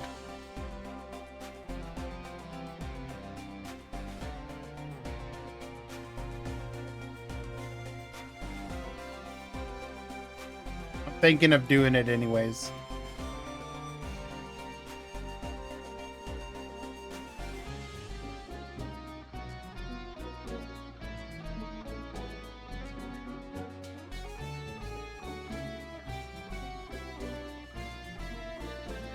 You have no choice in the matter, Tinkerbell.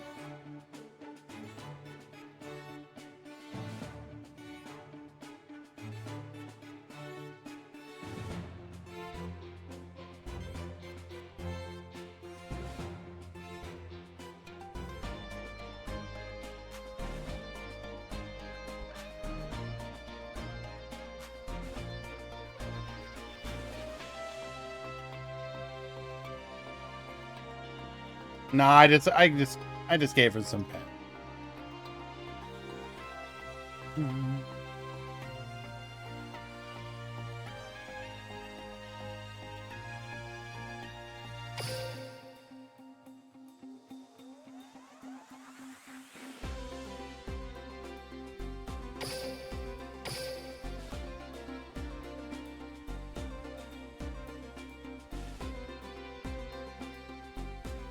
All right, just waiting for the next one to begin.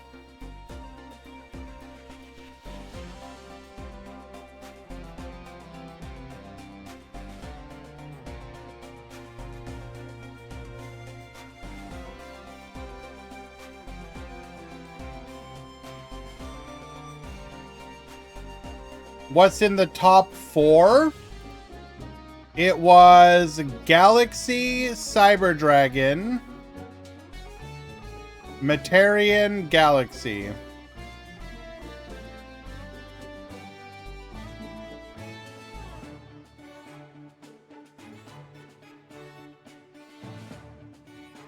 Do you think we will get Droplet in December?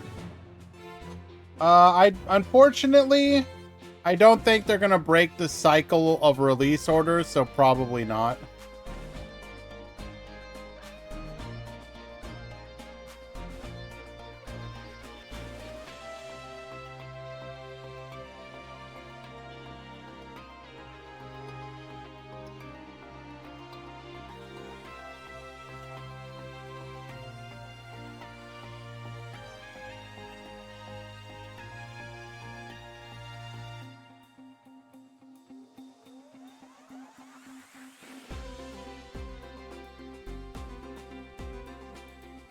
Mm-hmm.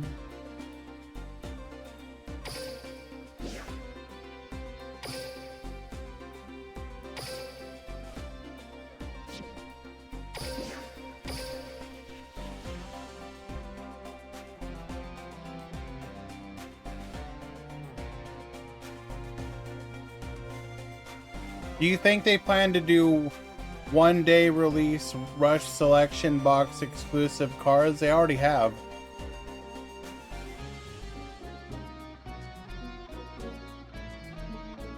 What's the best thing to spend money on in a gacha game? Nothing.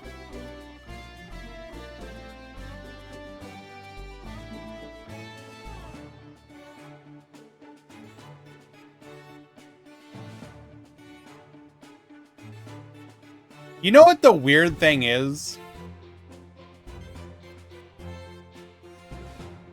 I actually hate gachas, like, as a general rule. The only reason Duel Links ended up working on me is because I know I will eventually pull everything.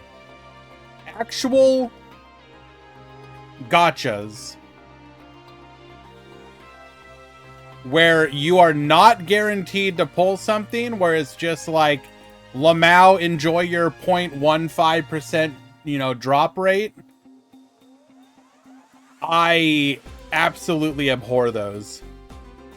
I have never played a gacha of that type ever in my life. Or rather, I've never spent money in them. I will play them for like a couple hours until the currency, the free-to-play currency runs out.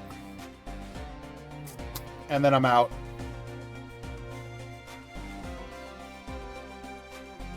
I hate the idea of shoveling money into a pit.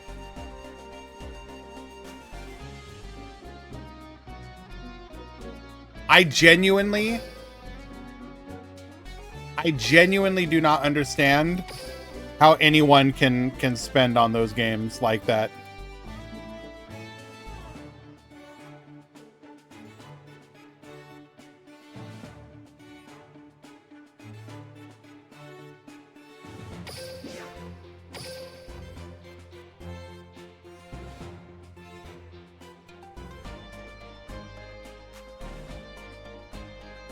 What happens if you play something like Genshin free to play? Do they gatekeep you from going through the story?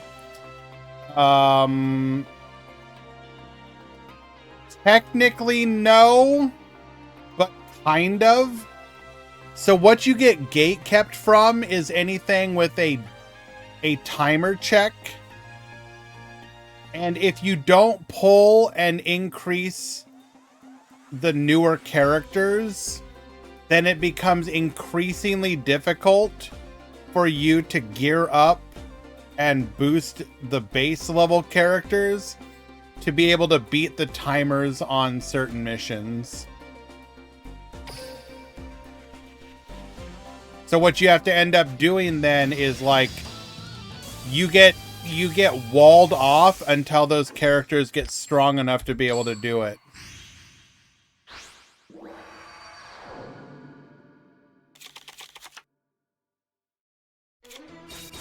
So, but like basically you have to be willing to grind the same content over and over again while everyone else is moving on to the new stuff. You have to sit there and be like, well, time to do the same, you know, weekly grind for the 8th week in a row.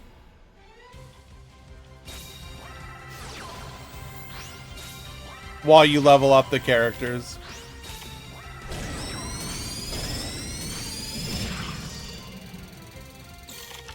I mean, but there's it's a different, it really depends on what the grind is for you. Like, if you take like an MMO or whatever, those kind of grinds, because there's typically actually content involved, that can be an enjoyable process. Gacha games, I'ma keep it real with you. I have yet to play a gacha game that genuinely felt like the content was anything other than just like the most phoned in barrage of steel. Pop the back row. It is so unbelievably Jover. Well, actually, no, it's not. We're gonna go for the Hercule star here. We're gonna be able to bounce too.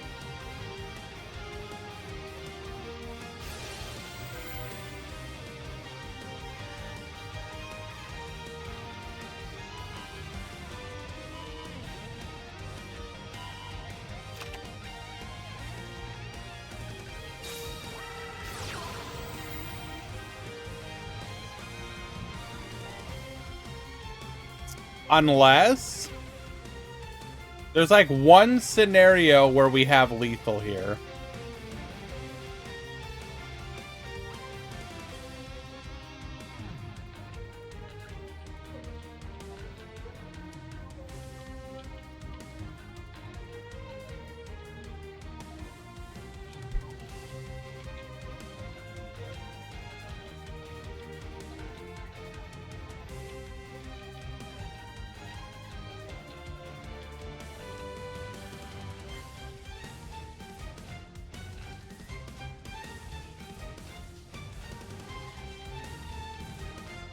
Well, at least gachas are free to download, so you can give it a try for a bit. I mean, yes, that's kind of obvious, Giran, but like, I'm simply giving my opinion of them, and I've always found I'm gonna keep it real with you. Again, I don't think there's any gacha game with a good story.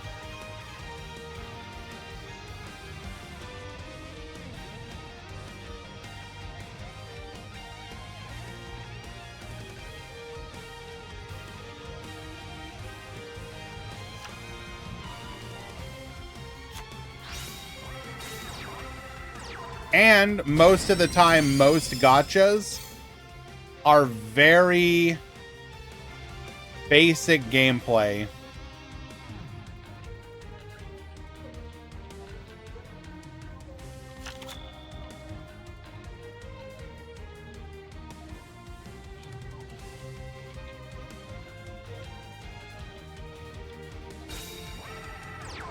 What about Honkai? I don't think it's good. The problem with gacha stories is they have to make them incorporate characters that make no sense. Because those characters exist solely to be eye candy that you want to pull because pretty PNG.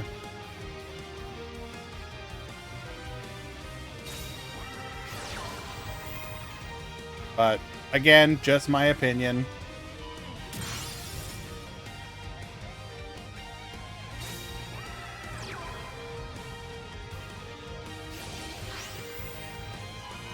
Get reducing.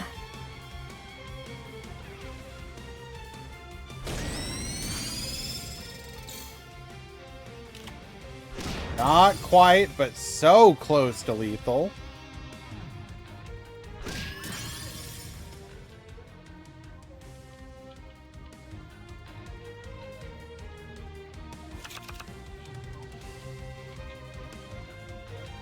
I guess for me, if I'm ever in the mood to play something truly free to play, and get some kind of story that's like at least vaguely interesting, that's what I've always found the free to play MMO space good for.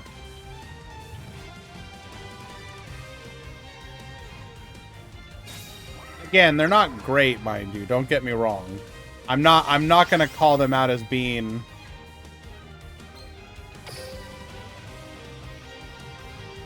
We went for the YOLO mill on our reincarnation and we missed it.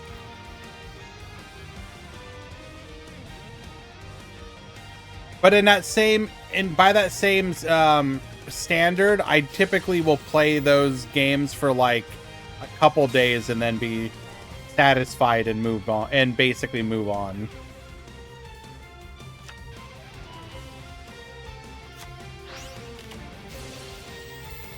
Go for the fusion play here.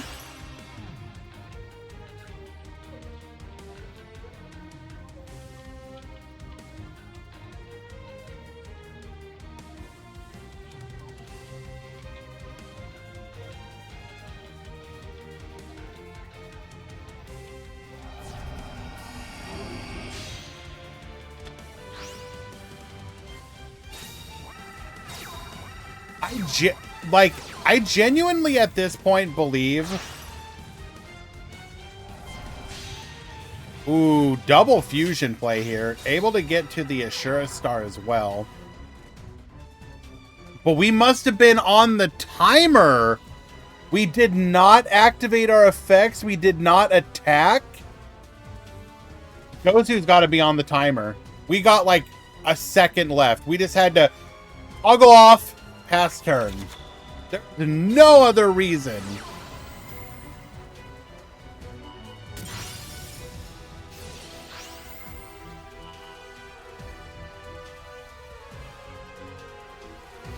That is not lethal. Oh no!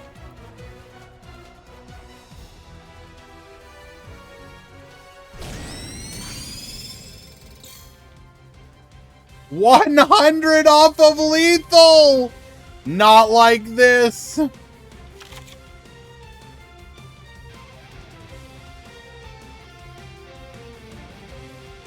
Actually, no. No. It doesn't have to be timer. We just didn't want to open up a zone to be able to secret order. That's most likely what it actually was. It's not timer. I had the completely wrong read there.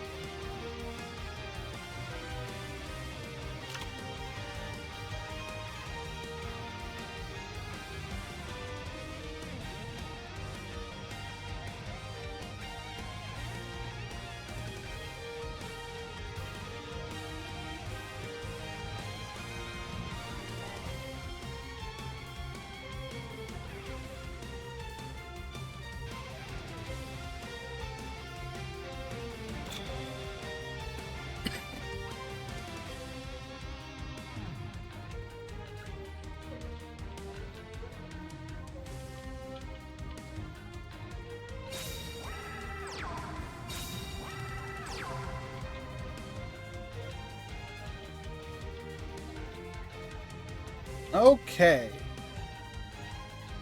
Setting some back row here.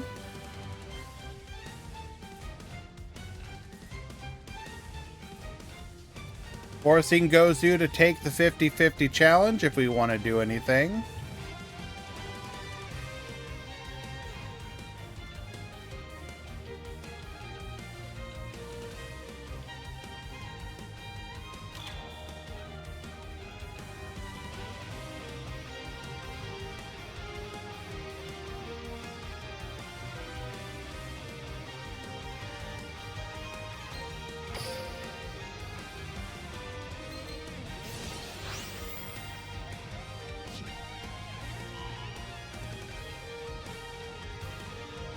So we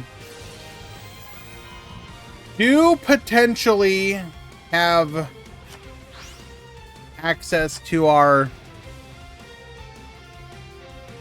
Oh. Never mind. We could have had slime, but we made the call to go for it as if it wasn't there.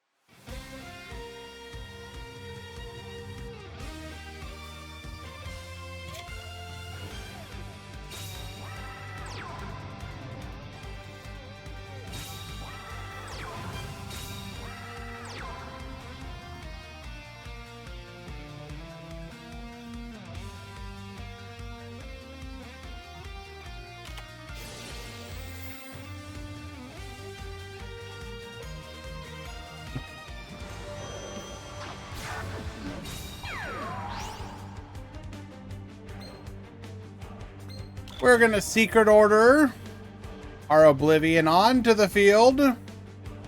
That one in the back, one in the front, pass the turn.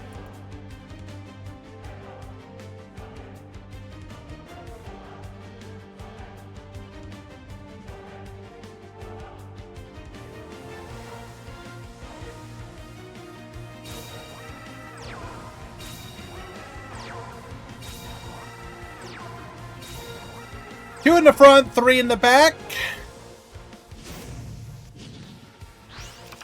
Gonna dump the actor to the graveyard, pass the turn.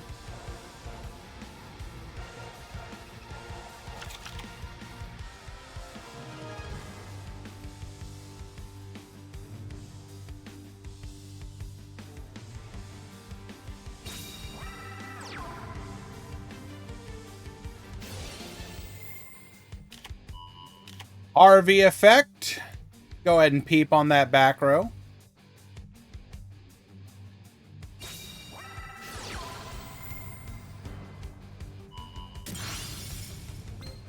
Pops a monster reincarnation. Thank you. Appreciate that.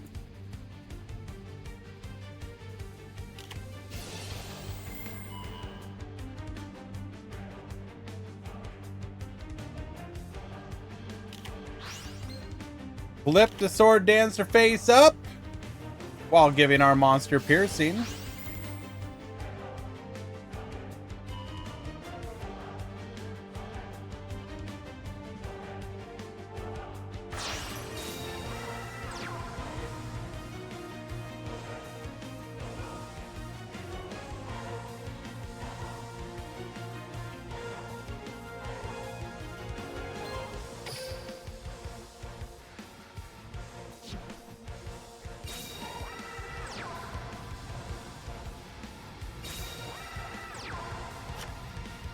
Alrighty, tribute summon the Cosmo Titan. We go to battle.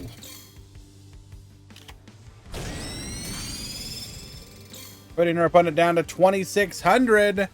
One in the back. We know we have the type change beam. We got an unknown Draw 3.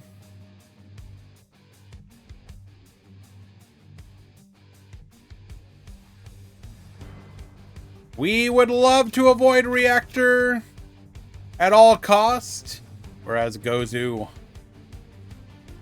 would be able to take advantage of it if we drew it in our 5. Gain that extra card draw. Be able to start pushing through this board and equalize the life totals.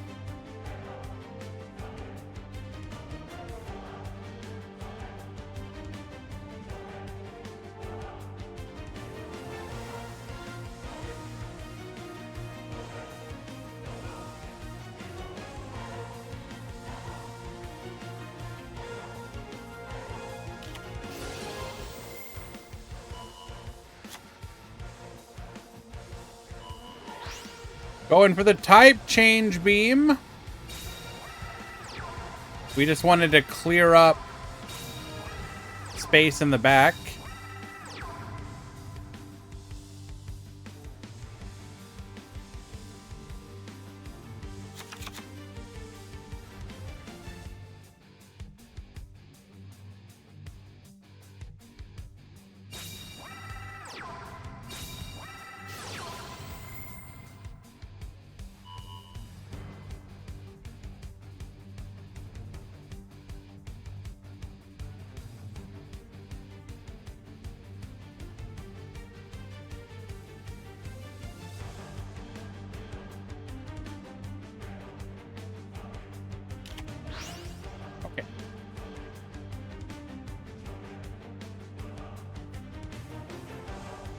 We do have delay.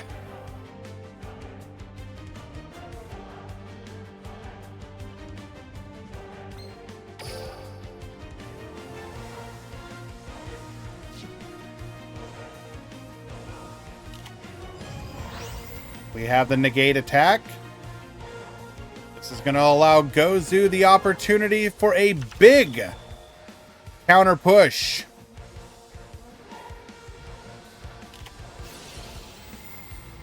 Barrage of Steel, get poppin'.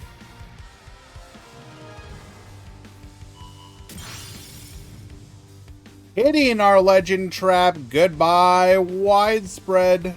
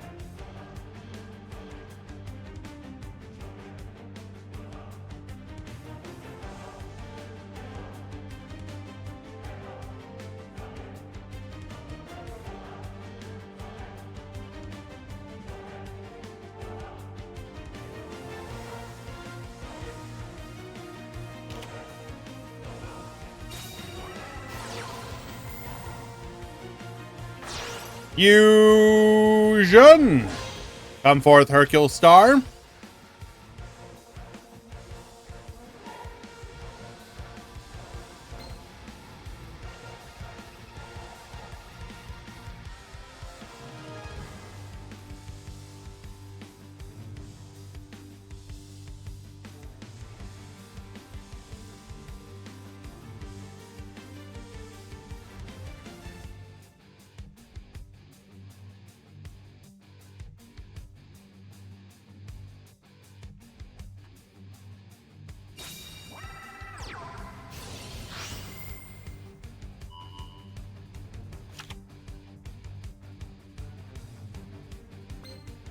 Imaginary reactor to the field. We're going to be able to draw 2 more.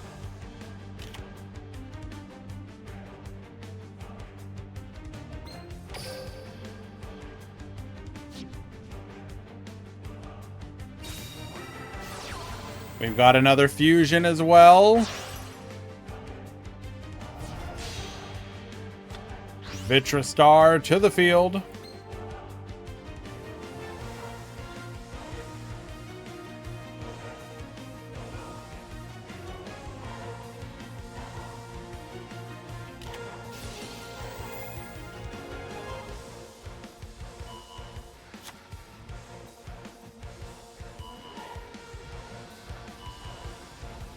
activates the type change beam.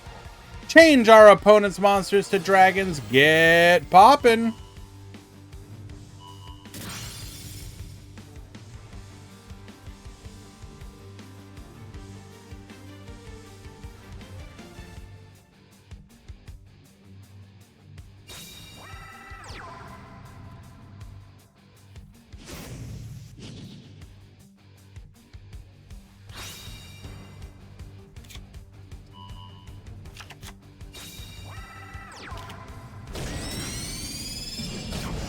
We're going to get in for 2,800 direct. Pass back to you.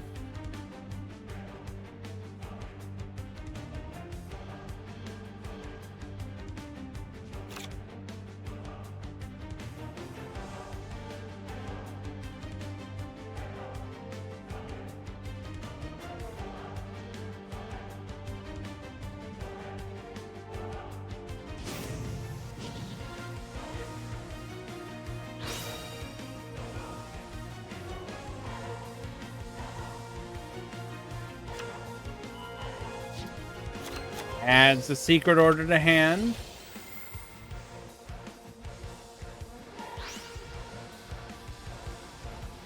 These are going to be our final two. A second secret order has hit the field. That's 800 damage. If that back row's nothing, this is lethal. Attack 1. Attack 2. No, wait, this is not lethal. I cannot math. Putting our opponent down to 200.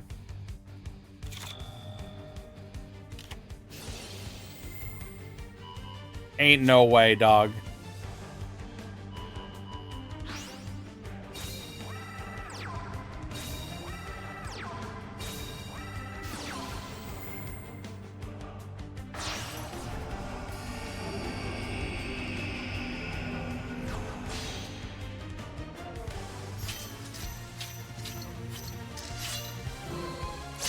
Yep, and this is lethal, even at full hit points.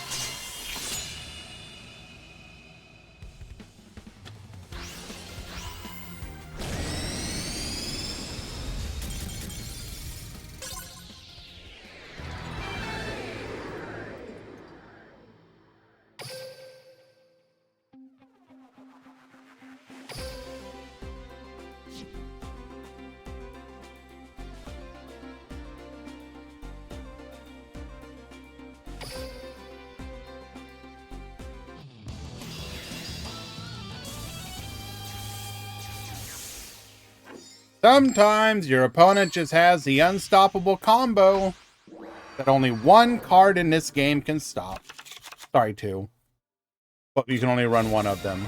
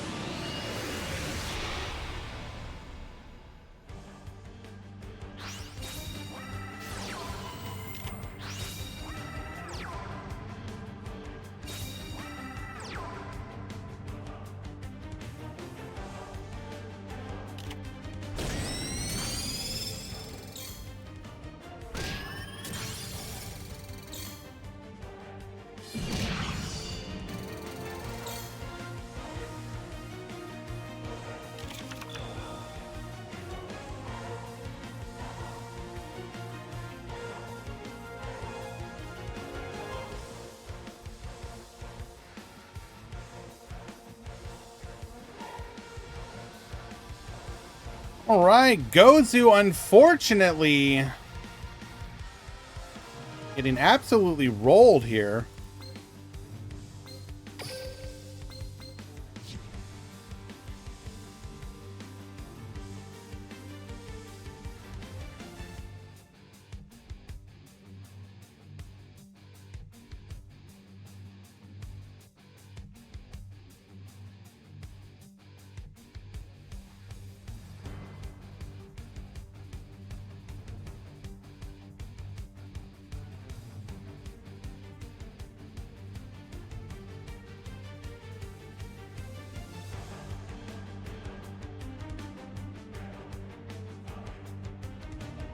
What's the game plan?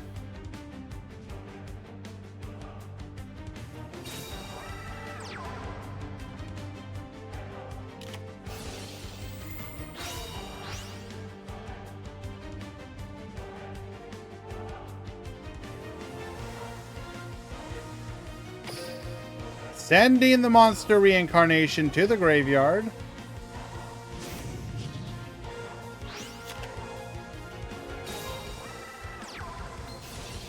We have the reactor.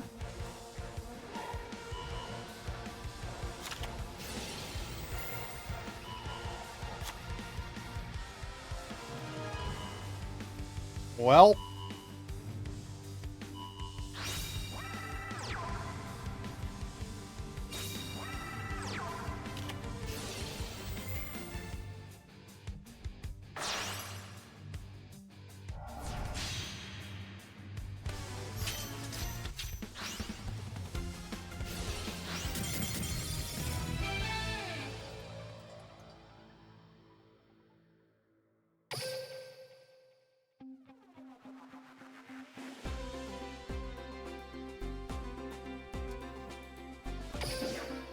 Gozu takes it.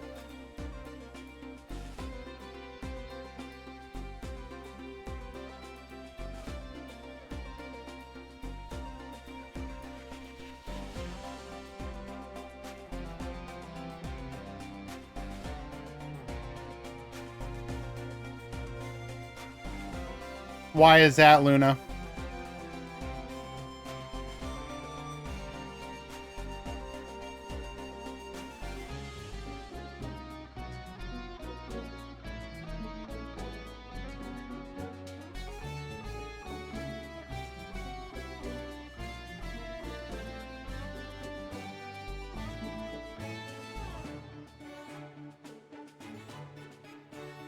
Alrighty, we are preparing for the final match. We have Sora versus Gozu.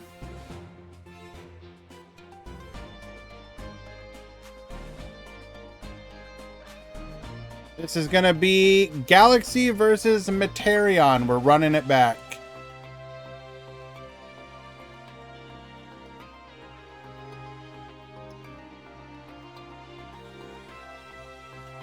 Yeah, it is what it is, Hans. I mean, personally not a big fan of that. Anything where there's like literally nothing you can do and you just lose the game because your opponent drew the right cards. It's unfortunate.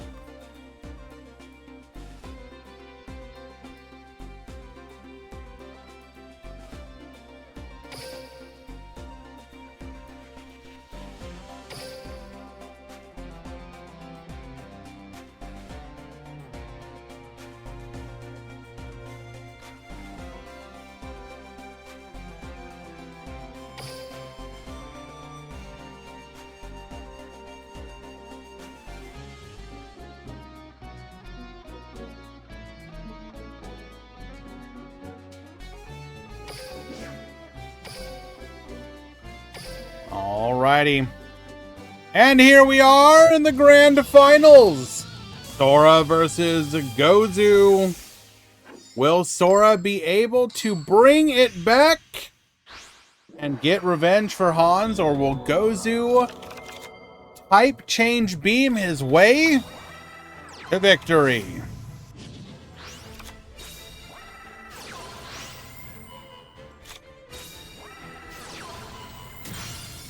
Start working on that back row.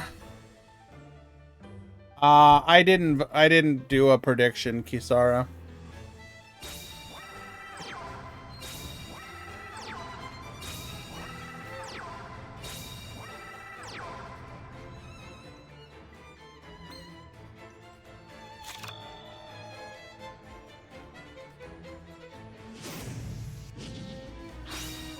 Triple sets of the back row.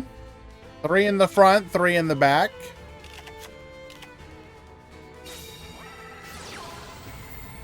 Secret Order, get reviving.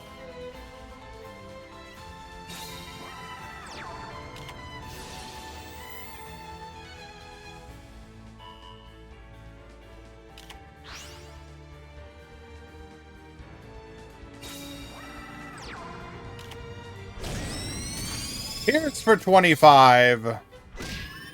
Get in for 100. And another 12. Sorry, 8. I can math.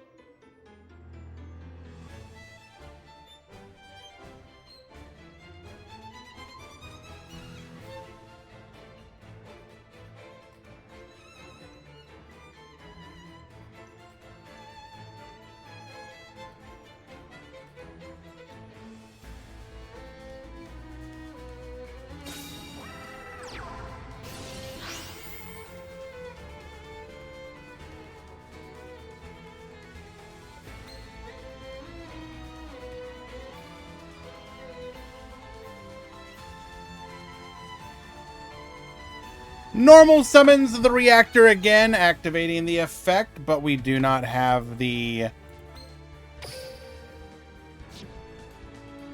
reincarnation this time.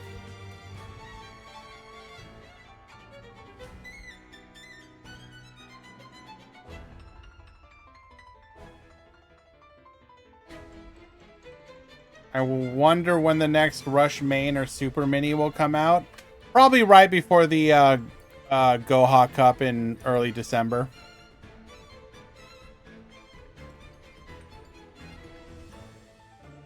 So Twix, that is specifically, there are certain ones that have always been available in the shop. It's never had event ones, unfortunately.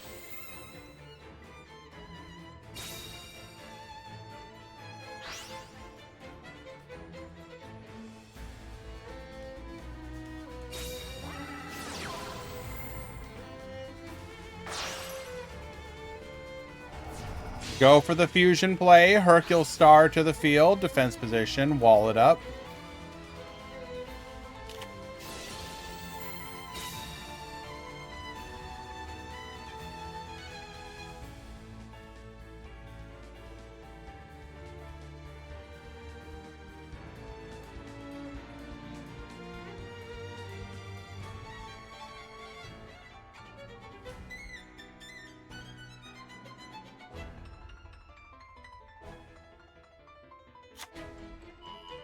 Returns the fusion to hand.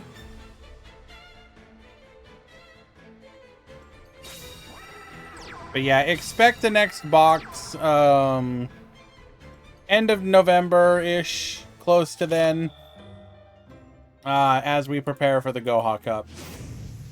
We should have a meta shakeup, in theory, from cards then, alongside the new character release. God damn it, Drewy.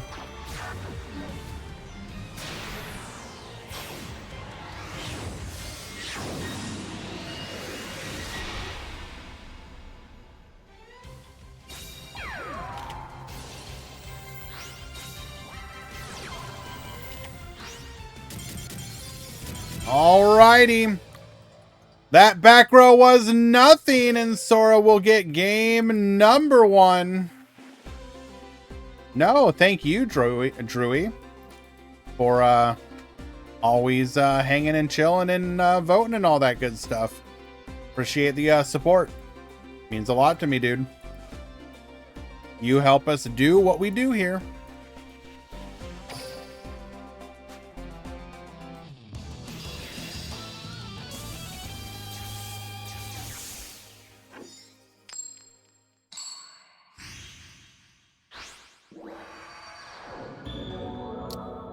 Okay, game number 2. 2 in the front, 3 in the back.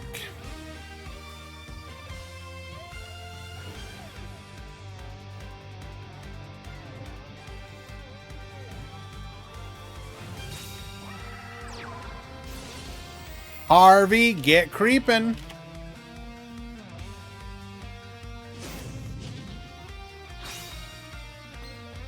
Send the Galactica.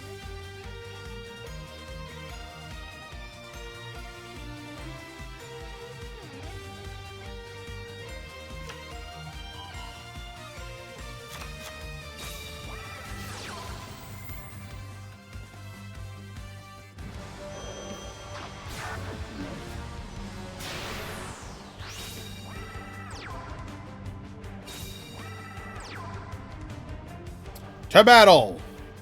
There is delay.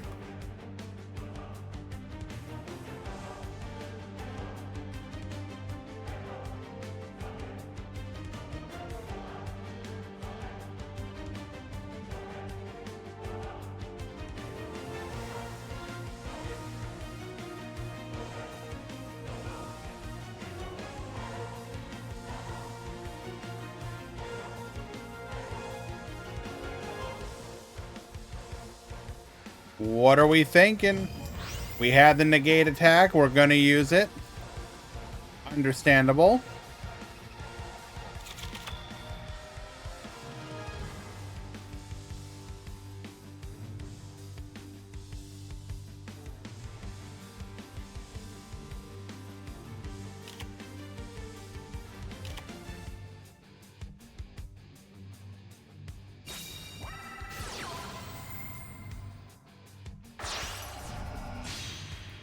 We're going to go for the Vitra Star here. We're going to be able to pop that back row if we want to.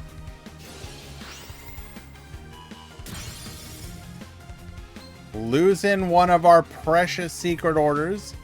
Unfortunate.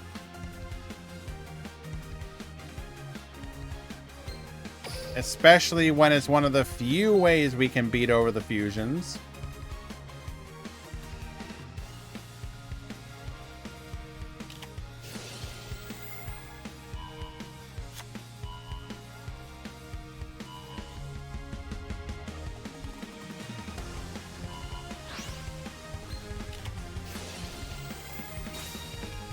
Making all of our opponent's monsters spellcasters. Aw, Jinzo, thank you so much, my dude. Them 100 biddies. Thanks for the stream. Thank you for hanging out with us, bro. Why I do it.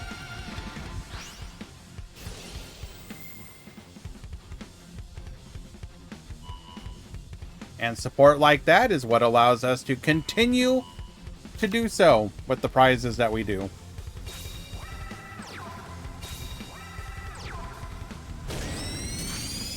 Attack 1, attack 2, attack 3.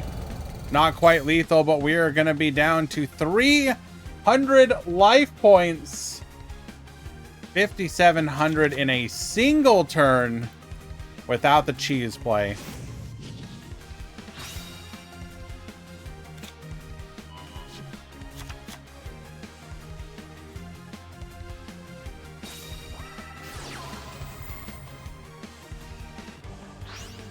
Goes for the secret order here, but what else can you do?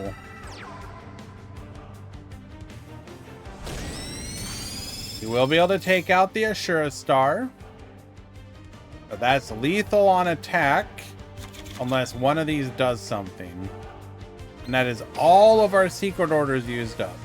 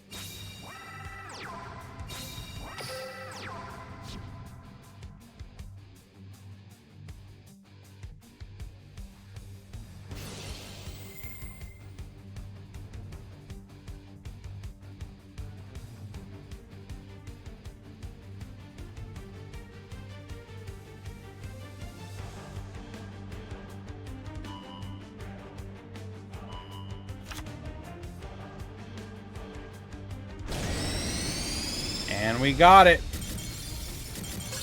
That one turn was simply too devastating.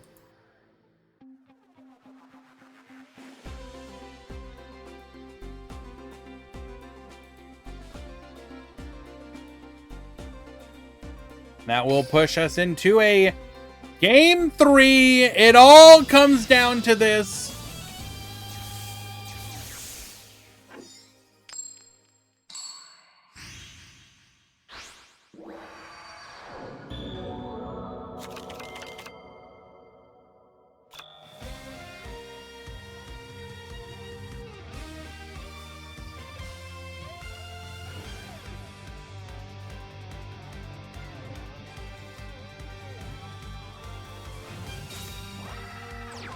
2 in the front, 3 in the front, 2 in the back. The perfect setup.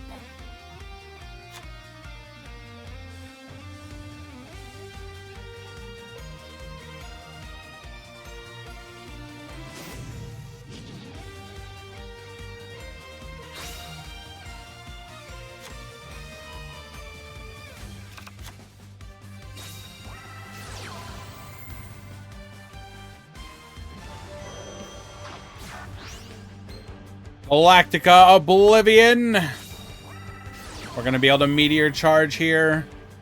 Gain piercing. Get flipping.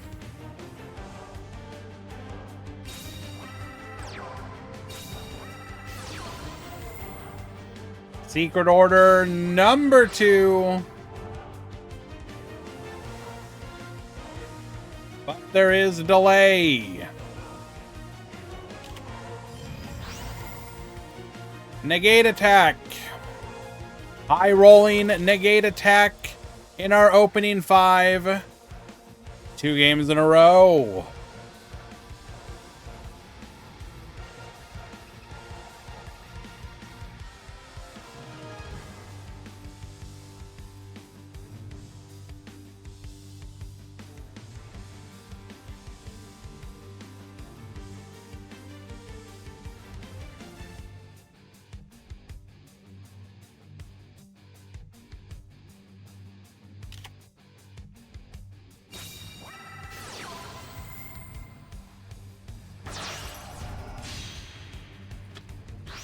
Fusion play, Hercule Star to the field.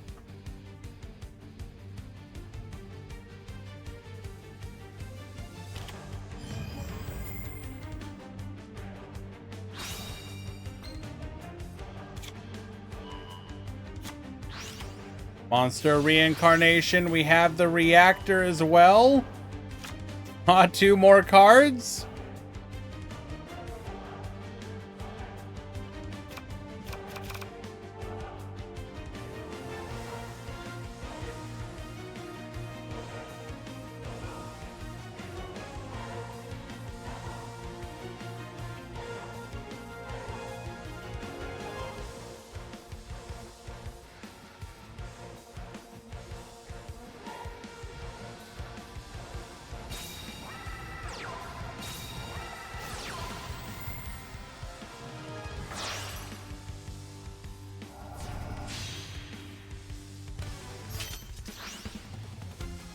Usher a star to the field. We're going to be able to pop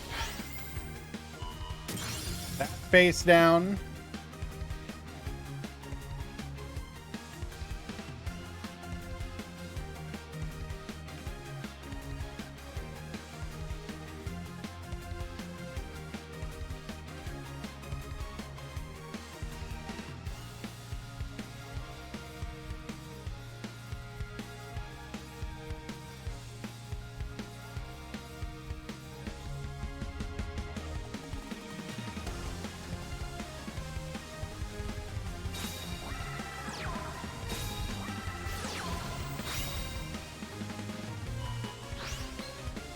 Boost the magic juggler up.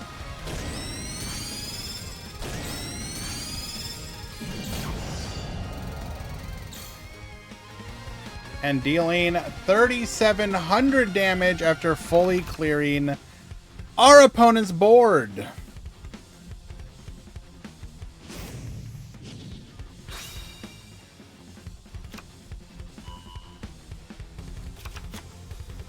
Jinzo, it is a pretty neat deck. The unfortunate thing is just Materian's a deck.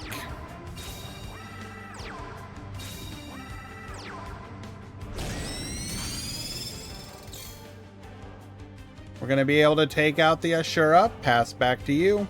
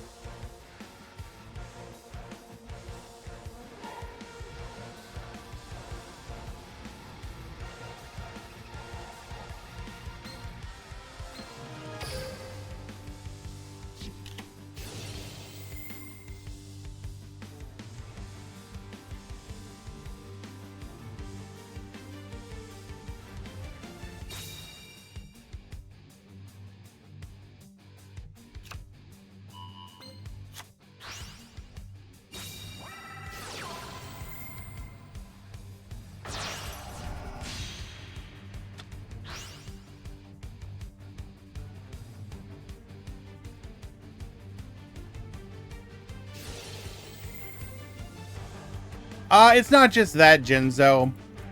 Materian just is a poorly balanced deck in the game at the moment.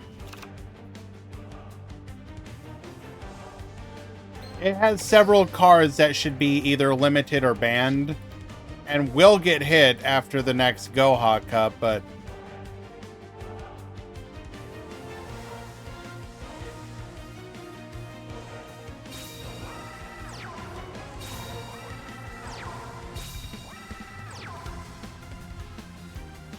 we go to battle.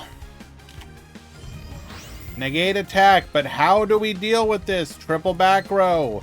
2 high levels, and we are out of secret orders.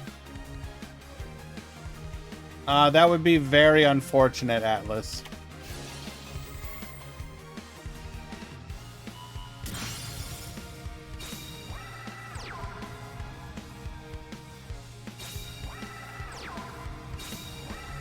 Like, this is one of the problems here. Like, Galaxy is a very aggressive deck, but then you end up in this scenario where you literally can't even out your opponent's monsters. Like, what are you supposed to do?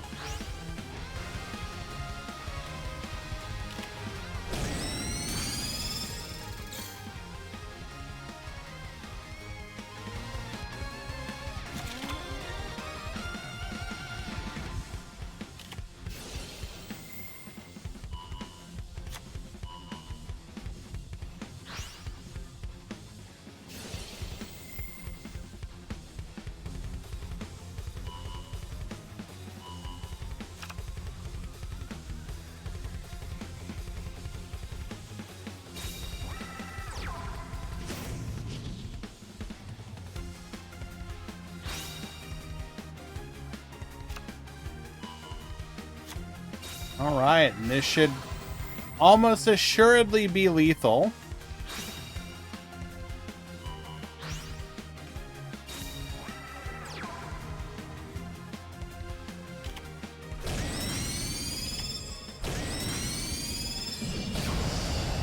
Like, the thing that I find particularly hilarious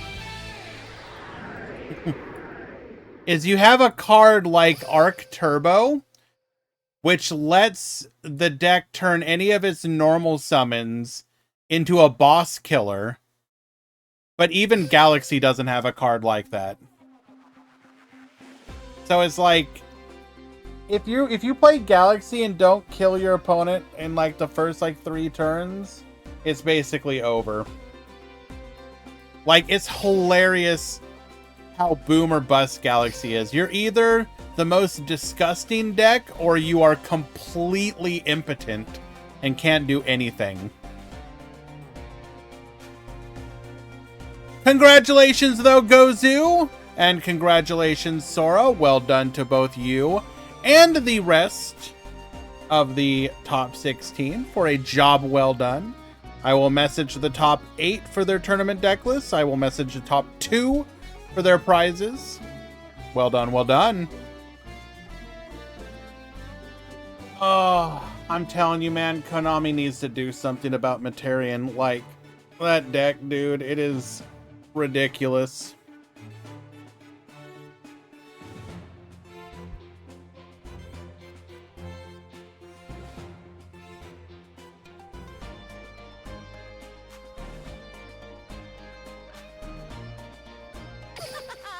I'm Yuo Goha, the best of the Goha 6. Alrighty. We're gonna go ahead and call it here today, folks. Thank you for hanging out. And, yeah, let's go ahead and find somebody to raid.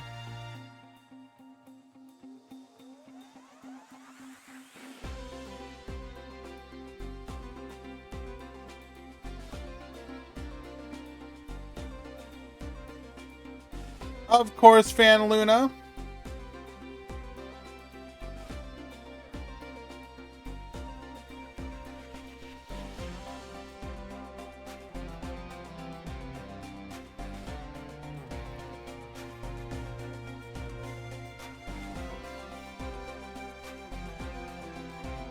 We'll raid Quantum.